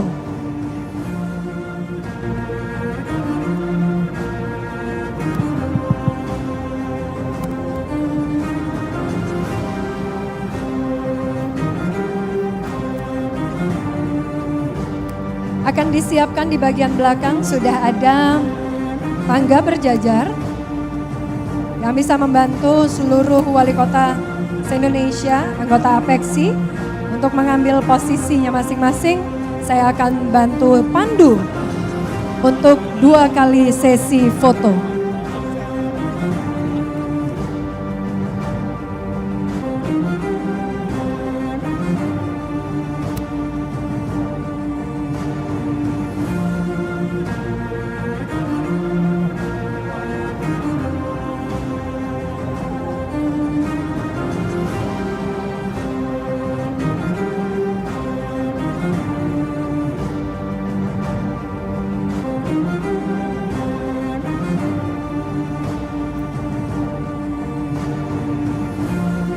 Terima kasih kepada tim protokol Kota Makassar yang tentu saja telah membantu acara berjalan dengan sangat baik.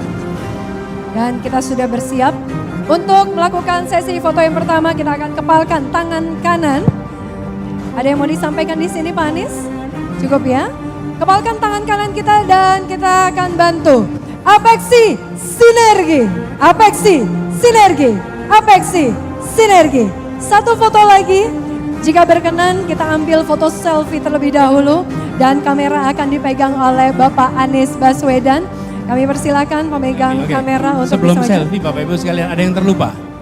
Jadi kami menyiapkan sebuah buku yang berisi transformasi perkotaan, kasusnya Jakarta yang mudah-mudahan bermanfaat untuk Bapak Ibu sekalian dan apa yang sudah dikerjakan di Jakarta. 2 buah buku ini nanti kami berikan kepada Bapak Ibu sekalian masing-masing 2 kopi. Mudah-mudahan manfaat.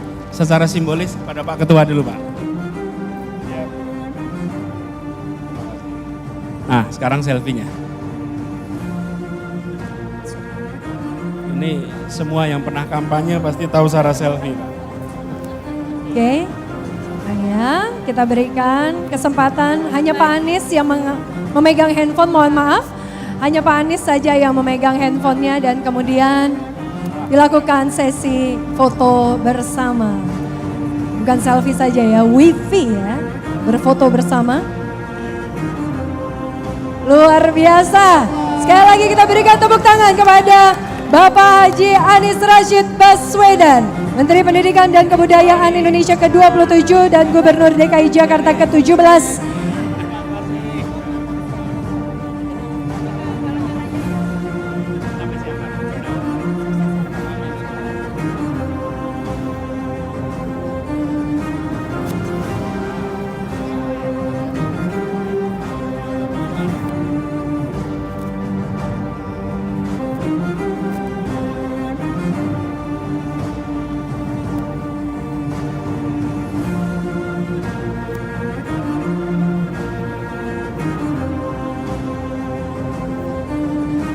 Luar biasa, kita masih memiliki diskusi panel yang ketiga. Untuk itu kita ucapkan terima kasih kepada narasumber diskusi panel kedua, Bapak Haji Anies Rashid Baswedan, Gubernur DKI Jakarta ke-17 dan Menteri Pendidikan dan Kebudayaan Indonesia ke-27. Sekali lagi boleh kita berikan tepuk tangan yang paling meriah segera kita akan memasuki diskusi panel yang ketiga.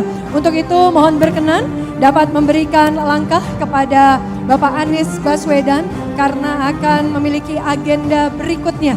Kami persilahkan pada Bapak Anies Baswedan untuk bisa melaju ke agenda selanjutnya.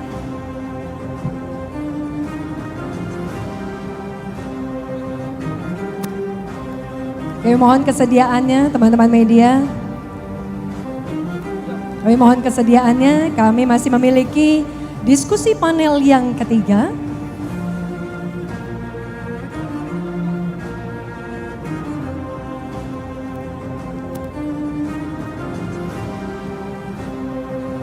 Terima kasih sekali lagi, kita berikan kesempatan Bapak Anies Rashid Baswedan untuk bisa melakukan agenda kegiatan berikutnya.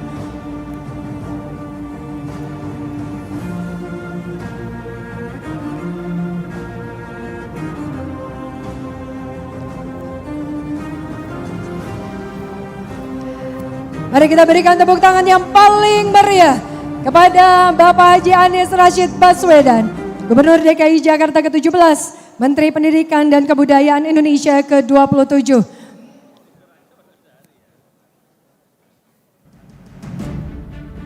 Kita segera bersiap untuk memasuki diskusi panel yang ketiga. Untuk itu mohon berkenan Bapak Ibu Wali Kota tidak meninggalkan ruangan, kembali ke tempat duduk yang telah kami sediakan. Kita akan segera memasuki diskusi panel kita yang ketiga.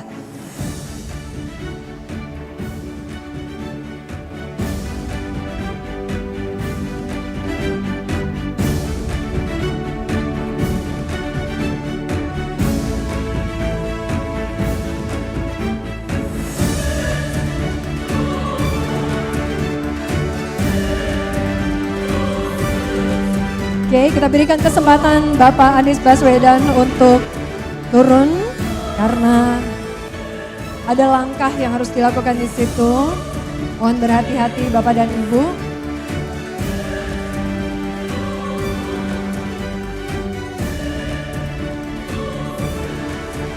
Terima kasih sekali lagi pada seluruh tamu undangan yang berbahagia. Kami persilakan untuk dapat kembali ke tempat. Diskusi panel yang ketiga akan segera dimulai.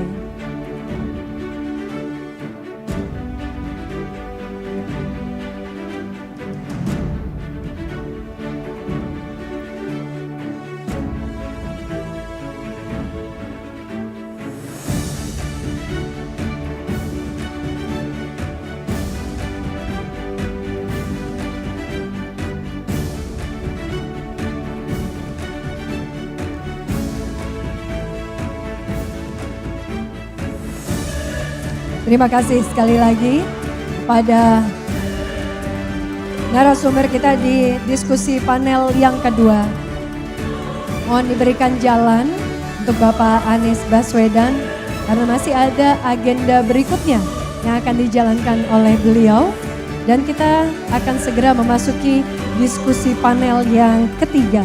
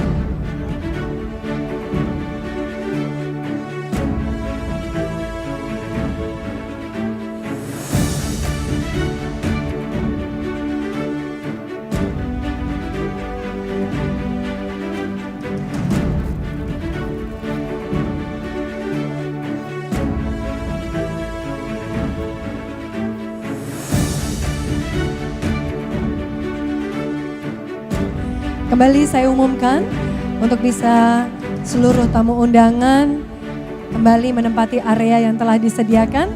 Diskusi panel kita yang ketiga akan segera dimulai. Sekali lagi kami persilahkan kepada seluruh tamu undangan untuk kembali menempati tempat duduk yang telah disediakan.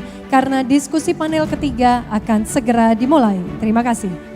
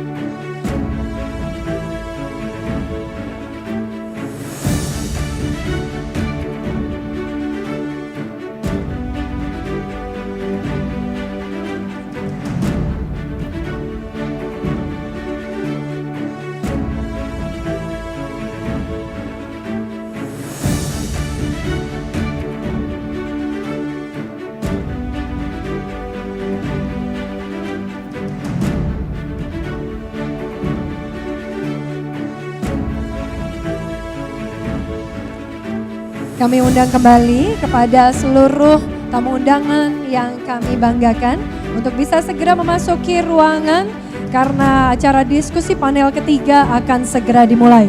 Sekali lagi kami persilakan kepada seluruh undangan untuk bisa segera menempati tempat duduk yang telah disediakan karena acara diskusi panel ketiga akan segera dimulai. Terima kasih.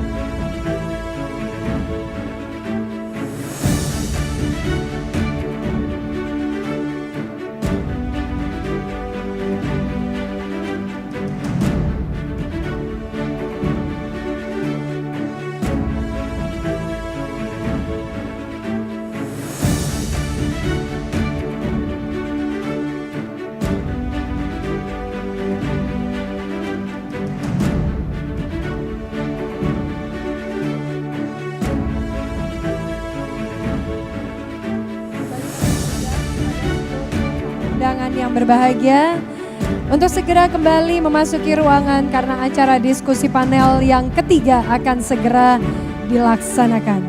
Sekali lagi kami persilahkan untuk seluruh wali kota dapat menempati tempat duduk paling depan yang telah disediakan dan tamu undangan lainnya segera menempati tempat duduk yang telah disediakan. Terima kasih.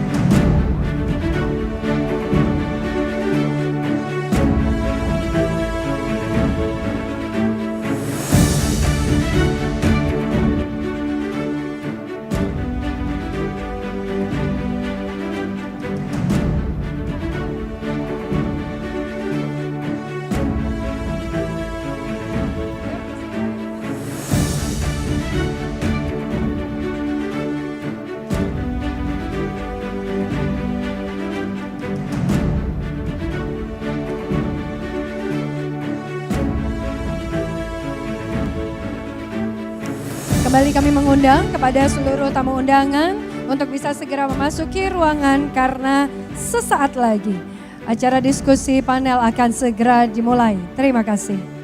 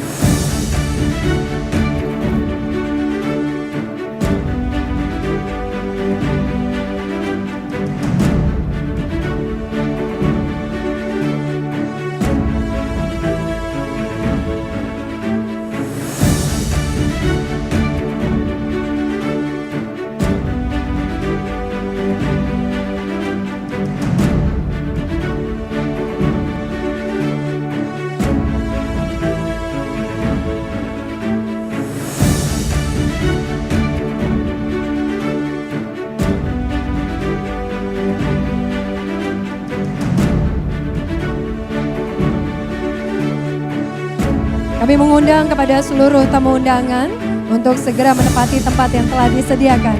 Acara akan segera dimulai. Terima kasih.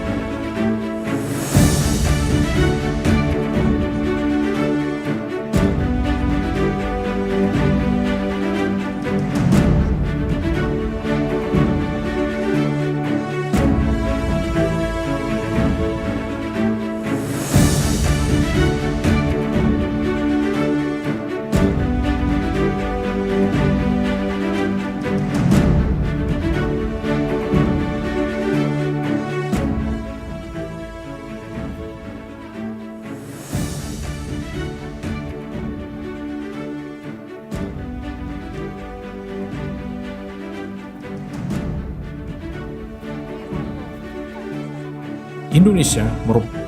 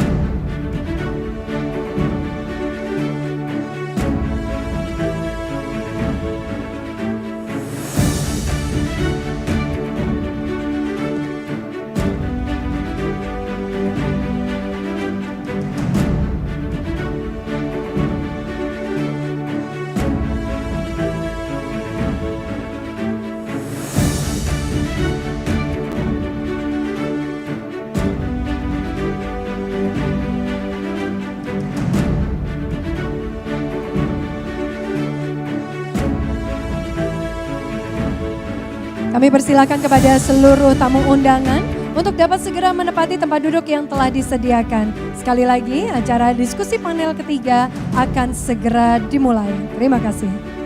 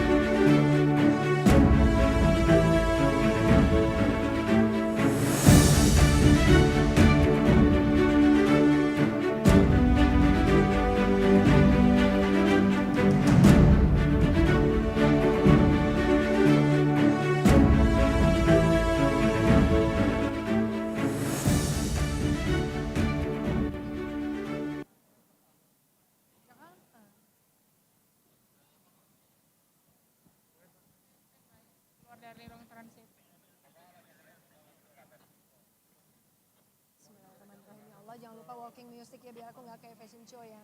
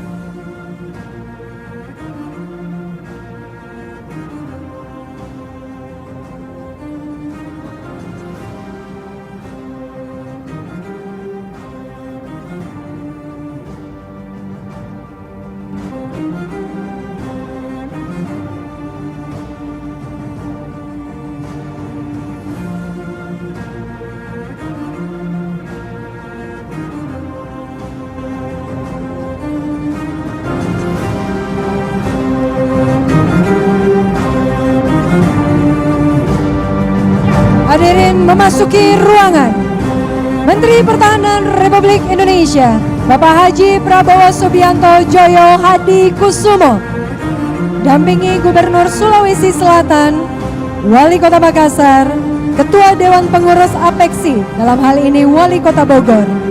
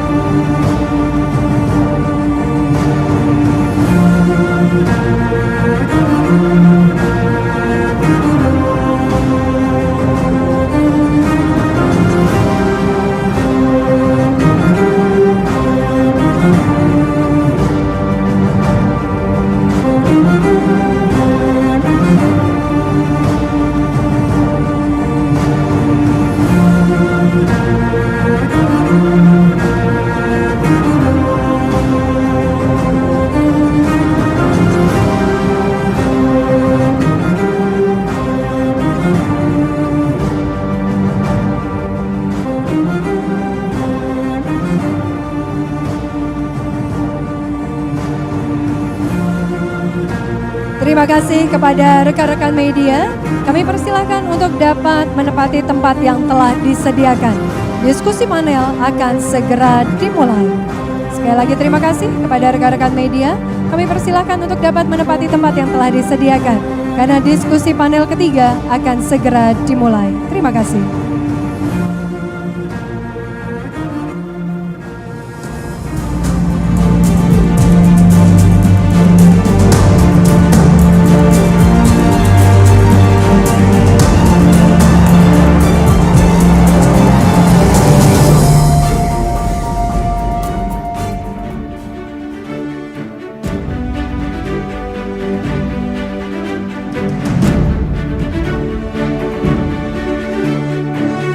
Assalamualaikum warahmatullahi wabarakatuh.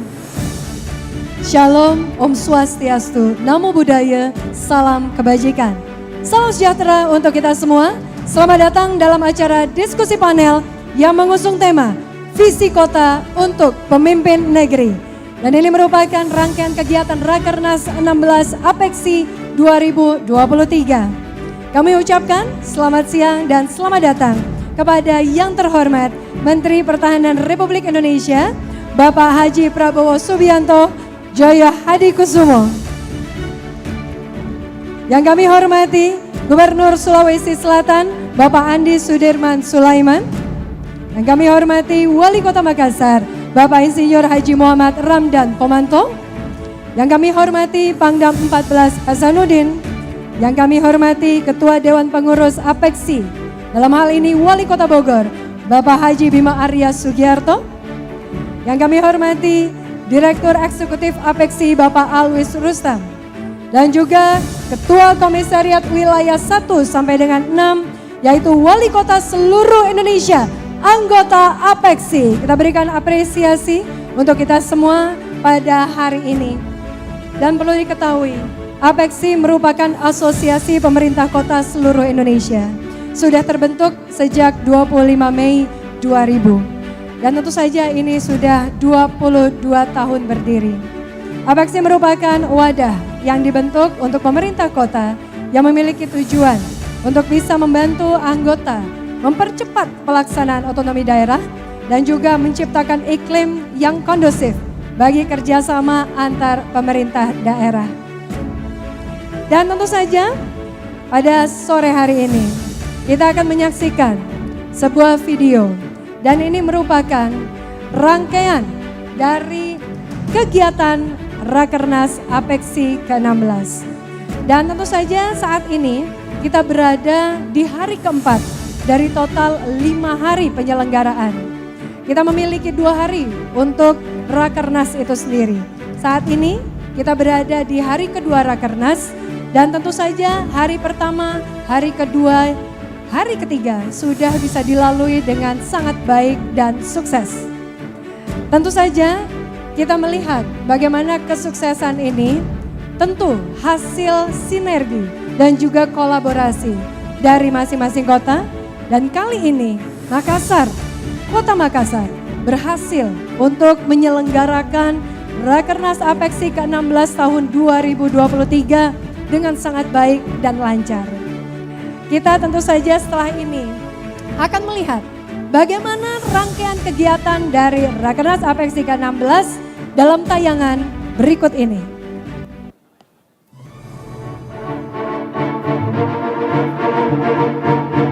APEKSI YCC.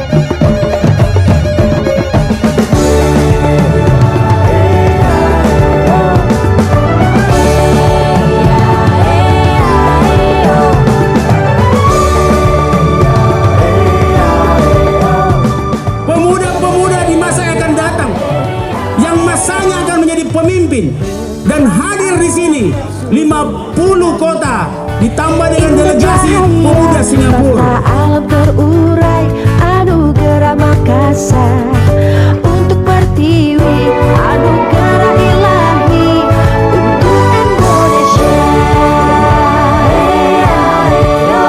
Semilir angin memilih menyapu hari, menambah sejuk sambut mentari teriring salam untuk pertiwi persembahan abadi untuk pengabdi.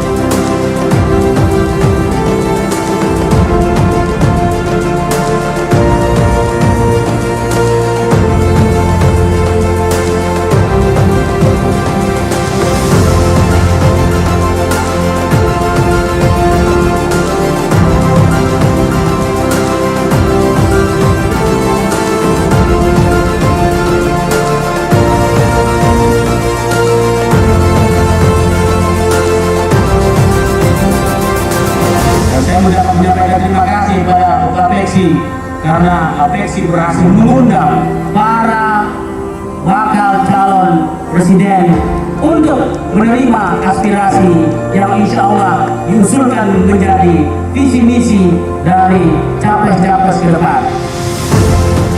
Hari ini, malam ini, kita merasa dimuliakan, dihormati, dilayani oleh Pak Wali beserta jajarannya. Terima kasih Pak Wali Kota. Slogan Kota Makan Enak, kita setuju. Kita kumpul di Pantai Losari, Wali Kotanya kompak, Indonesia makin maju.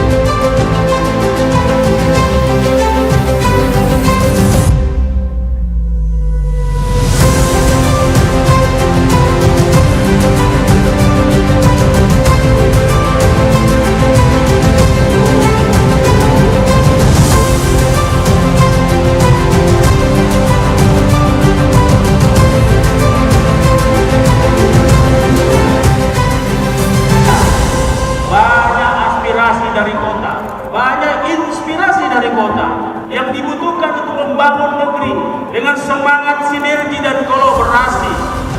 Alhamdulillah.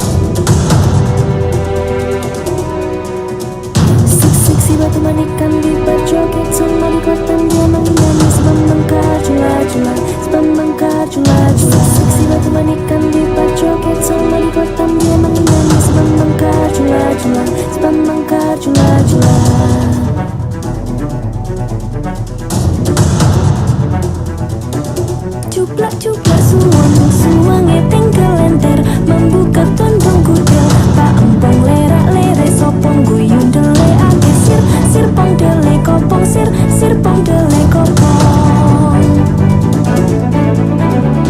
ampar pisangku belum masak sabigi diurung bari manggalepok patah kayu bengkok dimakan apinya cangcurupan rasa sayangi lihat dari jauh rasa sayangi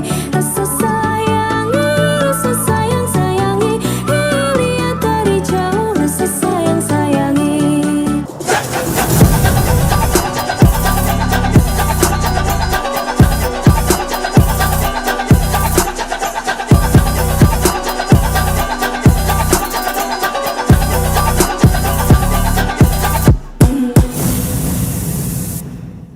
Mari kita berikan tepuk tangan yang paling meriah untuk Rakernas ke-16 Apeksi 2023. Kota kita maju, Indonesia kita kuat.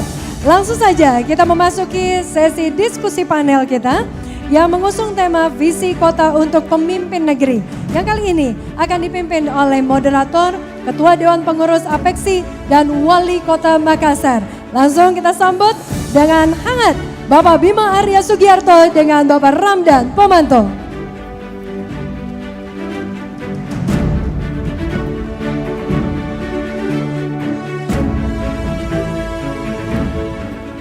Assalamualaikum warahmatullahi wabarakatuh. Bapak Ibu sekalian, yang pertama memastikan kehadirannya untuk bersama-sama kita memenuhi harapan dari seluruh wali kota se-Indonesia untuk kita titipkan gagasan adalah Bapak Menteri Pertahanan kita, Bapak Prabowo Subianto. Bapak Prabowo cepat sekali merespon. Kami sangat senang bisa berkomunikasi dengan taktis dengan Bapak Prabowo dan tim. Terima kasih kehadirannya Bapak.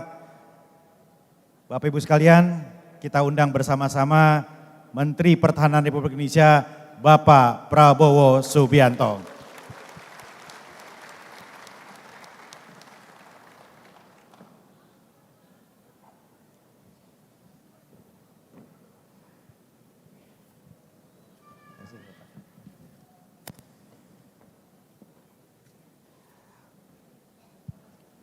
Tentunya kepada seluruh peserta sangat berbahagia dan bangga pada sore hari ini. 5 hari bukan, 4 hari bukan hari yang tidak melelahkan bagi kita, bahkan sangat melelahkan. Tapi semua lelah itu hari ini menjadi sebuah hal yang luar biasa. Karena kenapa? Pak Menhan hadir bersama kita. Dan insya Allah kita akan mendengarkan pengarahan beliau tentang bagaimana kota-kota hari ini dan di masa depan. Banyak harapan kepada beliau yang saya kira kalau semua mau bicara pasti tidak terpenuhi waktu. Maka Apeksi telah mengaturnya dengan sangat baik, membagi 6 komwil dengan masing-masing 2 pembicara. Izin melaporkan Pak Prabowo, ada 3 agenda Rakernas hari ini. Yang pertama adalah komitmen kita untuk selalu konsisten mengawal otonomi. Kadang-kadang teman-teman merasa bandulnya bergerak sedikit ke resentralisasi, kadang teman-teman merasa perlu dikoreksi bersama-sama. Yang kedua, Bapak sudah melihat bagaimana di sini berkumpul anak-anak muda dari seluruh Indonesia. Agenda kita tentu bukan hanya 2024 tapi 2045 Bapak. Mereka yang akan menjadi pemimpin kita nanti. Gen Z yang hari ini menjadi harapan kita ke depan. Dan yang ketiga Pak Prabowo, kami ingin pastikan walaupun tahun politik, tapi pembangunan tidak boleh henti. Pembangunan harus terus lanjut dan berjalan. Dan kami ingin betul, kami punya harapan dan kami optimis bahwa pemilu 2024 akan berjalan dengan damai. Akan berjalan dengan membahagiakan, menyenangkan, dan inspiratif. Bapak Prabowo, kami persilahkan waktu untuk memberikan paparan dan gagasan Bapak. Terima kasih. Pertanyaan tadi tentang Ganjar. Ya. Bapak izin Pak. Ini mungkin di sini lagi Pak, izin. Izin Pak, izin Pak. Izin Pak. Saya senang teman-teman mengingatkan ini. Ada satu pertanyaan Pak, yang tadi kami ajukan kepada Pak Ganjar dan juga Pak Anies. Izin boleh bertanya dengan Bapak pada pertanyaan yang sama. Satu kata menurut Pak Prabowo tentang Bapak Ganjar Pranowo. Gubernur. Ya benar sih gubernur. Satu kata dari Bapak Prabowo tentang Pak Anies Baswedan. Profesor. Terima kasih Bapak. Taktis kalau jenderal emang.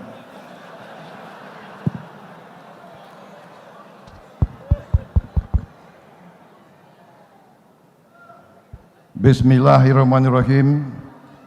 Assalamualaikum warahmatullahi wabarakatuh. Selamat siang. Salam sejahtera bagi kita semua. Shalom, Om Swastiastu, Namo Buddhaya. Saudara-saudara sekalian yang saya hormati dan yang saya banggakan.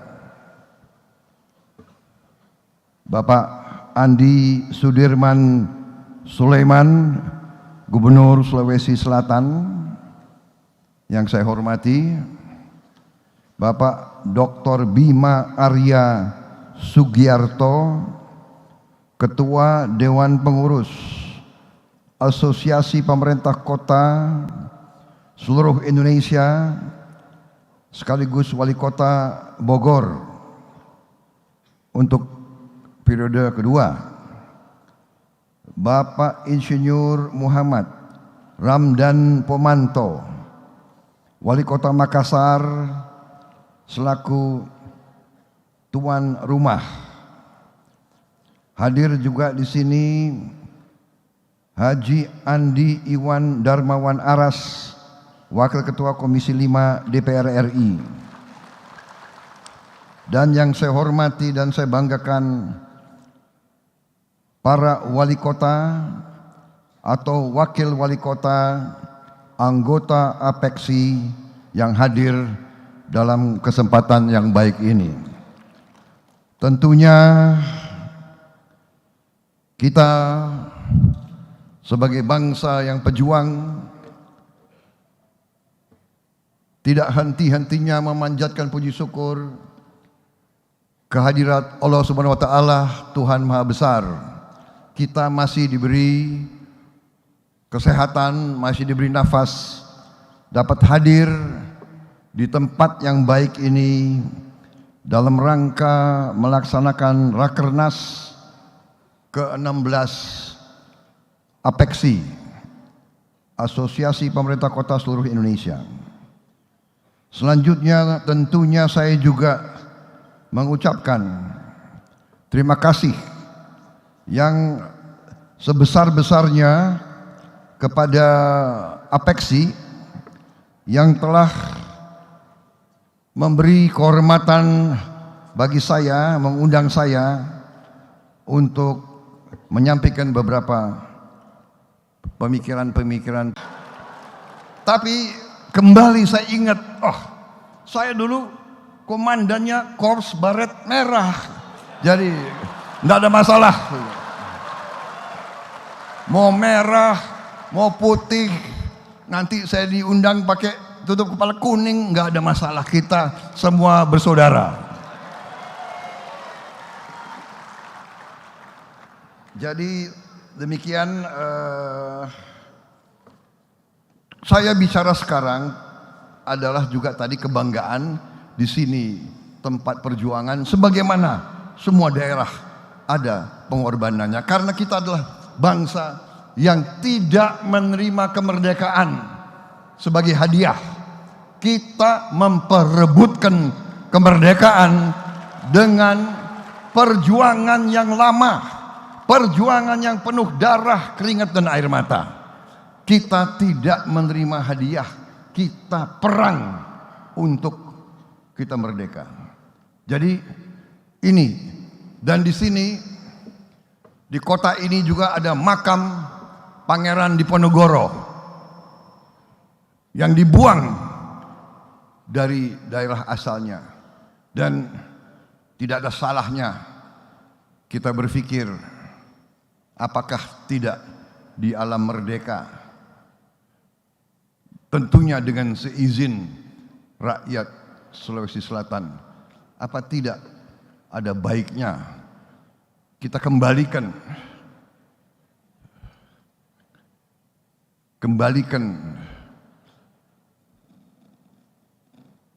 makamnya Pangeran Diponegoro ke kampung halamannya lagi. Perlu kita pikirkan, seorang yang berjuang tertawan oleh musuh, puluhan tahun dibuang, tidak boleh kembali ke kampung halaman. Masa di saat Indonesia merdeka mungkin saya sodorkan suatu pemikiran dengan seizin rakyat Sulawesi Selatan, kita kembalikan beliau ke kampung halamannya sendiri.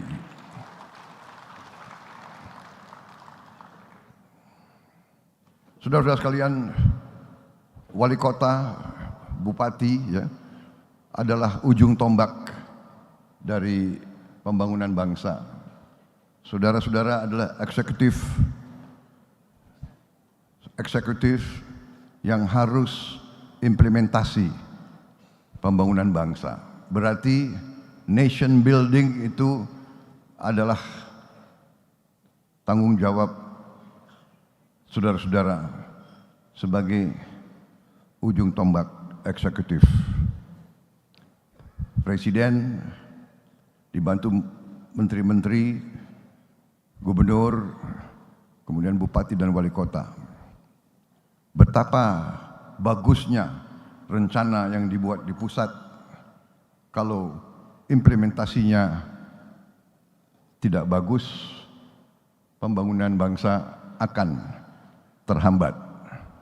Saudara-saudara sekalian, kita faham dan kita mengerti bahwa bangsa kita ini saat ini berada di suatu persimpangan jalan. Berada dalam suatu persimpangan jalan. Kita patut bersyukur bahwa bangsa kita telah mengalami proses sejarah yang penuh cobaan dan tantangan. Saudara-saudara, kita harus sadar dan kita harus mengerti bahwa bangsa ini demikian besarnya. Kadang-kadang kita tidak sadar bahwa kita dari segi jumlah penduduk, ya, keempat terbesar di dunia. Tapi dari segi luas wilayah, kita juga negara yang sangat besar, sebesar Eropa Barat. Eropa Barat 27 negara. Kita satu negara. Kita bisa bayangkan Eropa punya 27 kepala negara, 27 kepala pemerintah, 27 parlemen, 27 tentara, 27 sistem politik. Kita satu. Dan kita juga harus paham dan mengerti bahwa kita adalah negara yang sangat kaya. Dari semua lembaga dunia yang meneliti sumber alam mengatakan bahwa kita negara ke-6 terkaya di dunia dari segi sumber alam. Kita. Tapi jangan tepuk tangan dulu. Bangsa Indonesia adalah bangsa yang sangat optimis ya. Sedikit gembira tepuk tangan. Tapi ada tapinya. Negara yang besar, negara yang kaya selalu mengundang kekuatan lain, bangsa lain untuk mengambil kekayaan kita. Ini mungkin tidak enak, tapi ini kenyataan. Ratusan tahun bangsa-bangsa lain datang ke kita. Bukan kita ke mereka. Spanyol ke sini, Portugal ke sini, Belanda ke sini. Belanda ke sini nggak mau pulang. Prancis ke sini. Ya.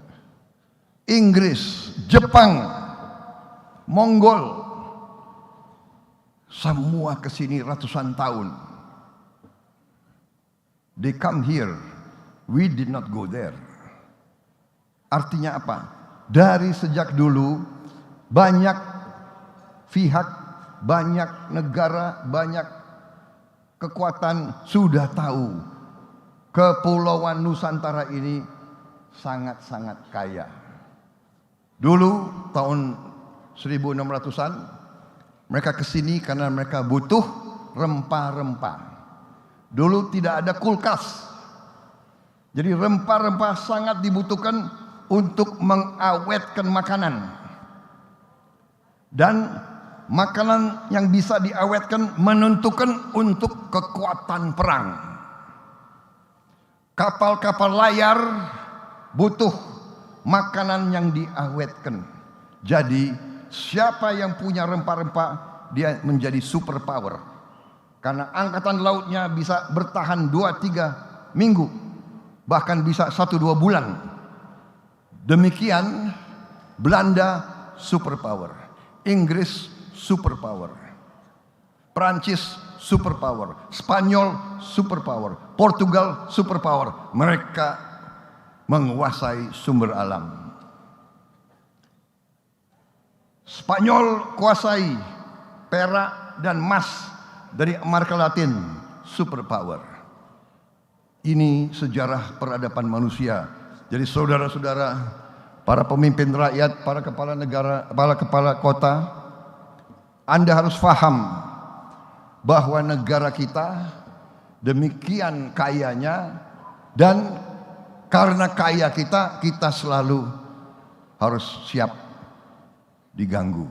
Sebagai contoh, Presiden kita, Presiden Joko Widodo, bertekad untuk sumber alam kita tidak boleh dijual murah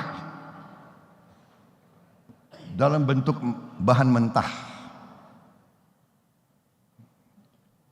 Beliau bertekad dan beliau melaksanakan program hilirisasi.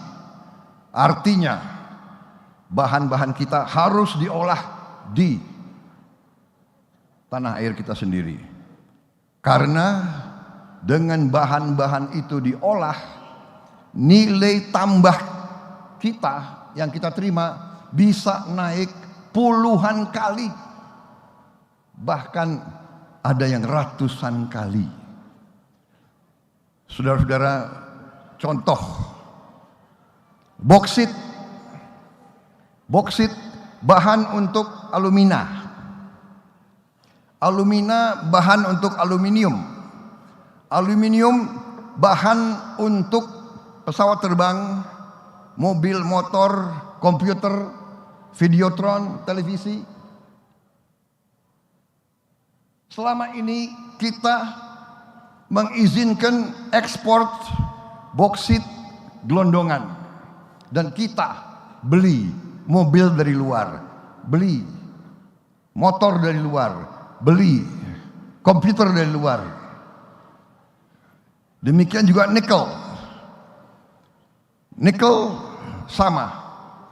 Selama puluhan tahun bahkan kita izinkan nikel dijual dalam bentuk mentah. Sekarang kita mengatakan no, kita harus olah di sini. Saudara-saudara,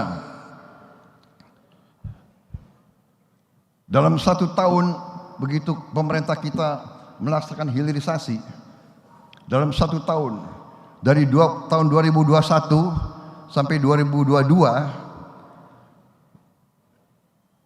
penerimaan negara, penerimaan bangsa Indonesia dari nikel naik 20 kali. 20 kali lebih. Bayangkan. Jadi saudara-saudara, kenapa saya singgung ini semua? Saya mulai dari makro, karena memang saudara berkepentingan, saudara mau dengar kepentingan kota. Tapi kalau saudara bertanya, bagaimana program ini, program itu yang berurusan langsung di tanggung jawab saudara-saudara, tentunya ujung-ujungnya kita harus bicara kemampuan uang. Dan bagaimana kita bisa meningkatkan kemampuan keuangan kita. Satu-satunya jalan adalah hilirisasi. Semua kekayaan kita olah di dalam negeri. Saudara-saudara sekalian. Dengan demikian kekayaan kita naik berpuluh kali lipat. Di hadapan saudara ada slide. Anda bisa lihat nikel naiknya berapa kali, boksit, tembaga kalau kita olah, timah kalau kita olah, ya. Bahkan ikan pun kalau kita olah di sini, udang pun naiknya puluhan kali.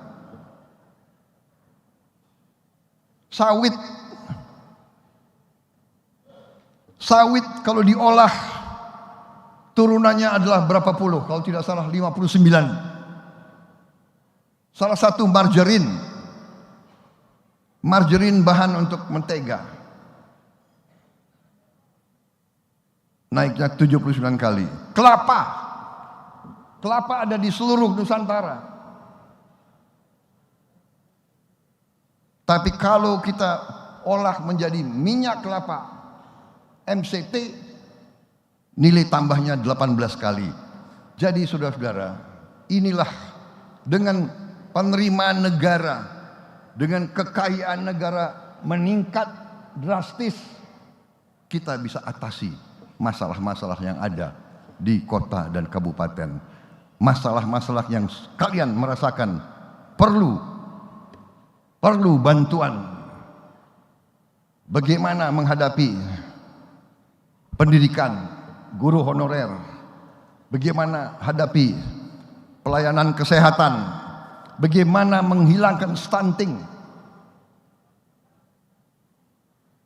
Yang dikatakan Presiden, menghilangkan stunting bukan dengan ceramah. Menghilangkan stunting bukan dengan wejangan. Menghilangkan stunting harus kita hidupkan. Posyandu atau sejenis itu harus dicatat. Bayi-bayi yang di bawah timbangan normal, ibu-ibu yang kurang, itu harus segera kita kasih susu, kita kasih makanan dan sebagainya. Untuk itu kita butuh kemampuan keuangan yang kuat. Jadi saudara-saudara sekalian, strategi pembangunan yang sedang dilaksanakan oleh pemerintah di bawah kepemimpinan Pak Joko Widodo sudah benar, dan saya bertekad seandainya saya menerima mandat dari rakyat, saya akan teruskan strategi yang sudah benar ini. Saudara-saudara sekalian, pembangunan bangsa bukan dilaksanakan per 5 tahun, bukan dilaksanakan per 10 tahun. nation building adalah per generasi. Saudara-saudara, ya resminya kita merdeka 17 Agustus 45, resminya. Tapi waktu 45 sesungguhnya kita belum berdaulat. Kita menyatakan merdeka, tapi kita perang. Kita perang.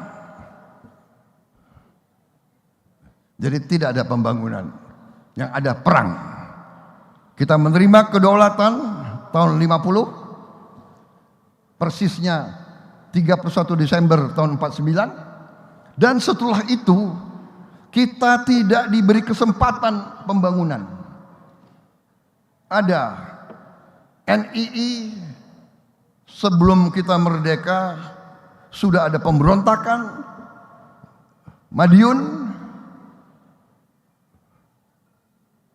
NII, APRA, coba lihat dengan seksama tanggal-tanggal itu. Terus kita dihadapi persoalan-persoalan. Perang saudara, PRRI Permesta, PGRS PKU, G3. Jadi intinya saudara-saudara, kalau kita jujur, kita baru mungkin pembangunan baru tahun 70-an. Alhamdulillah kita sampai di sini. Dan yang saya ingin ingatkan seluruh unsur masyarakat dan unsur pimpinan, saudara-saudara, kita harus waspada.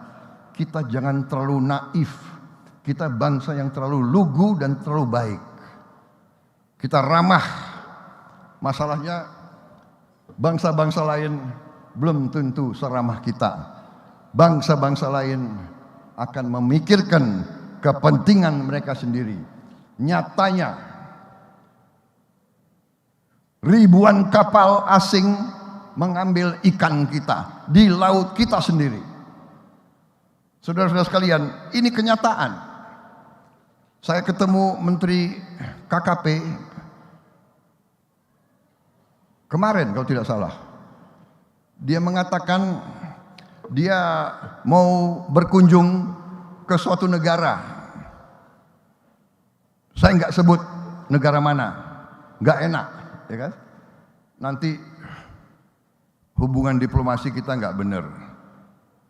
Dia mau berkunjung ke Menteri Perikanan negara itu memberi syarat kepada Menteri KKP kita. Boleh Anda berkunjung ke saya, tapi saya minta dulu kau larang nelayan-nelayan Indonesia untuk terlalu banyak ambil ikan tuna di Indonesia. Kan aneh. Laut Indonesia, nelayan Indonesia, tunanya ada di Indonesia, harus kita kurangi nelayan kita untuk ambil ikan. Alasannya kalau ikan terlalu banyak diambil di Indonesia, dia nggak kebagian ikan. Akhirnya Menteri KKP bilang ke saya, Menhan, saya nggak jadi berangkat. Sudah nggak jadi berangkat. Untuk ketemu saja kok kasih syarat. Saudara-saudara, ini adalah kenyataan. Sekarang ini persaingannya persaingan keras. Persaingan adalah persaingan ekonomi. Inilah yang saya mengerti, saudara, undang saya di sini ingin mendengar apa gagasan Pak Prabowo yang akan berurusan dengan pembangunan kota. Okay. Saya berpendekatan bahwa desa, kecamatan, kota, kabupaten, provinsi ini tidak dapat dikotak-kotakan. Satu kesatuan. Kalau di desa ada tenaga kerja yang tidak dapat pekerjaan, dia akan lari ke kota. Kalau di kota tidak ada pekerjaan, dia akan lari ke ibu kota provinsi. Saudara-saudara, jadi pendekatan kita harus integral, komprehensif, dan lihat sumber masalahnya. Sumber masalahnya kita sudah mengerti. Kita perlu meningkatkan penghasilan kita supaya gaji-gaji bisa naik, supaya banyak lapangan kerja, saudara-saudara. Dan hanya supaya pendidikan harus berhasil. Kita sekarang kurang dokter-dokter spesialis. Saudara Wali Kota, saya kira saudara mengerti di kota kalian berapa spesialis jantung bisa pasang kateter, bisa pasang stent. Berapa ahli onkologi, ahli kanker yang bisa obati leukemia, yang berapa alat-alat yang bisa dioperasikan di kota kalian dan sebagainya. Saudara yang lebih tahu. Pendidikan harus kita tingkatkan. Semua, dan ini semua perlu investasi yang besar. Jadi saudara-saudara, strategi yang sudah dilaksanakan, kuncinya ada hilirisasi. Tapi, hilirisasi ini mengganggu negara-negara lain. Begitu pemerintah kita melaksanakan hilirisasi, diancam oleh Uni Eropa, diadu ke WTO, diadu, pemerintah kita naik banding, dia adu lagi, naik banding lagi, kita tidak tahu. Tapi mereka tidak suka kalau kita hilirisasi. Kemudian selain Uni Eropa, IMF menegur kita juga. Saudara-saudara, bayangkan, kita bahan baku ada di kita, milik kita, karunia Tuhan. Kita mau olah di Indonesia. Karet kita mau olah di Indonesia. Kelapa sawit kita mau olah di Indonesia. Coklat kita mau olah di Indonesia. Semua bahan itu kita mau olah di Indonesia supaya pabrik-pabriknya bisa memberi pekerjaan untuk anak-anak kita. Supaya insinyur-insinyur kita bisa bekerja. Supaya wali kota bisa dapat retribusi. Supaya pajak naik, penghasilan naik, saudara-saudara. Sampai demikian. Sampai menteri-menteri kita harus ke sana. Pemimpin-pemimpin tanya, mengapa Indonesia tidak boleh sejahtera? Mengapa Indonesia harus jual murah bahan-bahan yang kita miliki? Saudara-saudara, karena itu kita harus kuat, kita harus waspada, dan semuanya kuncinya adalah persatuan dan kerukunan. Menurut saya kuncinya itu, saudara sebagai pemimpin terdepan, saudara yang menerima mandat dari rakyat terdepan, saudara sangat berperan untuk memelihara momentum nation building kita. Saya bisa lebih rinci bicara ini, tapi secara garis besar itu yang saya ingin sampaikan. Strategi pembangunan kita sudah benar, hilirisasi di semua bidang sangat penting, dan itu kuncinya bahwa banyak sekali lembaga internasional, pakar-pakar, pengamat, dan lembaga pengkajian mengatakan bahwa kita yang sekarang sudah ekonomi ke-16 dan waktu dekat akan menjadi ekonomi ke-10, dan insya Allah 2045 di zaman tadi generasi Z muncul, kita sangat besar kemungkinan bisa menjadi negara ekonomi ke-5 di dunia atau ke-4. Tapi kembali ada syaratnya. Syaratnya adalah, bisakah pemimpin-pemimpin Indonesia kerjasama? That is the question. Saya pernah baca kajian-kajian mereka. Can the elite of Indonesia work together? Kalau kita bisa kerjasama, insya Allah kita akan sangat berhasil dan kita akan jadi negara maju. Kita tidak mau jadi negara rakyat kita hanya nerima UMR. Kita mau dan kita mampu menjadi negara berpenghasilan memadai. Saya kira itu saudara-saudara. Kita bersyukur kita berhasil mengatasi berbagai krisis yang sangat berat. Kita selalu kalau terjadi dan kita sudah berhasil, kita lupa kesulitan kita. Waktu COVID mulai datang ke Indonesia, marilah kita ingat, belum ada vaksin, kita tidak tahu virus apa, kita takut. Banyak yang takut keluar dari rumah. Kita cuci tangan setiap 5 menit. Pakai masker dan sebagainya dan sebagainya. Dan kita diramalkan bahwa Indonesia akan kolaps. Muncul di CNN, muncul di mana-mana. The Indonesian health system on the verge of collapse. Alhamdulillah kita buktikan kita tidak kolaps. Kesehatan kita lumayan, pengorbanan dokter-dokter banyak, perawat-perawat banyak berkorban, tapi kita mampu mengatasi lebih cepat dari banyak negara lain.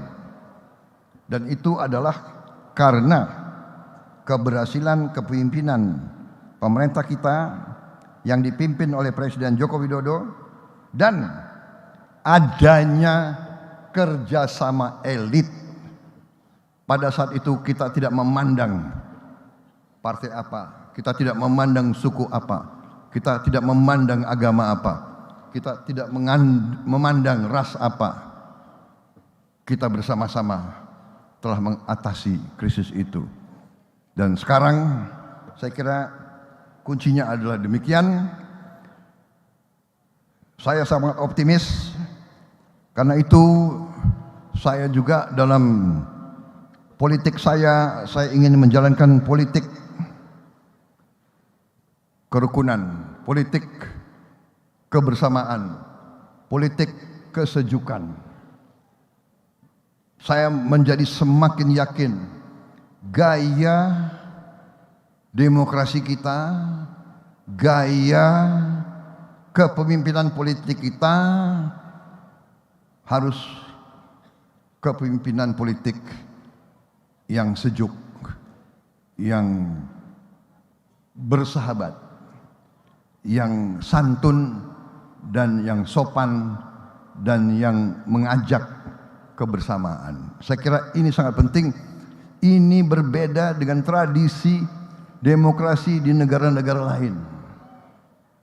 Di negara lain kadang-kadang kita lihat debat-debat itu saling caci maki, saling kejar mengejar, saling ini menurut saya kurang tepat untuk tradisi bangsa Indonesia. Dan saya kira kita sudah buktikan sekarang Indonesia jadi panutan di mana-mana. Saya keliling kemana-mana, mereka selalu sekarang mulai melihat ke Indonesia. Bahkan saya laporkan ke Bapak Presiden, saya ketemu beberapa pimpinan negara-negara Afrika, mereka sekarang minta dilatih di bidang pertahanan oleh tentara kita. Mereka minta mengirim perwira-perwira untuk dilatih di Indonesia. Demikian kita sekarang sudah menjadi panutan. Saudara-saudara sekalian, saya kira demikian yang ingin saya sampaikan secara garis besar. We are on the right track. Kita bersyukur kehadirat Yang Maha Kuasa, kita diberi kekayaan demikian. Sekarang tergantung kita, tergantung pemimpin-pemimpin. Bisakah kita kelola dengan baik? Bisakah kita menjaga kekayaan itu? Bisakah kita menyampaikan roda pemerintahan yang bersih, yang efisien, supaya kekayaan itu benar-benar dinikmati oleh seluruh rakyat Indonesia. Dan sekarang memang benar, kita sekarang harapannya adalah di anak-anak muda kita, di Gen Z. Kita harapan kepada mereka. Kalau kita banyak kekurangan, kita berharap dari mereka akan muncul pemimpin-pemimpin yang lebih baik dari kita, lebih pintar dari kita, menguasai teknologi. Jangan mau dibohongi terus oleh bangsa-bangsa asing. Saya tidak mengajak kita membenci bangsa asing, tidak. Kita harus belajar dari yang kuat. Tapi jangan mau dibohongi terus, ya. Jangan mau dibohongi terus, saudara-saudara. Saya kira itu dari saya, saudara-saudara sekalian. Yang terakhir, saya banyak sekali slide. Ini ada slide, ada 33 slide. Tapi saya dibatasi oleh tuan rumah Pak Prabowo hanya 30 menit. Ini udah liwat belum 30 menit? Jadi kalau di sini saya harus patuh, ya kan? Karena saya ini sudah purnawirawan. Kalau dulu Pak Bima takut sama saya, sekarang saya takut sama Pak Bima. Dia ketua Apexi, bayangkan. Saudara-saudara sekalian, saya hanya titip satu, ya. Saya mau titip sama para wali kota, para bupati dan para gubernur. Saya titip, saudara-saudara, saya lihat kota-kota kita harusnya lebih cantik lagi, lebih indah lagi. Yang saya perhatikan terlalu banyak iklan-iklan, terus terang saja. Dan juga anak-anak kita banyak nakal-nakal. Dia suka pakai pilox, iya kan? Dia coret-coret itu di jalan-jalan protokol yang bagus-bagus dicoret-coret. Saudara-saudara, kita perlu pariwisata, kita perlu devisa. Nah, saya titip lah, para wali kota harusnya dulu kalau tidak salah ada kejuaraan apa ya, Adipura atau sebagainya ya. Mana kota yang paling bersih, paling indah gitu. Ini agak mengganggu, karena saya sekarang kan saya jadi warga Bogor, Pak. Hanya kabupaten, bukan di kota. Tapi kan saya liwat tempat Bapak tiap hari. Itu aja yang saya titip. Bagaimana kita yakinkan anak-anak kita, ya sudah ada masa keluarin uang beli pilox, coret-coret ya kan. Kita kalau bisa kita bersihkan, kita bikin indah kota-kota kita supaya pariwisata naik. Yang saya lihat Malaysia, negara yang jauh lebih kecil dari kita, kalau tidak salah Malaysia itu mungkin 40 juta jumlah penduduknya, kita 8 kali dia. Malaysia itu penghasilan pertama bukan kelapa sawit, penghasilan pertama elektronik, kedua pariwisata. Jadi pariwisata dia itu 1 tahun itu 6 miliar dolar, sama dengan kita. Padahal kita negara yang 8 kali lebih besar dari dia jumlah penduduknya. Thailand luar biasa, penghasilan dia pada puncaknya sebelum Covid 20 miliar dolar. 20 miliar dolar, kita hanya sekitar 6 miliar. Padahal dia negara yang mungkin sepertiga kita. Saya kira itu dari saya. Terima kasih atas perhatian saudara-saudara. Dan marilah kita bersatu, marilah kita rukun, mari kita maju bersama. Partai apapun, marilah kita utamakan kepentingan bangsa dan rakyat kita dan anak-anak muda kita.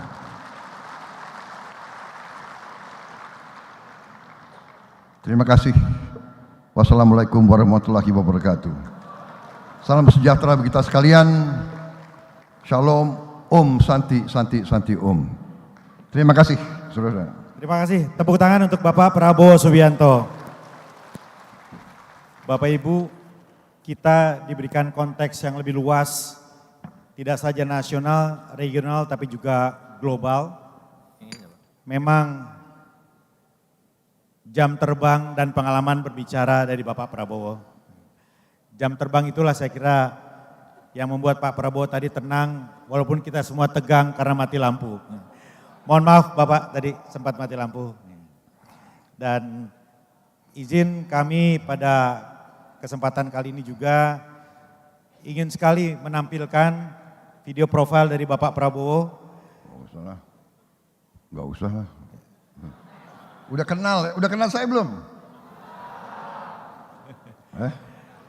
Karena walaupun tingkat awareness Bapak paling tinggi dibanding yang lain, tapi selalu suka, selalu senang melihat profil-profil yang bagus dengan jam terbang yang panjang Bapak. Izin.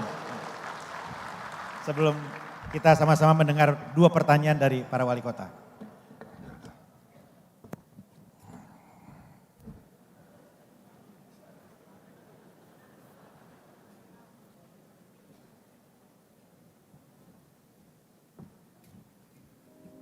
Menteri Pertahanan Letnan Jenderal TNI Purnawirawan Prabowo Subianto Joyo Hadikusumo lahir di Jakarta 17 Oktober 1951. Beliau merupakan anak ketiga dan putra pertama dari pasangan Profesor Dr. Sumitro Joyo Hadikusumo dan Dora Sumitro. Legend TNI Purnawirawan Prabowo Subianto merupakan lulusan Akademi Militer pada tahun 1974. Selepas lulus dari Akademi Militer pada tahun 1974, mengawali karirnya sebagai prajurit TNI Angkatan Darat berpangkat Letnan II, beliau menjadi salah satu komandan operasi termuda dalam sejarah Angkatan Darat saat itu, yakni memimpin operasi Tim Nanggala di Timor Timur. Legend Purnawirawan Prabowo Subianto melukis segudang prestasi dan pengalaman bertugas di dunia militer dengan berbagai pengorbanan yang telah diberikan untuk bangsa dan negara Indonesia.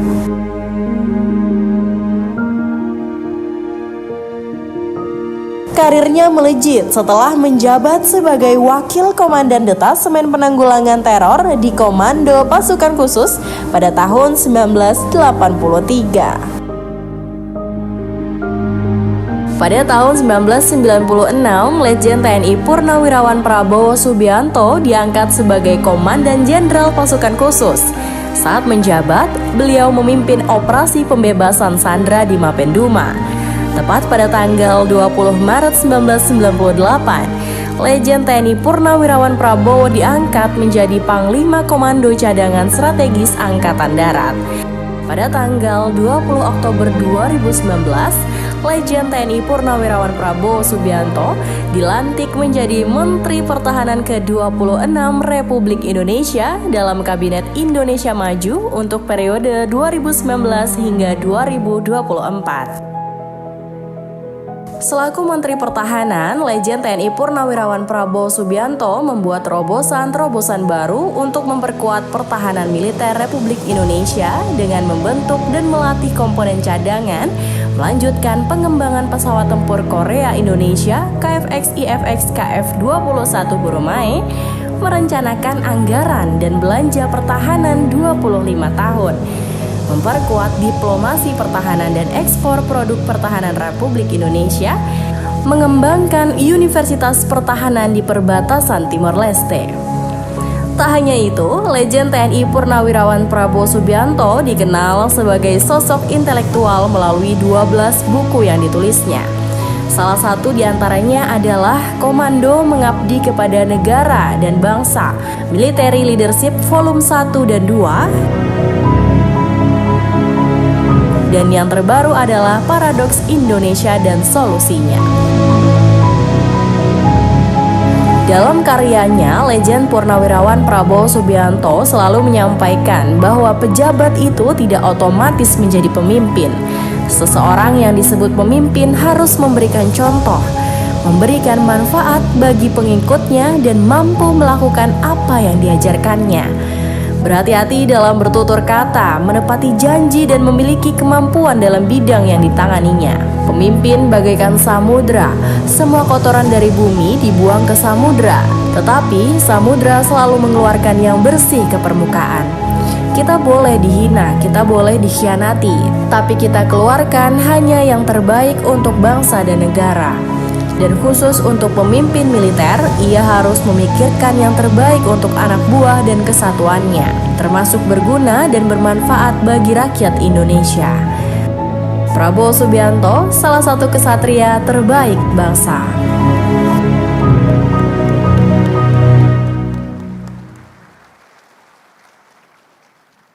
Bapak Prabowo, Apexi terdiri dari 6 komisariat, Pak. Izinkan kami memberikan kesempatan kepada 2 komisariat yang akan menyampaikan gagasan, titipan pertanyaan kepada Bapak. Untuk kesempatan yang pertama, kami mengundang Ketua Komisariat Apexi Wilayah 1. Ini wali kota yang lorengnya terbanyak di dunia, Wali Kota Medan, Bang Bobi Nasution.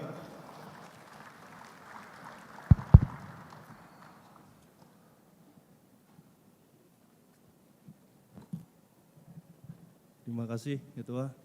Yang sama kita hormati, kita banggakan Bapak Prabowo Subianto. Mohon izin Bapak, kami bertanya dari Komwil 1, terdiri dari 24 kota Pak di Sumatera. Kami ingin bertanya Pak, mungkin mudah-mudahan mewakili seluruh Komwil dan seluruh wali kota di Indonesia. Tadi Bapak Prabowo menyampaikan tentang hilirisasi, tentunya ini sangat berkaitan juga dengan investasi. Yang ingin kami tanyakan, kira-kira Pak Menhan, kebijakan tentang bisnis, tentang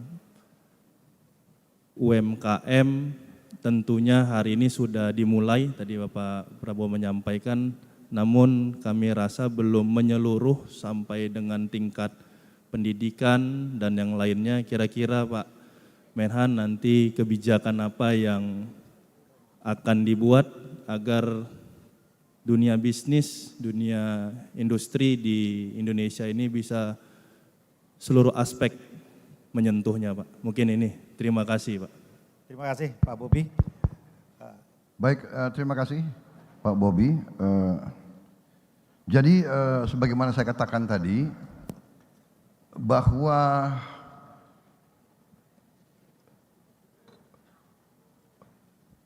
kita harus memberi suatu kemampuan untuk seluruh rakyat kita, terutama mereka yang paling lemah, mereka yang paling di lapisan terbawah, supaya bisa mendapat kesempatan untuk keluar dari perangkap kemiskinan. Jadi benar sekali, salah satu adalah melalui UMKM. Kita harus berdayakan UMKM lebih baik. Nah, untuk itu selain sekarang yang sudah kita alami, ya, pemerintah kita sekarang dengan bantuan langsung, ya kan, langsung ke sasaran, ini harus dipertahankan dan kalau perlu diperketat, di targetingnya harus benar. Mereka yang perlu harus segera kita yakini sampai, ya kan. Bantuan-bantuan langsung, kredit-kredit ringan, kredit-kredit microfinance. Kemudian kita juga harus meneruskan program-program pemberdayaan di berbagai bidang. Di bidang pendidikan, kita harus tentunya harus mengintensifkan pendidikan di tingkat paling depan, yaitu di katakanlah taman kanak-kanak, istilahnya sekarang mungkin usia dini ya, PAUD dan SD, kemudian di sekolah-sekolah kejuruan, sekolah-sekolah vokasi. Ini harus kita intensifkan. Kita harus berdayakan BLK kita. Saya dapat laporan, apakah benar atau tidak, saya ingin cek lagi. Ada beberapa BLK yang kurang dimanfaatkan. Ada berbagai BLK yang kosong, tidak dimanfaatkan. Coba para wali kota mengecek, ya, apa benar atau tidak laporan ini. Ini salah satu yang harus kita tingkatkan. Kemudian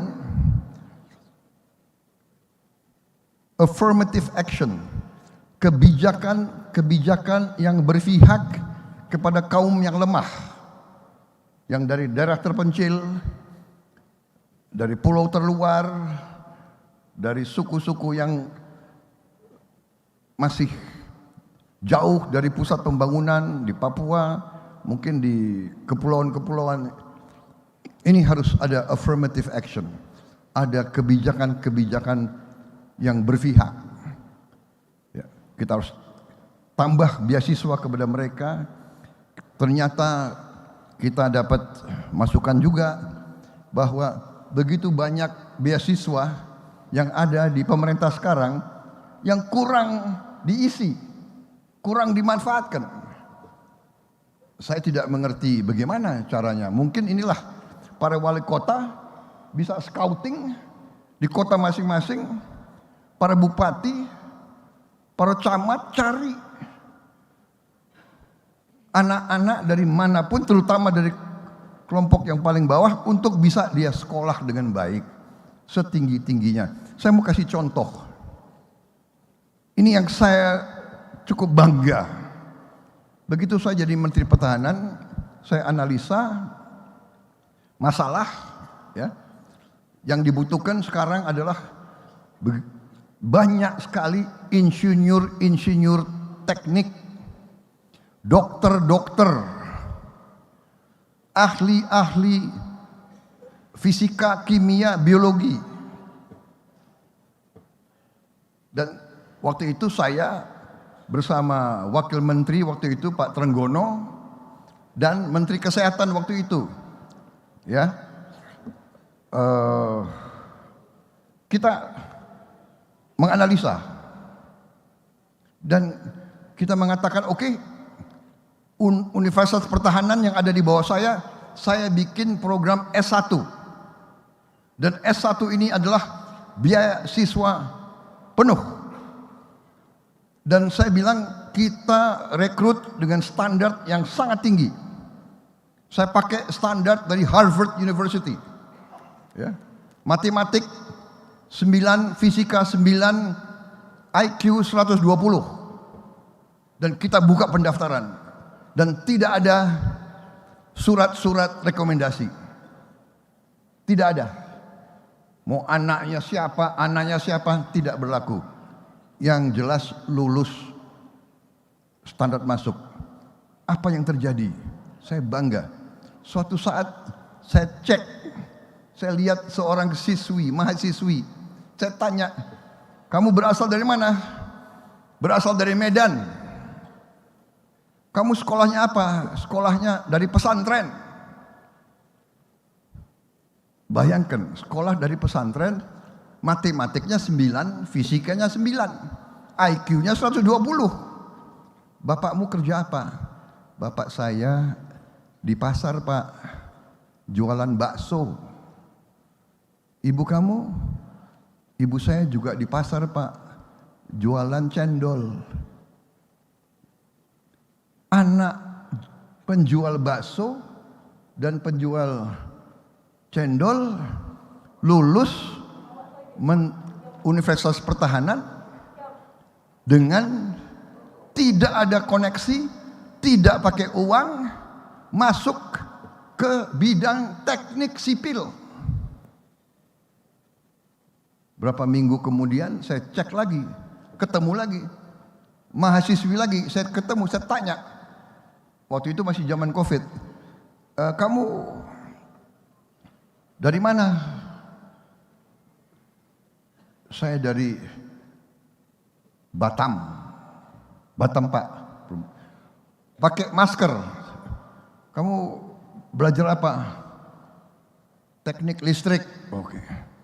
Bapakmu apa kerjanya? Guru. Oh, guru. Bukan Pak, bukan. Guru.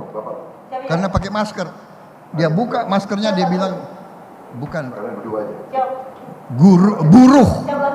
Bukan yang ini nggak usah dipasang, ini udah kan ini. Mana nih slide? Ini saya cerita kasus lain. Ini anaknya buruh. Bisa bayangkan nggak?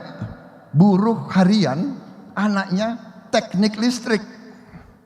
Saya bilang, yang pahlawan itu bapakmu.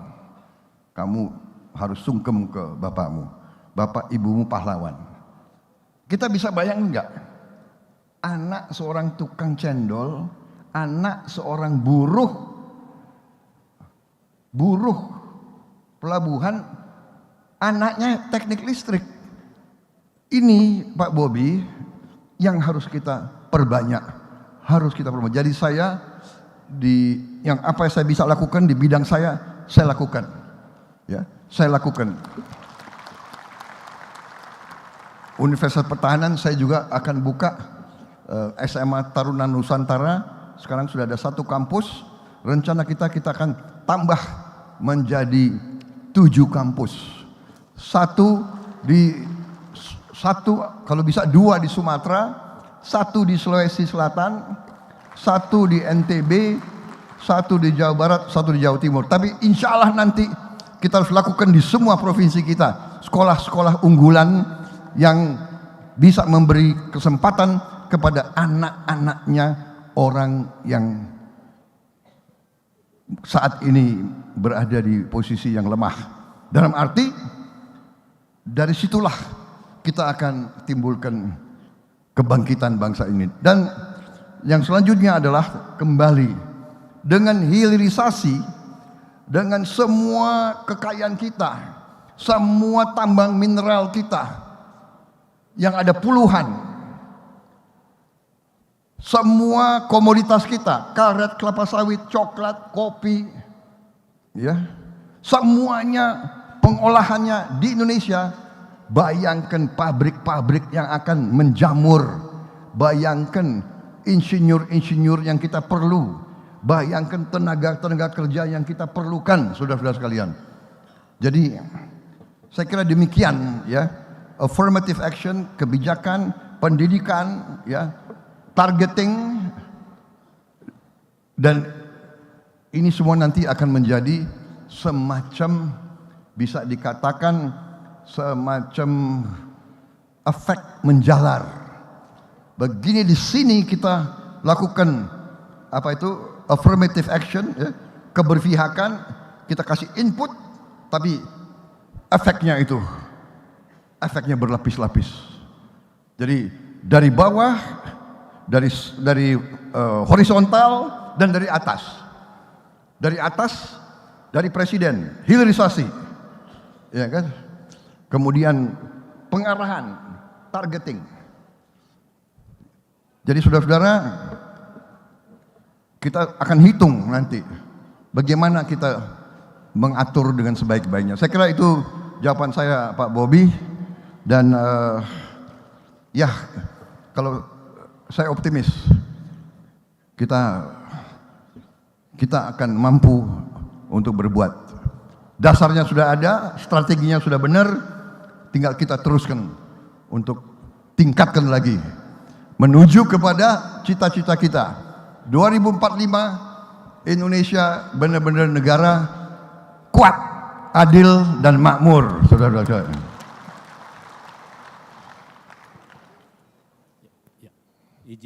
Izin Pak Menteri, pertanyaan terakhir dari Komil 6 Bapak Kapten Ali Ibrahim. Ini terakhir ya? Terakhir Pak. Alhamdulillah. Kami semua mayor Pak, tapi beliau khusus satu-satunya Kapten. Izin Pak Jenderal, saya Kapten Laut, jadi nggak naik mayor, nggak naik letnan, tetap kapten terus.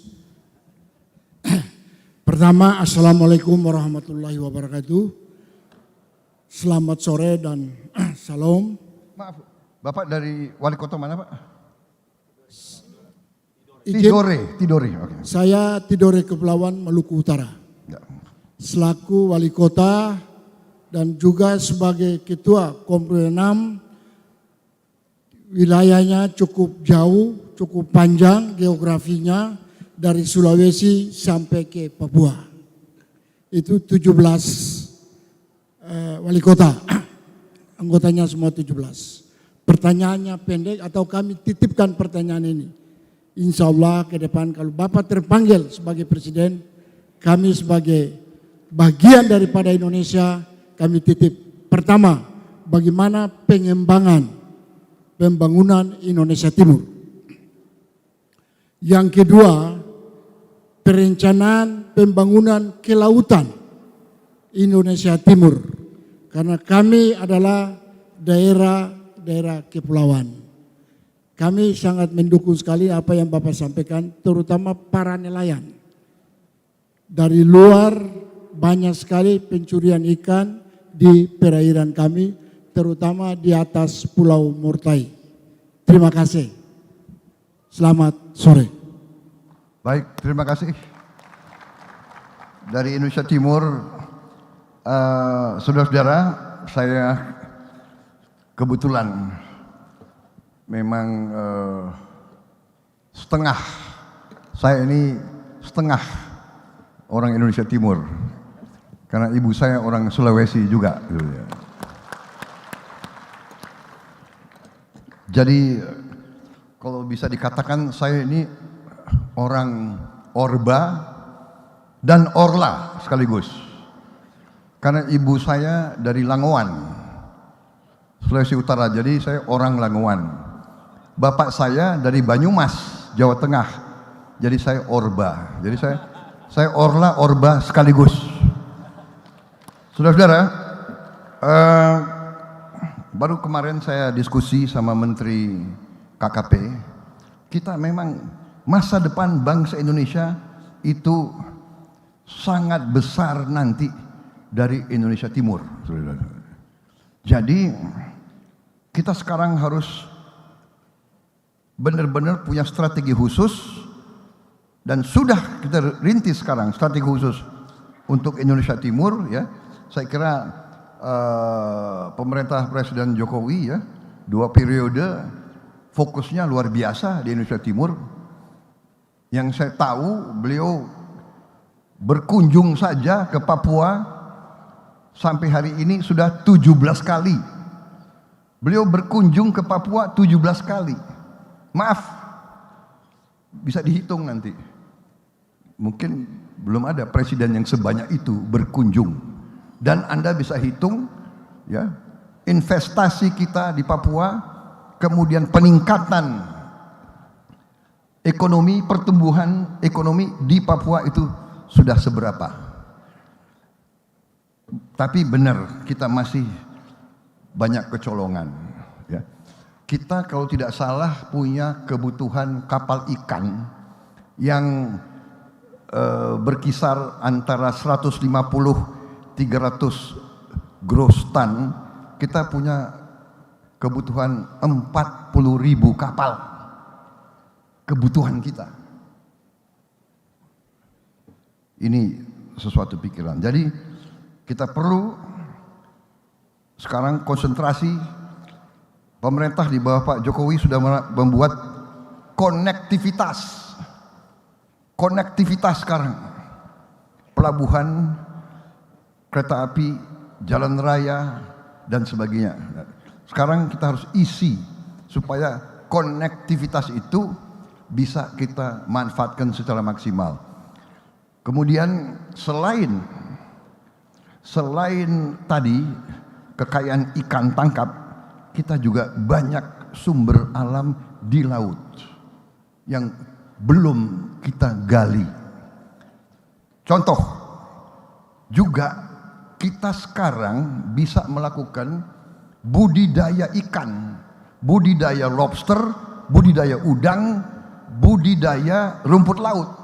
Dan ini semua menghasilkan uang puluhan triliun tiap tahun. Sebagai contoh, budidaya udang 60 hektar budidaya udang itu investasinya 3 miliar per hektar.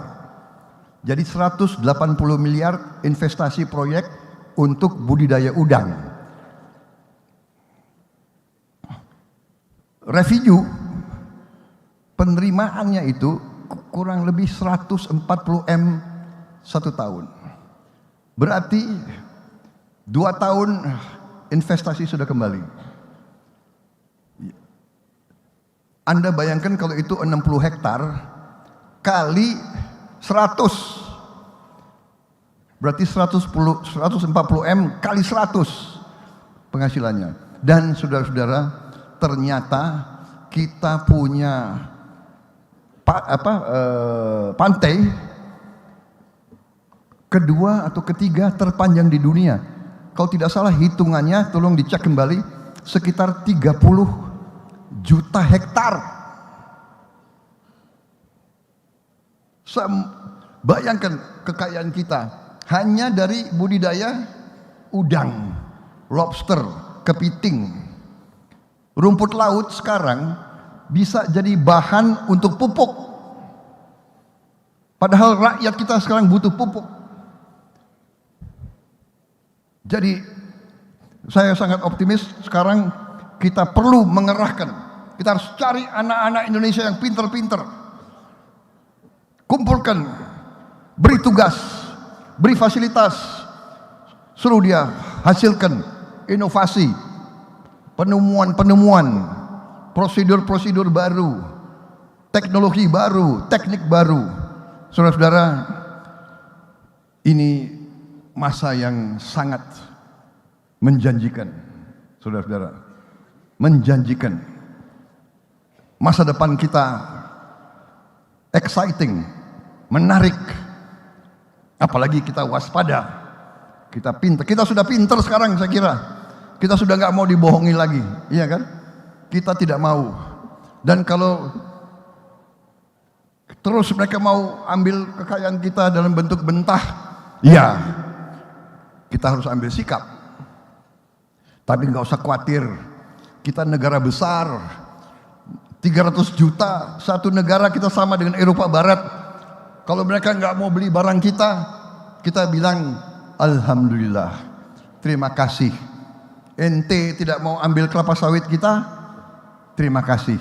Kelapa sawit nanti kita olah untuk rakyat kita sendiri, saudara sekalian. Ya, jadi kita nggak usah khawatir, saudara-saudara. Kita negara besar, pasar kita besar. Saya kira itu dari saya.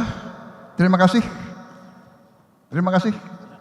Pak. Terima kasih Bapak. Bapak izin, Ya. kami telah melakukan banyak diskusi, ingin menyampaikan gagasan dan pemikiran dari 6 komisariat sebagai bahan yang bisa diartikulasikan Bapak dalam berbagai kesempatan.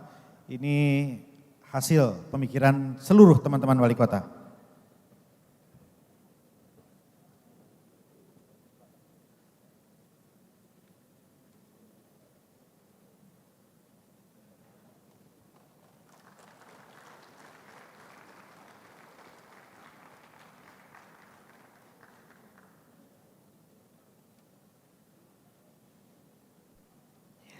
Rekomendasi dari Rakernas sudah diberikan, kita berikan tepuk tangan yang luar biasa.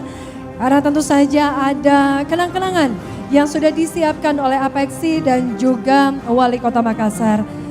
Ini adalah sebuah cenderamata yang nantinya menjadi momen bersejarah juga untuk kita semua. Dan kali ini plakat akan diberikan oleh Wali Kota Makassar dan juga Ketua Dewan Pengurus Apexi kepada narasumber di diskusi panel kita yang ketiga, yaitu Bapak Haji Prabowo Subianto Joyo Hadikusumo. gayung bersambut sepertinya karena Bapak narasumber, Pak Prabowo juga menyiapkan ada sebuah cenderamata yang akan diberikan untuk Apeksi dan juga untuk Wali Kota Makassar.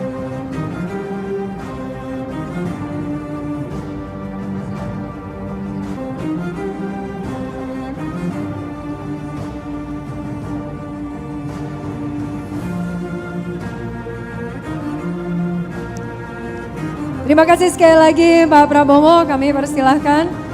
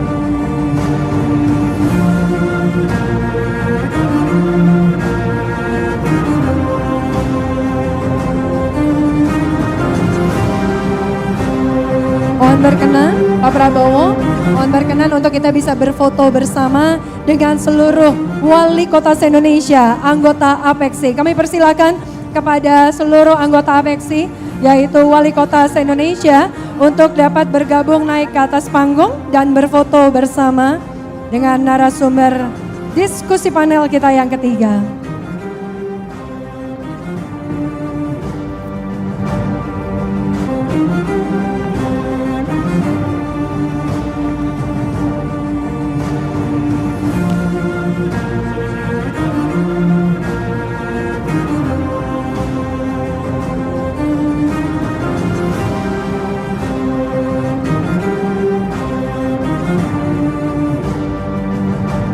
Saya informasikan, ini merupakan sesi pertama untuk foto kita bersama wali kota.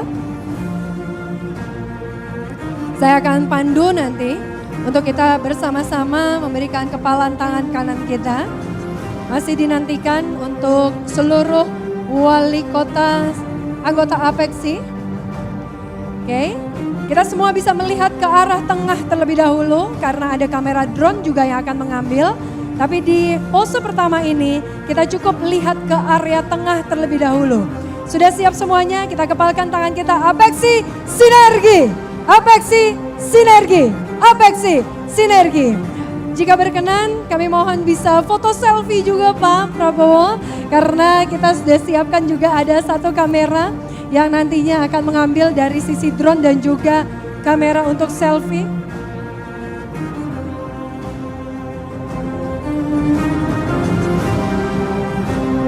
Cukup Ibu, terima kasih. Luar biasa kita hari ini mendapatkan momen yang sangat bersejarah. Bagaimana di dalam rangkaian Rakernas ke-16 Apeksi 2023. Dan inilah kesempatan kita untuk bisa foto bersama dengan Bapak Prabowo, Menteri Pertahanan Republik Indonesia.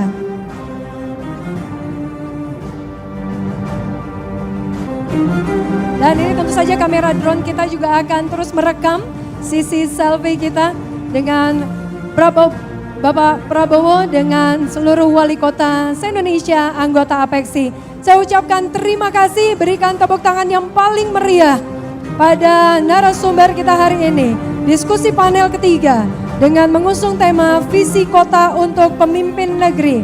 Saya ucapkan terima kasih kepada Menteri Pertahanan Republik Indonesia, Bapak Haji Prabowo Subianto, dan juga moderator kita, yaitu Ketua Dewan Pengurus Apeksi dan Wali Kota Makassar. Kami mohon kepada seluruh wali kota untuk tidak beranjak dari ruangan, karena selanjutnya akan ada sidang pleno 3 dan 4, sekaligus penutupan Rakernas ke-16. Dan tentu saja di sidang pleno 3 dan 4 ini kita akan menentukan siapa yang akan menjadi tuan rumah di Rakernas 2024. Kami Dia Radisti pamit undur diri. Selanjutnya acara akan kami serahkan kembali kepada dua MC luar biasa kita. Mari kita sambut MC kita berikutnya, Cipta dan Stefani. Wassalamualaikum warahmatullahi wabarakatuh.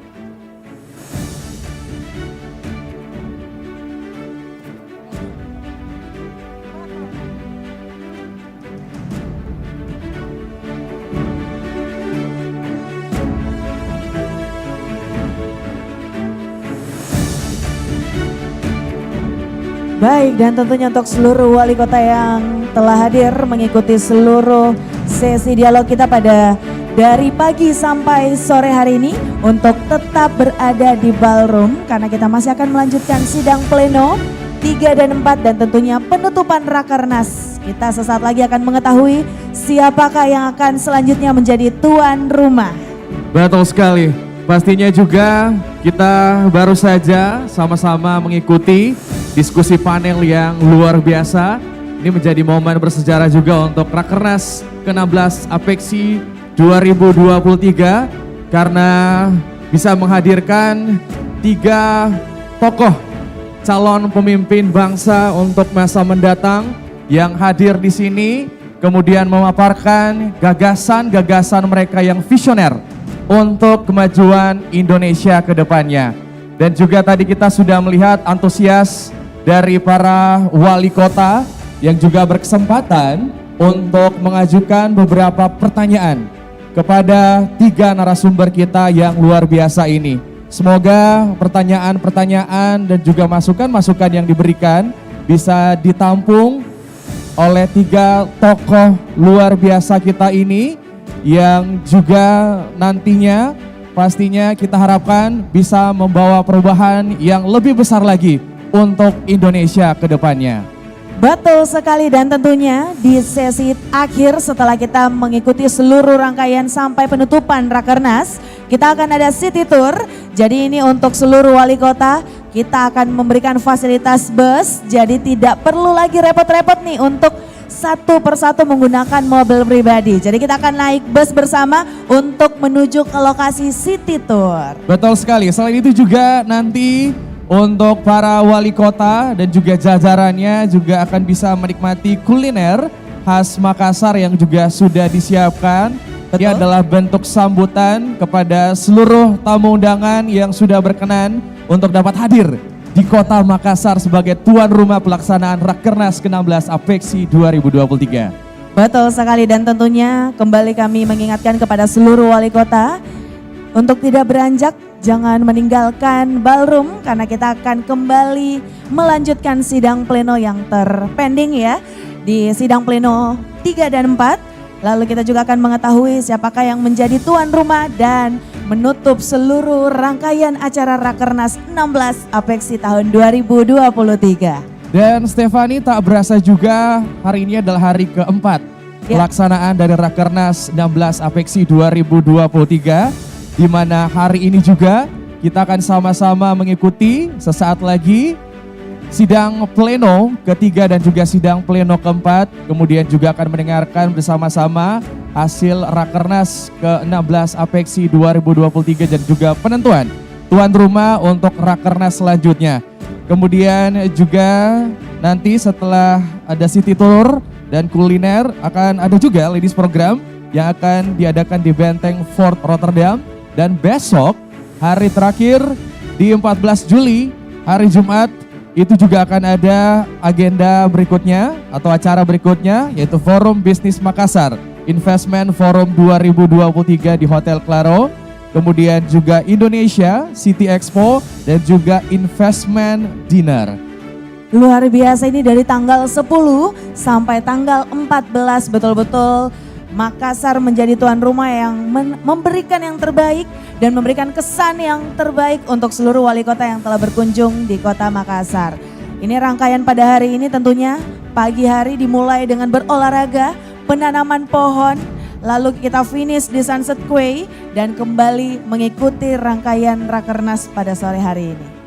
Yang pastinya semoga seluruh tamu undangan yang hadir di Rakernas ke-16 Apeksi 2023 ini bisa menikmati seluruh jamuan yang sudah diberikan oleh Kota Makassar sebagai tuan rumah pelaksanaan kegiatan ini.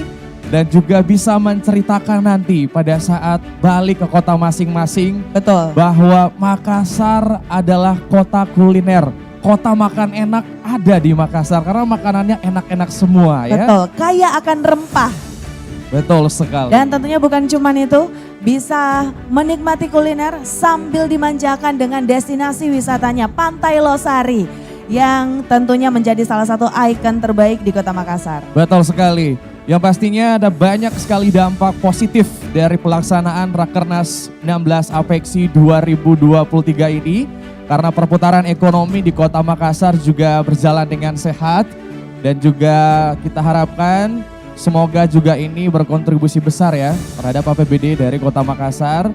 Dan juga pastinya untuk seluruh pimpinan daerah atau para wali kota atau yang mewakili, kami harap juga untuk tidak meninggalkan tempat.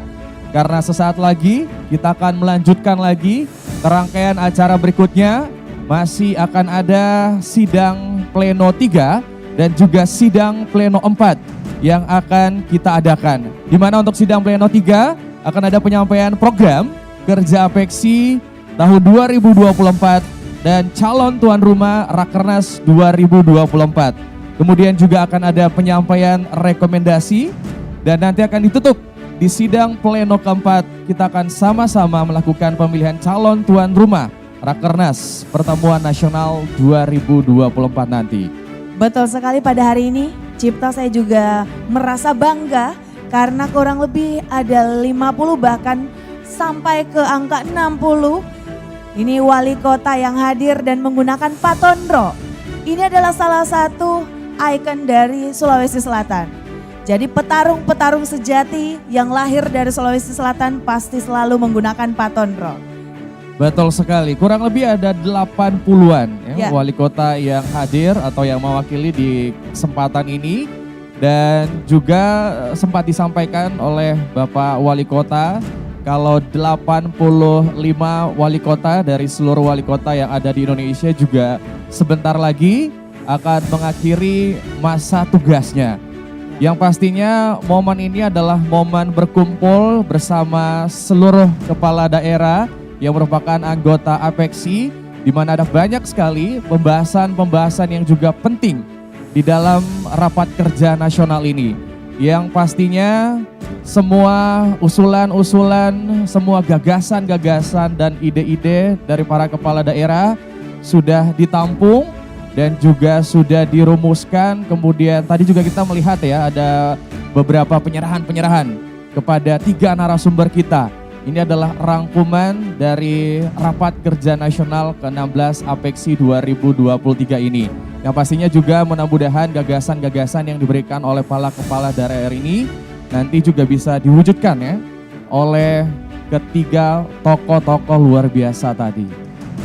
Dan tentu jangan lupa nih kalau berkunjung ke Kota Makassar atau di Provinsi Sulawesi Selatan, rasanya 4 hari itu sudah sangat cukup untuk bisa makan coto, makan kondro, pisang ijo atau kuliner lainnya yang ada di Kota Makassar. Apalagi tadi di waktu makan siang saya lihat ada beberapa makanan khas dari Kota Makassar yang disuguhkan langsung. Jadi ketika jadwal dari kegiatan APEX ini padat, Wali Kota Makassar Bapak Ramdan Pomanto juga tetap menyediakan langsung di sini. Jadi tetap bisa menikmati dalam suasana Rakernas.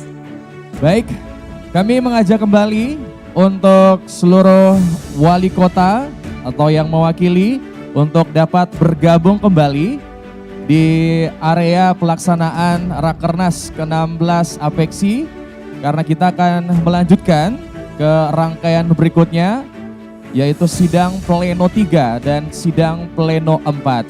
Yang pastinya juga kita akan sama-sama nanti mencari tahu siapakah kira-kira yang akan menjadi tuan rumah untuk pelaksanaan Rakernas berikutnya di tahun 2024. Ini berarti satu kebanggaan juga karena dengan adanya APEXI ini bisa memberikan ruang untuk membantu support ekonomi UMKM dari setiap provinsi atau wilayah yang akan menjadi tuan rumah.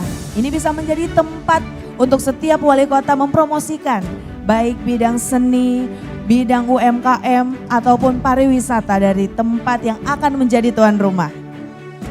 Dan juga satu acara yang juga luar biasa yang merupakan rangkaian dari Rakernas ke-16 APEXI 2023 ini, yaitu Indonesia City Expo yang diadakan besok di hari Jumat tanggal 14 Juli 2023, di mana nanti juga kita akan bisa melihat produk-produk unggulan yang akan dihadirkan oleh masing-masing kota yang ikut serta dalam Rakernas ini. Kemudian juga kita akan melihat program-program dan juga inovasi dari masing-masing kota yang ikut serta dalam Indonesia City Expo ini.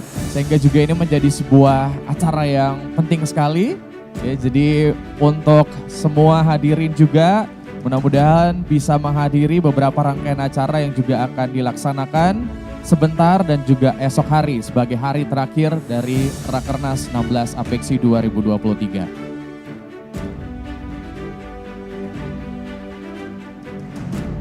Baik Bapak Ibu dan juga para wali kota yang telah hadir, yang mungkin ingin ke toilet kami persilahkan. Untuk sebelum itu karena kita akan langsung memulai rangkaian kegiatan selanjutnya. Dan tentunya masih dalam acara Rakernas ke-16 APEXI tahun 2023.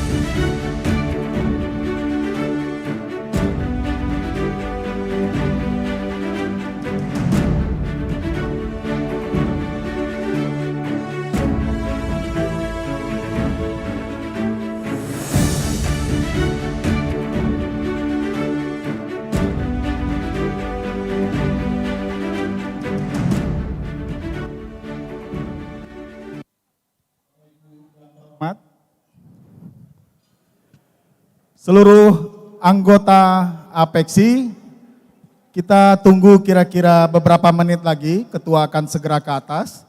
Kemudian kita akan melakukan pleno, lagi-lagi mungkin sudah tinggal menyimpulkan dan menyepakati saja. Sebetulnya sebagai pimpinan sidang kami bisa saja memulai, tapi untuk lebih afdol, apalagi ini menetapkan tuan rumah, kemudian ada beberapa usulan dari hasil rapat Dewan Pengurus di saat buka puasa bersama yang lalu, itu harus di-share ke Bapak Ibu. sehingga kita perlu melakukannya tetap dalam formalitas pleno 1, 2, dan 3.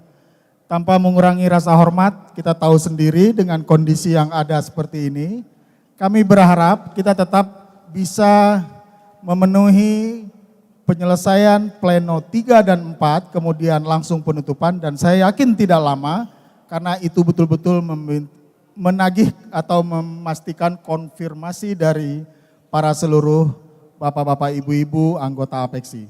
Untuk itu, bagi bapak ibu yang kursinya dari kota-kota yang kursi wali kotanya saat ini kosong, kami berharap diisi dulu di bagian depan, kemudian kalau ada pendamping, misalnya Pak Sekda, Pak Asisten 1, Kabak sekalipun yang representasi dari kotanya, silakan duduk di kursi kota masing-masing untuk kemudian kita masuk ke pleno 3 dan 4, dan saya yakin nggak akan lebih dari 12 sampai 15 menit kalau kita semua sepakat dari apa yang sudah dibahas dalam pra-rakernas di beberapa waktu lalu. Sekali lagi kami berharap Bapak Ibu panitia, kemudian juga para LO harap mengontak seluruh kota-kota yang menjadi tanggung jawab masing-masing untuk memastikan kursi hitam terisi, dan berharap juga kursi di belakangnya para pendamping dari seluruh delegasi bisa juga terisi. Walaupun nggak perlu penuh semua, karena tadi itu ada tambahan dari ASN dari Makassar. Jadi sekali lagi kami berharap kursi hitam bisa terisi oleh kota-kota anggota APEKSI, siapapun representasinya. Alhamdulillah saya salut dan hormat, terima kasih sekali pada seluruh bapak-bapak, ibu-ibu wali kota yang hadir, yang masih bertahan dan menunggu ketua ke atas, dan juga Pak Dhani tuan rumah untuk melanjutkan sesi ini. Walaupun sebetulnya bisa saja kita secara aklamasi, tapi sekali lagi supaya lebih afdol dan lebih baik, tentu formalitas ini kita lakukan. Sekali lagi kepada panitia, saya dari panggung ini mohon izin, mohon maaf bila meminta kesediaannya untuk mengontak masing-masing WA Group, lagi-lagi dihidupkan, WA Group Wali Kota, WA Group Asisten 1, WA Group Sekda mungkin, karena ada beberapa yang Pak Sekda hadir, bahkan mungkin WA Group para Bapeda, karena beberapa juga saya lihat ada Bapeda yang merepresentasi. Sekali lagi sambil menyicipi apa yang ada di sajian di depan, di meja, atau jika memungkinkan langsung kawan-kawan dari konsumsi bisa memastikan para anggota APEKSI yang saat ini menunggu sidang pleno 3 dan 4 bisa, mungkin ada air yang perlu ditambahkan, kopi sore yang atau teh sore yang perlu ditambahkan, mohon dibantu dari panitia dan teman-teman konsumsi. Atau bisa juga tunjuk tangan kayak di restoran gitu mungkin. Kalau ada yang dibutuhkan, misalnya kuenya yang paling enak di depan mata mungkin habis di meja, bisa dimintakan ke kawan-kawan panitia atau adik-adik yang baju hitam putih yang ada di sekitar Bapak Ibu. Sekali lagi kami apresiasi dan hormat atas kesediaan bertahan dari ketua, para wali kota, para ibu wali kota yang sampai saat ini menunggu untuk bisa kita lanjutkan sidang pleno.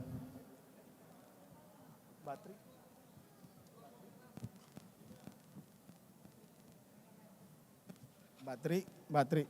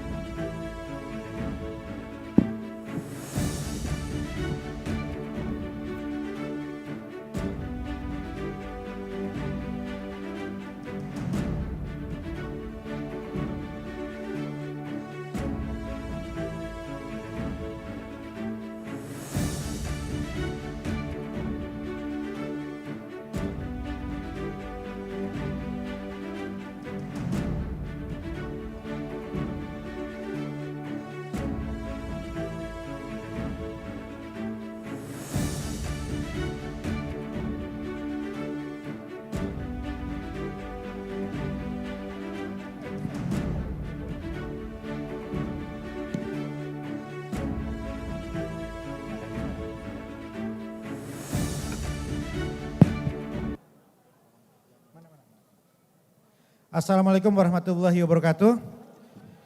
Bapak Ibu, alhamdulillah sejarah ditorehkan, APEXI telah berhasil menghadirkan 3 baca pres Indonesia. Mudah-mudahan bisa memberikan kebaikan dan keberkahan bagi negeri. Izin untuk membuka kembali, mencabut skors di pleno ke-3. Kita akan ngebut aja Bapak Ibu karena sudah jelang maghrib juga. Yang pertama adalah program kerja APEXI tahun 2024. Ini program kerja yang sudah ada, saya persilahkan Direktur Eksekutif untuk sedikit menjelaskan, untuk kemudian meminta persetujuan. Terima kasih Ketua Pimpinan Sidang. Pak Dev silakan ditampilkan. Bapak Ibu, ini sama dengan tahun ini, tapi ini perlu ditampilkan kembali apakah perlu ada penambahan. Yang jelas ada 8 komponen, yang itu dari sustainable development, dari advokasi kebijakan, dari komunikasi publik, dari capacity building, dari kegiatan cross cutting sampai ke kemitraan dan berbagai penguatan organisasi. 8-8-nya itu sudah berjalan. Ini kayaknya aman. Dan yang penting adalah pengembangan itu yang dilakukan selama 2 tahun ini. Jadi tidak perlu, ini biasanya dari Rakernas dan bahkan dari Munas. Di rapat Dewan Pengurus ini pun sudah diusulkan. Kecuali Bapak Ibu, jadi ini gelondongan besar Bapak Ibu, jangan pernah memikirkan kegiatan, tidak perlu khawatir karena kita punya WA Group, tinggal dilempar di WA Group oleh Sekda, oleh Kepala Bapeda, oleh Kepala Dinas, dan bahkan oleh WA Group Wali Kota, bisa menambahkan di sini. Jadi tidak perlu membahas detail kegiatan. Demikian pimpinan. Baik, apakah program kerja APEXI 2024 bisa kita setujui? Terima kasih.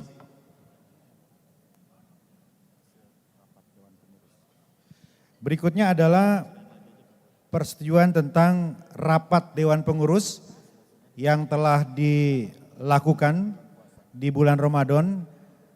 Saya persilakan sekali lagi Direktur Eksekutif untuk menjelaskan poin utama hasil dari rapat kerja pengurus. Silakan ditampilkan.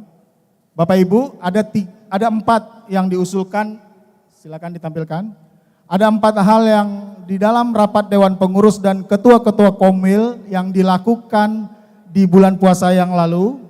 Pertama adalah perlu adanya musyawarah luar biasa atau munaslup, karena kita memasuki masa transisi dan seluruh kepengurusan menurut ADART harus wali kota definitif, maka yang tinggal 9 itu mungkin yang akan dilakukan pemilihan di Munaslup dan disepakati oleh Dewan Pengurus akan dilakukan di Bogor di bulan Desember nanti di tahun ini.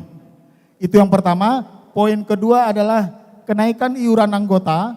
Direktorat APEXI sudah mengajukan hitungan, bahkan kemudian di-upgrade sedikit oleh Dewan Pengurus untuk disetujui sehingga keluar angka-angka ini.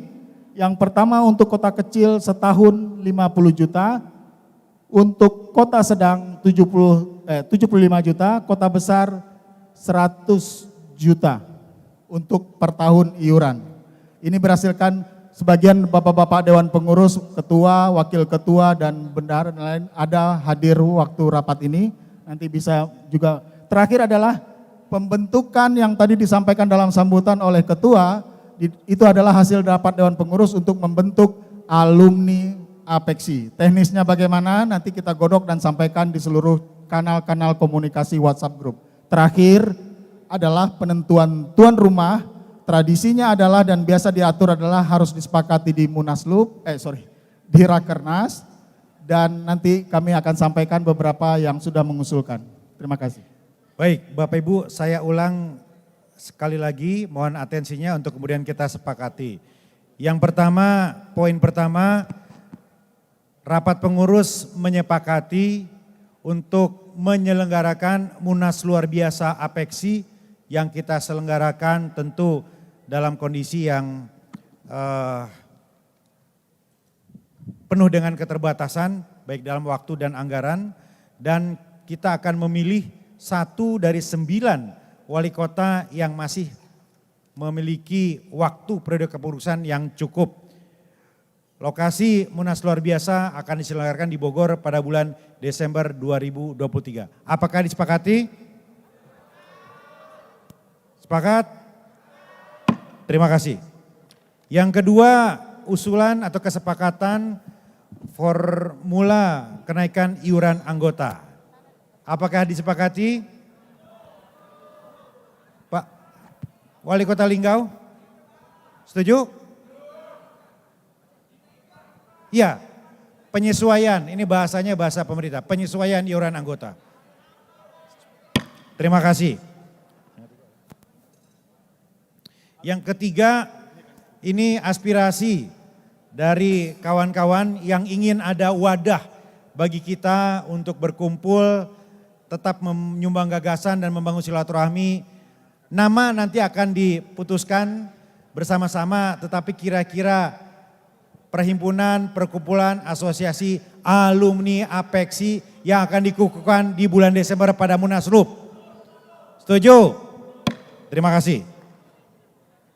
Nah terakhir Bapak Ibu, tuan rumah Rakernas APEKSI 2024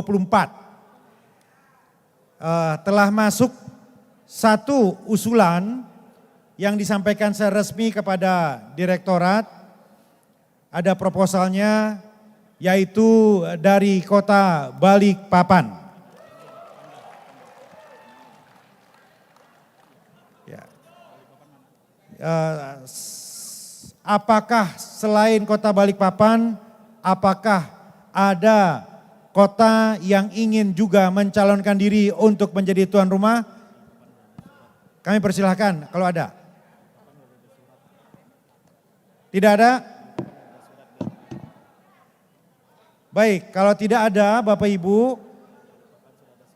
izin untuk mengundang wakil dari pemerintah Kota Balikpapan karena suratnya sudah kita terima, artinya sudah mendapatkan dukungan penuh. Kami sempat berbicara juga dengan Pak Wali Kota yang hari ini pamit karena ada kegiatan lain. Kami persilakan Pak Sekda.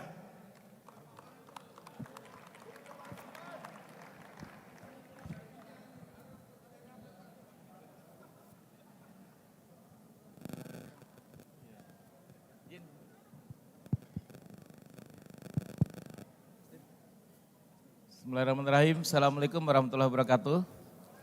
Ketua APEKSI kita yang kita banggakan dan Sekretaris APEKSI dan seluruh Bapak Ibu Wali Kota dan Wakil Wali Kota yang masih bertahan dan seluruh delegasi semuanya dari seluruh kota. Kami tentu saja dari pemerintah Kota Balikpapan sebenarnya juga ingin memberi kesempatan kepada kota yang lain dulu untuk menjadi ketua atau tuan rumah di tahun depan APEKSI karena sebenarnya Balikpapan sudah menjadi tuan rumah Outlook di tahun 2022. Tetapi dari informasi yang ada, belum ada kota lain yang mengajukan secara resmi menjadi tuan rumah. Sehingga kami dengan berbesar hati mengajukan sebagai tuan rumah dan alhamdulillah kalau didukung semuanya, insya Allah kami akan siap menjadi tuan rumah tahun depan. Demikian saja mungkin yang kami sampaikan. Terima kasih. Kalau untuk daya dukung insya Allah Balikpapan sudah siap dan sudah beberapa kali berpengalaman sebagai tuan rumah di tingkat nasional dan internasional. Terima kasih. Wassalamualaikum warahmatullahi wabarakatuh. Terima kasih. Bapak Ibu, ini usulan dari pemerintah Kota Balikpapan sepertinya sudah menghitung momentum 2024 dan IKN. Ya, jadi sudah lama kita ingin di sana untuk bersama-sama kembali ya. Tahun depan sepertinya ada program yang sangat menarik ya. Jadi izinkan saya menyampaikan pertanyaan kepada Bapak Ibu semua, apakah usulan dari pemerintah Kota Balikpapan menjadi tuan rumah disetujui? Terima kasih, kita sahkan Balikpapan menjadi tuan rumah Rakernas APEKSI 2024.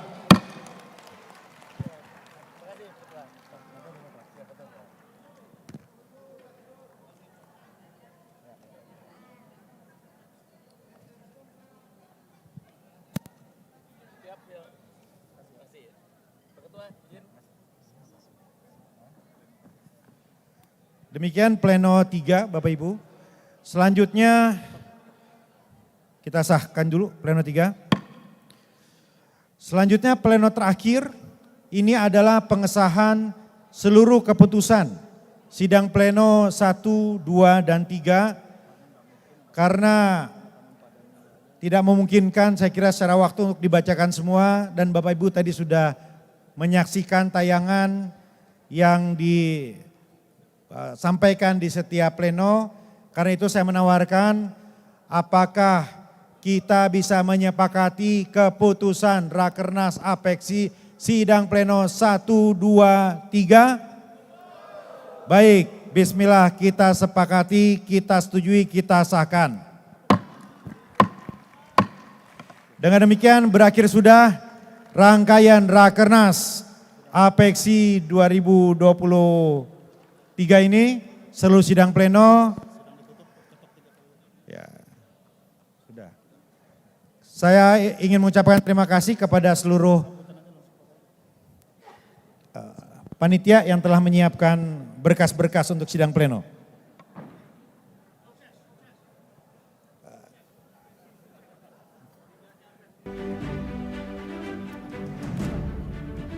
Baik, kami ucapkan terima kasih untuk pimpinan rapat sidang pleno kita, Ketua Dewan Pengurus Apeksi,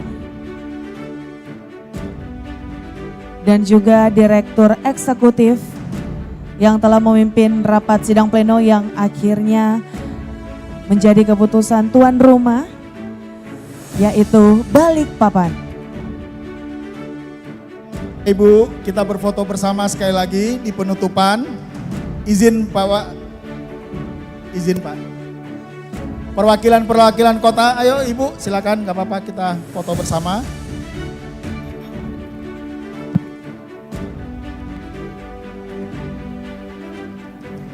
Kami persilahkan untuk Kita seluruh tunggu wali ya, kota. kita tunggu biar silakan perwakilan Bapak Ibu wali kota yang ataupun Pak Sekda, Pak Asisten, siapapun perwakilan kota silakan mundur lagi, mundur dikit, mundur lagi supaya kelihatan tulisannya, mundur lagi.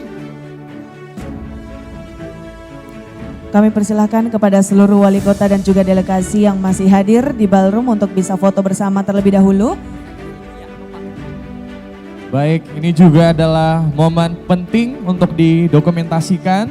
Betul, dan tentunya selamat kepada Balikpapan yang akan menjadi tuan rumah Rakernas ke-17 Apeksi tahun 2024. Dan yang pastinya juga kami mengucapkan terima kasih atas kehadiran dari para kepala daerah, para wali kota atau yang mewakili yang sudah hadir di Kota Makassar sebagai tuan rumah pelaksanaan Rakernas ke-16 Apeksi 2023. Ada banyak sekali kesepakatan yang telah kita setujui bersama dan sudah diresmikan juga secara simbolis ketukan palu dari Ketua Dewan Pengurus Apeksi sekaligus Wali Kota Bogor Bapak Dr. Haji Bima Arya Sugiarto selaku pimpinan sidang.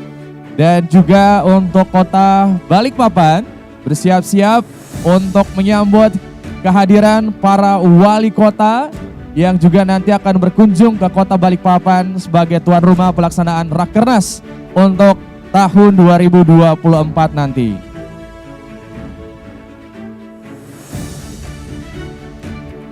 Baik, dan tentunya sekali lagi kami mengucapkan mewakili pemerintah Kota Makassar dan terkhususnya untuk Wali Kota Makassar mengucapkan banyak terima kasih untuk waktu, kesempatan dan juga rasa bahagia Bapak Ibu dan juga para wali kota yang telah hadir di Kota Makassar. Semoga pertemuan di Rakernas ke-16 Apeksi tahun 2023 yang dimana Kota Makassar menjadi tuan rumah. Mengucapkan banyak terima kasih, mohon maaf jika banyak kekurangan dan jika ada kesan-kesan yang mungkin kurang mengenakan di hati, kami mengucapkan mohon maaf sekali lagi dan sampai jumpa di Rakernas Balikpapan tahun 2024. Saya Cipta Perdana dan saya Stefani. Kami pamit undur diri dan terima kasih untuk kehadiran seluruh tamu undangan para hadirin dalam Rakernas ke-16 Apeksi 2023 ini. Kami tutup, sampai jumpa dan selamat malam. Assalamualaikum warahmatullahi wabarakatuh. Dan tentunya untuk para wali kota dan delegasi yang hadir, jangan lupa untuk kita akan city tour. Jadi untuk itu saya kembali mengingatkan kepada seluruh wali kota untuk berkenan menggunakan satu bus. Jadi kita akan menggunakan satu kendaraan, jadi tidak menggunakan kendaraan pribadi masing-masing. Ini tentunya untuk menjaga kebersamaan dan juga tidak ada yang nyasar ya. Jadi kita sama-sama menggunakan bus yang sama di waktu yang sama. Jadi kita menunggu untuk seluruh wali kota selesai sholat maghrib. Baru kita akan berangkat bersama-sama menggunakan bus yang ada di depan ballroom, di depan parkiran Upper Hills. Betul sekali. Jadi sudah disiapkan beberapa bus untuk nanti digunakan oleh para wali kota atau yang mewakili dan juga para jajarannya untuk dapat berkeliling ke seluruh tempat-tempat yang bisa dikunjungi di Kota Makassar untuk melihat secara langsung Kota Makassar tercinta kita ini. Betul. Dan kami mengucapkan selamat melakukan city tour.